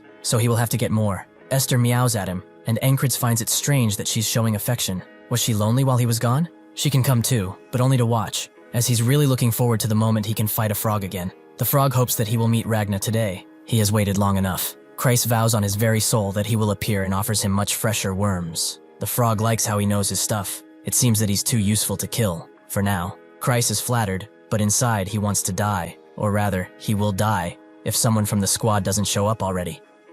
Krace patiently waits for rescue, but wonders why they are so late. Maybe he should just try and run away himself. Unfortunately for him, the frog is keeping an eye on him constantly. He's barely even sleeping too. He's sure that if he holds out a little longer though, those guys will come and easily beat this frog. At least one of them should come. Suddenly, Encrid prepares his knives and bursts through the door, more surprising Krace, who is disappointed that he came, because he's the weakest of them all. Encrid throws the whistling knives, but the frog raises himself in one arm to dodge before landing down, allowing Encrid another chance at a blow with his blade. But the agility of the frog is something else, and he goes behind Encrid, attempting a strike. After they both miss, they give each other a deadly look and rush in at the same time, their blades clashing with sparks. Krace is surprised. Is that really the Encrid he knows? How is he even surviving against that beast? Encrid continues to block his attacks, recognizing that a novice would be only doing this, but the frog has a stupid amount of strength, and bones will break if he continues. Instead of outright blocking, he uses the flowing sword technique to parry, letting the swords pass around him. He knows that he must aim for the frog's only weakness, his heart. He has to stab it thoroughly for him to stop regenerating. Unfortunately, his blade does not reach in time, and he gets kicked into the table, breaking it in the process. Krace recognizes that this was a heavy blow. If he passed out just like before, they are screwed. The frog is naturally angry, or dare to go after a frog's heart like that. He knows that frogs like him are called skill readers, for being able to recognize talent so rapidly, but this specimen, he does not get in the slightest. This human child has reached his limit long ago, but how is he still getting up despite that? Encrid is not too worried. Even a frog's kick is bearable now. The frog promises to kill him right here, and they both charge in at once. Encrid clearly going for the heart again, but as the frog swings, he changes the blade's trajectory and cuts one of his arms off. With this clear advantage, he aims for the heart once again, but fury overtakes the frog, and notes that he could kill him with no arms if he wanted to. He slams his other arm into his, making Encrid drop his blade and leaving him to die. He knows it's over, but he will challenge him again today and beat him. The blade reaches his forehead, but suddenly stops as the frog begins breathing heavy and cold. Encrid doesn't get it, but the frog feels an immensely strong spell behind him. It's clearly from that beast. It's warning him that his life will be in real danger if he kills this human. His senses are fighting his thoughts. He wants to kill. A human who has surpassed his limits like this is an unpredictable human, the type that they need to cull now. However, it's not as important as living another day. He tells Encrid his name, Merlune. He vows to take his life the next time they meet. With that, he leaves, Krace hoping and praying that it's over. He really thought that he was going to die, but when did he become so strong to make a frog retreat though? Encrid says he hasn't. The frog's last attack hit his right wrist, making him lose his blade. However, deep in his heart, he knows that it would have only taken 3 todays to beat. Krace was surprised when nobody showed up, but he didn't know that all of them would willingly go on a mission. Encrid was surprised too, but Krace is only glad that the frog just left. They sure got lucky. Encrid doesn't get why that guy could have killed both of them, so why did he leave? He asks Esther if it was her, but Krace tells him to stop speaking to animals. Suddenly, the first company commander approaches, running, asking where he has been. He notices the wound on his arm, which is not good, but they do not need him to fight now. He has to come with them. His own company commander asked for it personally. She watches his group battle, and now understands why people consider them lunatics. Rem is taking out people like no tomorrow, but he gets bored midway and stops. Ragna comes back after days of being lost with a head in his hand, asking why they switched camps when he slept, which they didn't. He gives them the head and asks not to be disturbed, and they recognize this as the head of the enemy commander. Even his own allies are afraid of Auden, who snaps arms like twigs, leaving both the enemy and his allies pretty spooked. Jackson easily dodges any strike that comes his way, not damaging the enemy directly, just leaving them with psychological damage. The fair commander has watched them all this time. Marcus is surprised she managed to control those animalistic bastards, but she found that bringing them in was easy. She approached their barracks, expressing that she wanted them to fill in the shoes of their missing leader. Andrew immediately accepted, but Rem asked, "She took away their leader, and now wants them to fill in his place?" The ferry commander told him that the blame of the individual falls on the leader. So does he want Encrid to pay for insubordination? Rem was clearly mad at her and told her that he would only kill 3 per day, no more than that. She's pretty thankful they are doing at least this much, but those above them are still pressing her about it. Marcus notes that their forces are the top of the spear in this war. Their wins and losses will decide the course of this war. Are the Aspens still trying to provoke them into a 1 versus 1? They lost against them in a proper fight, so now they are trying some cheap tricks, right? The ferry commander finds their methods questionable, but they have only sent out skilled soldiers, making them not win a single battle. With these repeated losses, the soldiers are worried that if they keep losing like this, soon the war will be lost all the same. Marcus knows that their morale is going to plummet if this continues. They only need to send those who are strong on their side. Honestly, getting those lunatics to do it would be perfect. The ferry commander tells him that just getting them to show up is already difficult. If they ask more, they must refuse to fight at all. Marcus is annoyed that they are so disobedient, but it's hard to get rid of them, given their skills. Is there no way to effectively control them? The ferry commander knows of only one way to bring their leader back. After she leaves, Marcus damns these Aspen bastards, as they have never been this cunning. But recently, there have been reports of a young genius tactician in the Aspens. Surely, this is his doing. As Andrew walks through the camp, he thinks that he's the only man who can rebuild his house. Currently, he's the squad leader of a bunch of lunatics, and he's trying to keep them in line while Encrid is away. The others wonder if his eye is okay. Maybe he should stop dueling Rem so much. Andrew knows that he must take care of that murderous instinct of his, lest he actually attacks someone. Every time he fights him, the closer he brings him to death, but he also feels himself getting stronger too, like he's getting more powerful. His guard agrees. It is frustrating, but it does help. Thankfully, the other squad members kept to themselves and are not starting fights. The problem is that the other soldiers are frustrated by the fact that they are not doing their jobs properly on the battlefield. Do they think this is some kind of joke? Andrew recognizes this man as the newly appointed platoon commander. He knows that if he leaves things like this, he will die. So he intervenes and explains that only their commander is allowed to give them orders. As the man screams in anger, Rem wonders what he looks like with his guts out, making Andrew push him and demand a fight. They will listen to whoever wins. With that, they leave. But Rem finds this boring. The fighting is boring. He was going to have some fun destroying this bastard, but he's gone. There is nothing fun to do here. Maybe it's about time he quits being a soldier. Ragna hasn't heard anything about him, making him wonder if he's dead or just super late. Auden prays and wonders if he has returned to the earth. If that is so, there's no more reason for him to be here. Jackson finds this time inefficient. He has already accomplished what he wanted in this army. With this, they all come to the same conclusion. If Encrid doesn't return today, they are leaving. As approaches the camp, the ferry commander welcomes her fiancé in,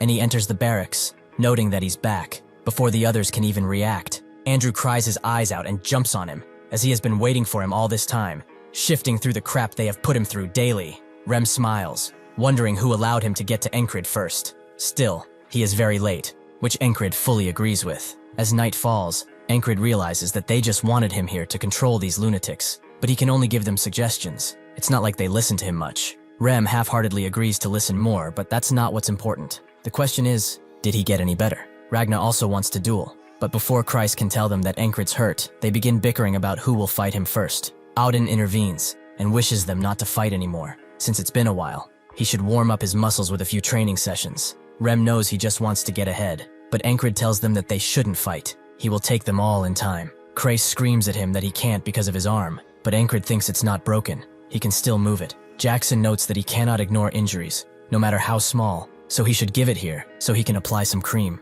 Encrid can't put strength into it, but he can probably still hold a sword. After fighting a frog in crossguard, he has gotten even stronger once again. Naturally, he is still far from being a knight. The heights he must reach are still very much away, but he has already gotten far from where he started. He really wants to show them how strong he has gotten thus far. Jackson notes that it will turn bad if he goes overboard, but dealing with the side effects is his burden to bear after all. With that, they go outside, Rem being his first opponent. He likes how confident he seems, so he charges in, excited to see how much he has improved. Encrid rushes in head first and deflects from below, Rem immediately noticing something different about him. He moves without hesitation. This is confidence that only comes from someone who has gotten stronger. He is ecstatic to be shown more, and charges in again, with Jackson noting that they've only been apart for a week, but he's already this different in skill. Auden's patience is running thin, and Ragna wants a piece too. Rem feels their stares from behind, but there is no way he could wait so patiently either. After they get done fighting, Jackson wants to know what happened to him, but Encrid says it's not important. He just fought some frog before coming here.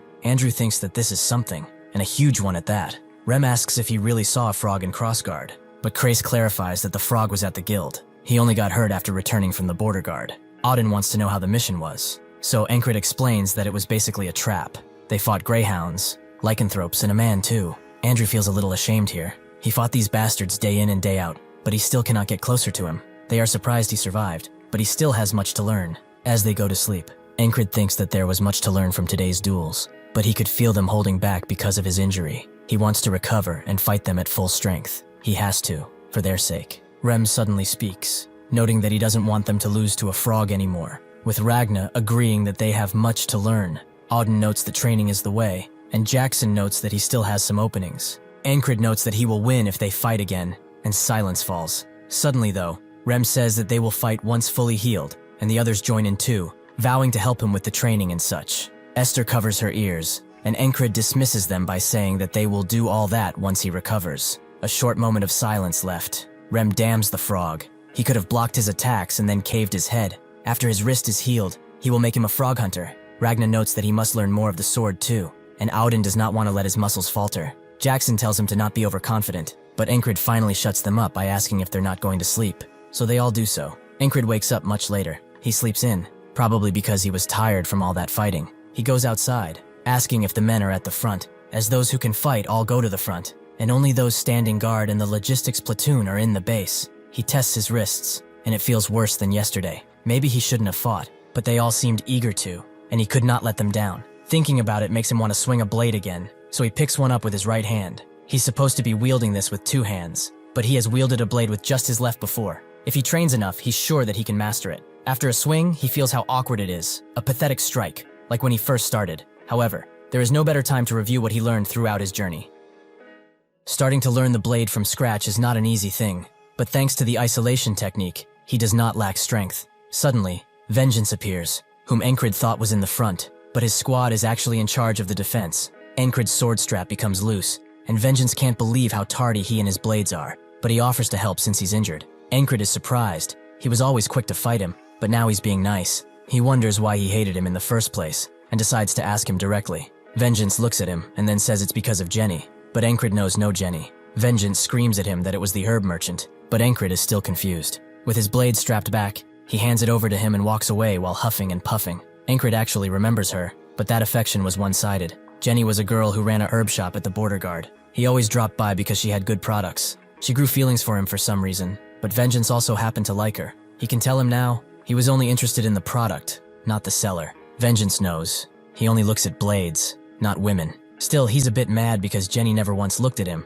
but fell for his face. Because of this, he goes back to work angrily, making Encrid wonder if he's bipolar or something. After training a bit and going inside the tent, Esther seems more tired than usual, making Encrid wonder if she's sick. This is actually because of him. Because he keeps getting injured, she has to overdo it and reduce his fatigue, which will not allow her to use magic for a while. Encrid pets her again, and notes that they are in the rear, so she should focus on getting some rest. The day seems peaceful. The guards are patrolling the waters with no real disturbance, but it only takes one ripple to make everything turn. Without warning, a guard is shot in the head and the bell is rung, with everyone jumping out of their tents to fight. Encrid does too, but Christ refuses to let him, as he's still a cripple. Unfortunately, this is not one Encrid can just sit out, as the legions of soldiers come out of the water, led by Mitch Hurrier. It seems that God has heard his prayers, as he has longed to meet him again. Encrid is glad he remembered his name, but it's only natural. Mitch realized how prideful he was thanks to their fight, and this has caused him to reach new heights, so he wants to see him end by his own hands.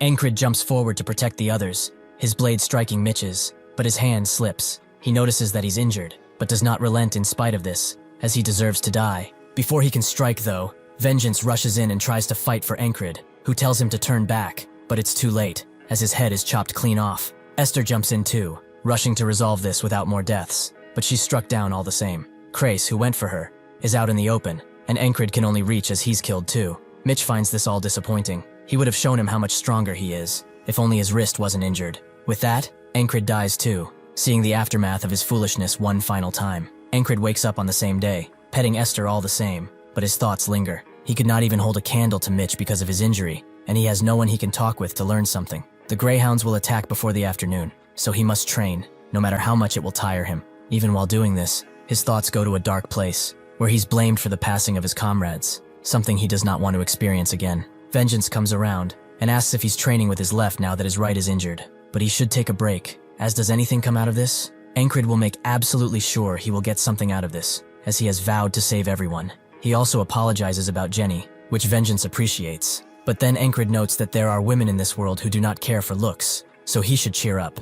This makes Vengeance shout and scream, but Encrid just smiles. The time of attack comes, and he is faced once again with Mitch Hurrier. He was always over the level of even a special rank, and now, he's more focused than ever. Even if he has trained, Mitch's sophisticated sword techniques are too much combined with his injured hand, so he gets a deadly cut. He notices once again that his hand is hurt, and finds it a real shame that he has to end him like this. No matter how strong he may be, Encrid knows there's one thing he can do: train his left side, how to grip the blade, how to swing it, his stance with it, everything he has lost, to the things he learned as a child, all the way to what Ragna taught him. He will not waste his time figuring it all out once again. He has already walked the same path with his right side, so even if he dies countless times it doesn't matter, as he's a quick learner. It's already been 40 today's thought, and his blade trajectory still shakes. Perhaps he's just not used to it. On this today, Vengeance comes with the proposition of a duel, which makes Encrid curious as to why he's doing it, but since he's being serious, he has no reason to refuse. They get set up, and Vengeance is the first to strike,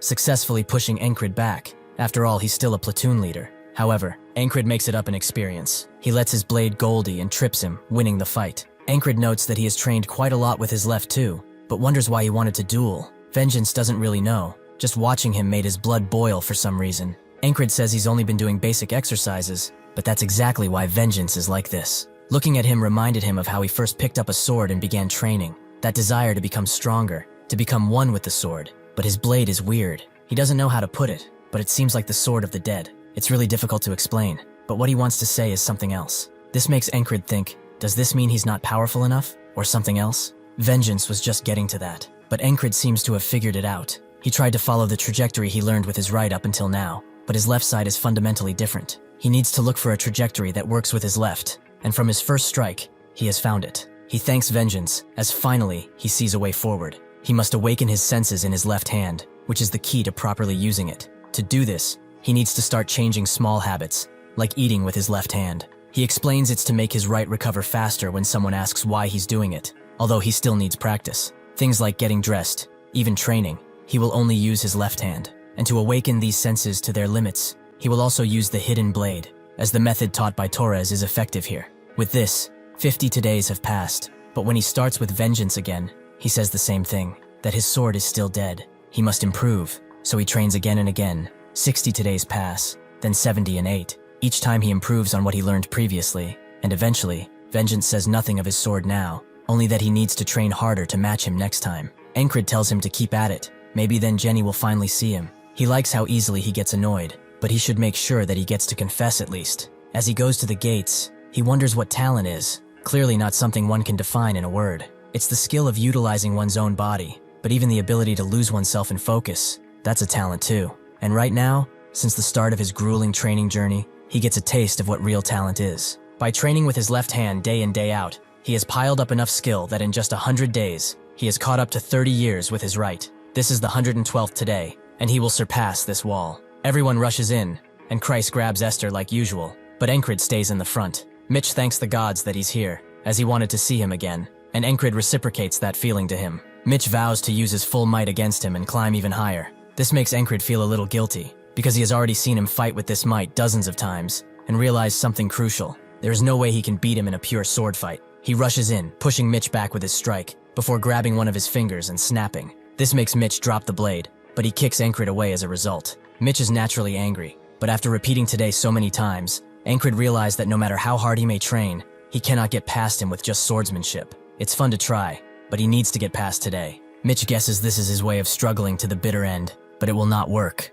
as he's ambidextrous. Encrid confirms that he's the same, and thinks that to beat this guy and see tomorrow, he has to use something else. A technique so desperate it is used as a last resort. The secret move of the Valen style. He suddenly throws his blade at Mitch, forcing him to deflect, and allowing Encrid to rush in with his fists, fighting like a dog backed into a corner. He swings at Mitch, who moves out of the way and tries to strike, but Encrid tackles him to the ground and blocks his blade by holding his hand in place. This allows him to strike Mitch's face again and again, like a true dog. Before he can strike again, Mitch kicks him away and rushes in while telling him to grab his sword and take this as a real fight. Just as he's about to strike him, Encrid surprises him by blocking with his shoulder pad and reveals he's dead serious. He uses the hidden blade to cut one of Mitch's eyes, causing him to push further into his shoulder and back away. Encrid knows that if this continues, he will lose, but Mitch's depth perception is no longer, so he can end this. He throws his hidden knife at Mitch, who naturally blocks it, but he fails to fully see it, and it seeps into his hand. The shock allows Encrid to rush in and tackle Mitch once again,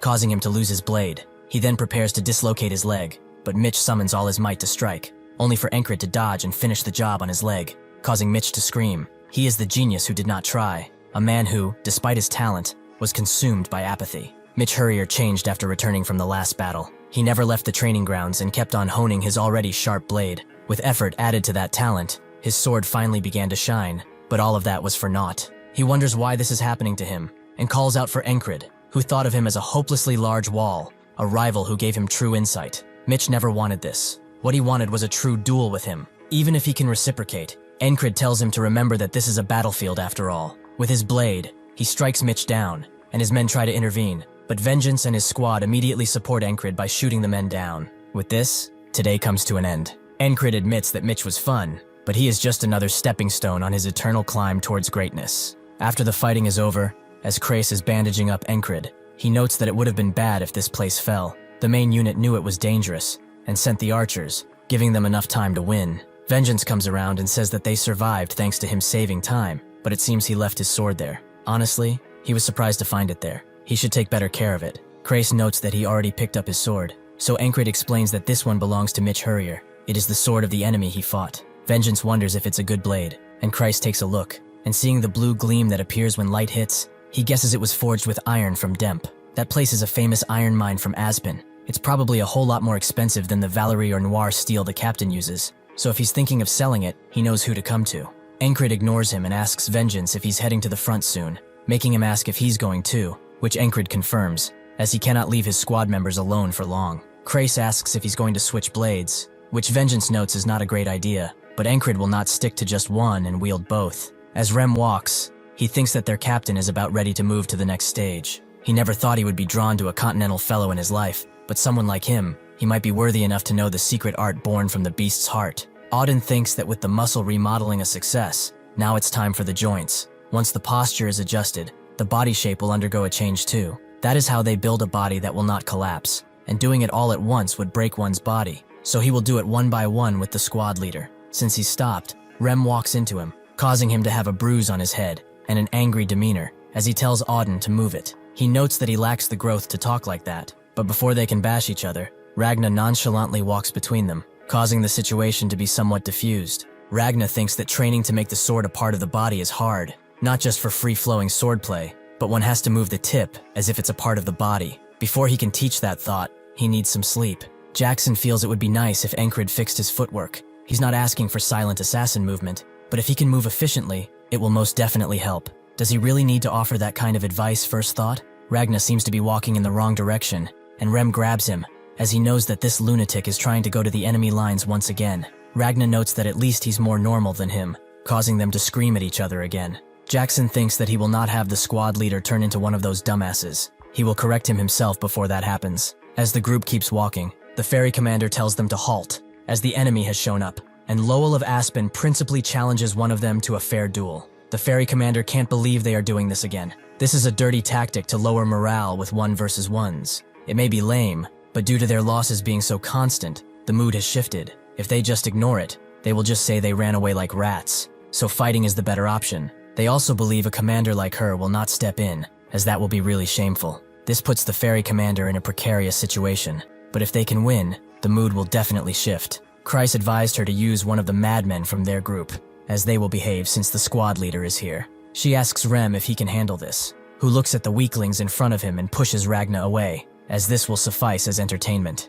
He approaches as the Aspen soldiers belittle him, calling him a barbarian and such, before he takes the head off one of them clean off and charges into the others. The morale seems to be improving, with the fairy commander thinking she did well, but that does not come to pass, as the Aspen soldiers begin crying and begging for surrender. But Rem does not yield. Even as the Aspen soldiers plead and plead, Rem simply cannot hear them. This tanks the soldiers' morale once again, but now the fairy commander knows for certain the only one who can handle these guys is Encrid. Late at night, the group members tell Encrid to stop fighting when he's injured, as it will take too long for him to recover. The fairy commander overhears this as she comes in, noting that her fiancé is overworking himself, so she hands him fairy medicine, something that he couldn't buy even with a fortune. Jackson notes that's better than his ointment, and Rem is surprised she cares so much about him. Encrid is grateful, but why give him something like this? She realized that even if they exchanged vows already, they never exchanged some kind of token. It's a small engagement gift. Encrid just plainly looks at her, and she leaves, with Crace noting that they really should open that salon he was talking about. Rem notes that this ability of his is more enchanting than his swordplay, and Ragna agrees. Encrid doesn't understand why she keeps calling him her fiancé, but at this point, he will never understand her. Thank you for watching. See you next time.